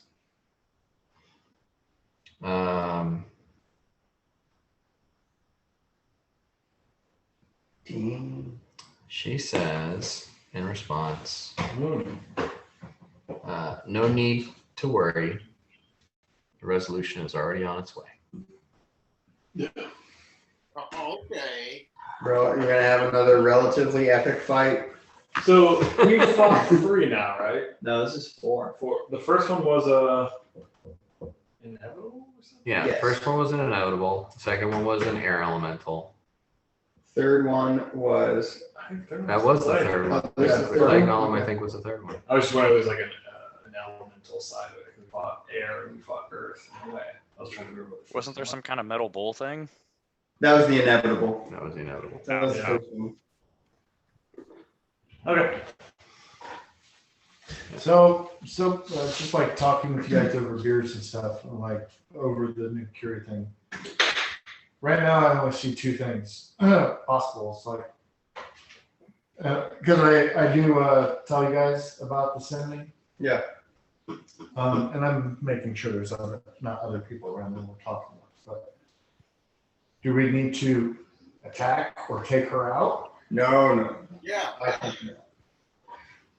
Largo's been thinking about this for a long time. Or we somehow fake your death with the next assassin and you go with a new, what else is there? I can't. I think Just let him die and then. We show up to the palace. We show up at the front door of the palace in like full with So we're gonna have to kill her. No. We're not gonna kill her. We're gonna be like, we need to talk.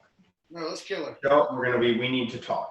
And then we get an audience with the royalty of Nokiri. Okay, well, the only thing you know for sure is you can show up there. After that, you don't know what's gonna happen. Once they attack us as soon as we get there. Then I mean we'll have to handle that, as it will be. But So we're going to take out the Nokiri Empire? no, You on Okay, why board? don't we do this? I got an idea. Why don't Hey, guys, okay, let me we're hear a you. mercenary group, right? We literally just cause death and mayhem and destruction everywhere we go. That like chaos follows in our wake. That's just what happens. So Yeah. we can offer that service to them and say, look, Largo shit the bed. We acknowledge that. Use us as you see fit. And we'll just work for them. Largo doesn't like Largo. He's in a complicated. That's an excellent perspective from the guy who's basically part of the mercenary church. Yeah. we do bad things. We kill for them now.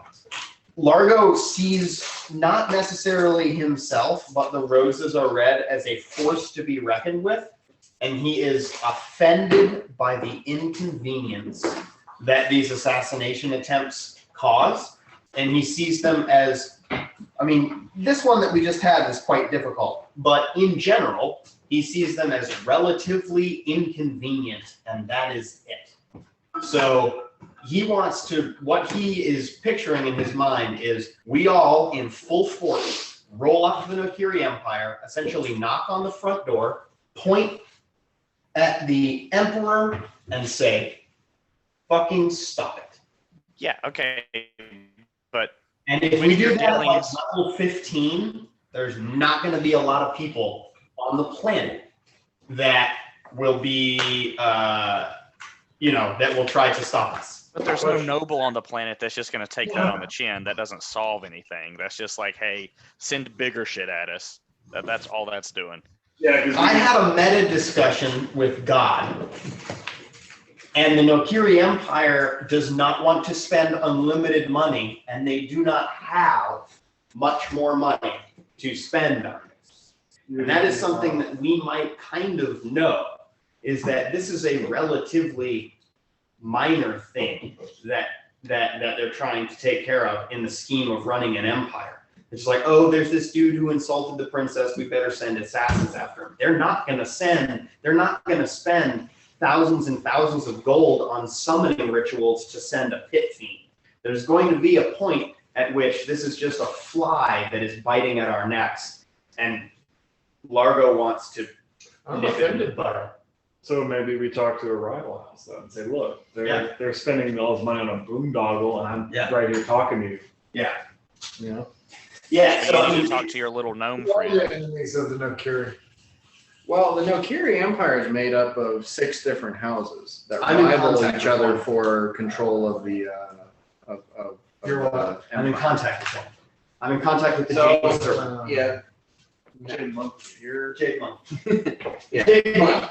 The Let's just Onyx, roll up with them. the Onyx Serpent is the current house that is in control of the Nokiri. How do they resolve who's in charge? Is it battle strength? It depends on the house that takes over. Sometimes it's purely political. Sometimes it is a coup. Sometimes it's assassinations. The current house that is in command is kind of known for its spies and assassins and that sort of thing. So Jade Monkeys are also kind of like an intelligence organization. they're more of, the Onyx Serpent is more of like assassin, but they're still very political. They're still, they're not, but they're on the assassin side of things. The Jade Monkey is more of like information, bards, messengers. The Jade Monkeys are very rarely the ones who are in control of the empire, but they're movers and shakers fairly regularly. I have an idea. We could try to create some inroads with social media specialists in the Nokiri Empire, and we could start spreading the news of 3rd large-scale assassination attempt on Largo Dysentree fails. Can the Onyx Serpent be known for their power any longer if they can't take down one sniveling gnome? I'm reminded Is of, there a vacuum in Nokiri? what? Have they lost their power? They don't seem to be able to handle the Parks and situation. Recreation. Can they be trusted? Headline. Yeah.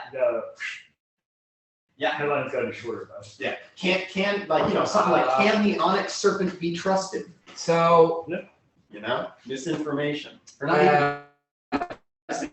Yanni would definitely know that there's the Stone Tiger clan, Okay. which considers Wixen its patron god, Yeah. and they're in command of the Nokiri Navy, and they're considered like the militant wing or the militant house, the shogunate. Yeah. There's also the House of the Sapphire Dragon, and they're basically all in service to Relinox, so it's like a house full of what Godric should be. Yeah. Paladin house. There's the House of the Ivory Crane, which is the house that Juro came from. They are in service to Payana. Mhm. They are not at all like Juro. He is an utter failure. Yes. That's why he's laying dead in a house.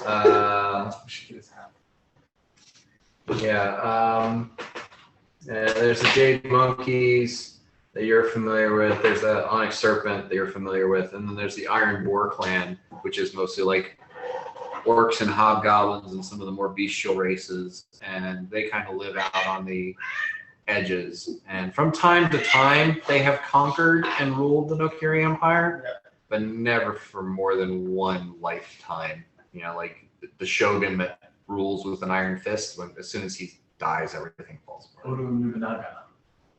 Yes. Nobunaga. Yeah. So my thing, I think it's not a bad idea to like start a media campaign and just, how in Thank You for Smoking, the way that the lobbyist handled the scandal with the reporter who like boned him and then had him tell her all the secrets of the tobacco lobbying industry and then published that article. He then came out and made a public statement like, damn, you really shouldn't have sex with reporters because I had sex with her and then she spread all this information about me. And what a bummer. That's my bad. I shouldn't have slept with a reporter. And then, That's the story. Yeah, and then that's like, ooh, that becomes the bigger scandal. I think the thing is to be really, really honest and plain and start going everywhere, maybe in the Nokiri Empire, being like, just teleport like 1,000 Yeah. pieces of paper. and being like, wow, is the Onyx Serpent actually strong anymore? They don't seem to be able to handle this minor threat. Because the third assassination attempt in a row has failed. Like, does that mean their power is failing? And I think we just After they were So that's dishonored. basically got us toppling a fully established government because you pissed off a princess Yes. and don't want to deal with them anymore.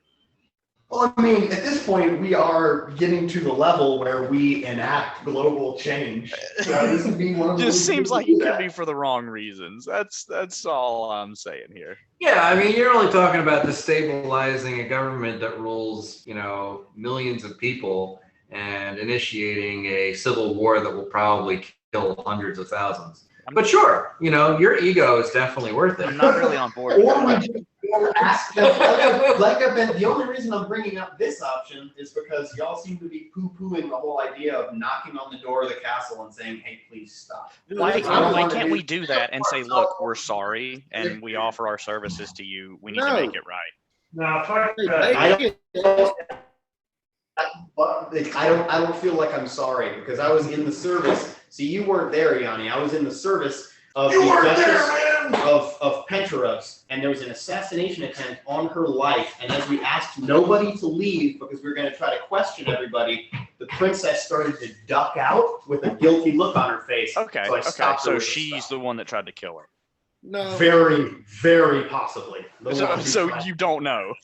No, but the fact that she tried to sneak out and we were like, hey, nobody leave. It's she have not to go to like the I bathroom? did it out of no reason. I was just I'm like, saying. you know, we were being paid to be in the service of the Duchess of Penrith.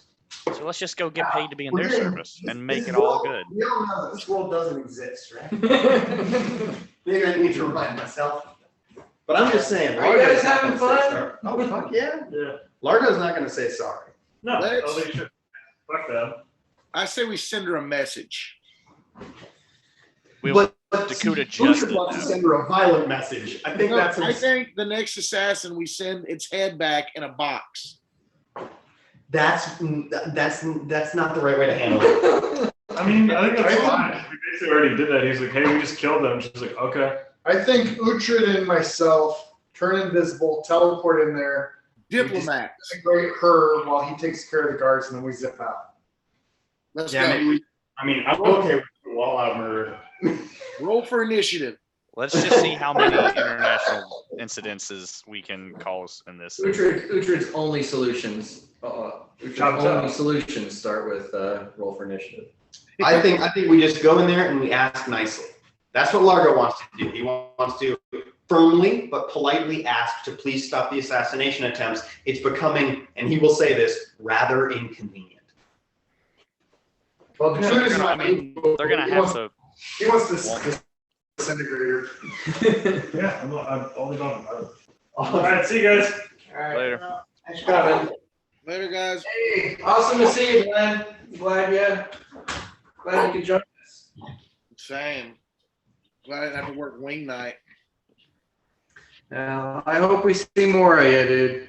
Same. I'm trying to get it worked out where you'll be able, where I'll be able to be on here.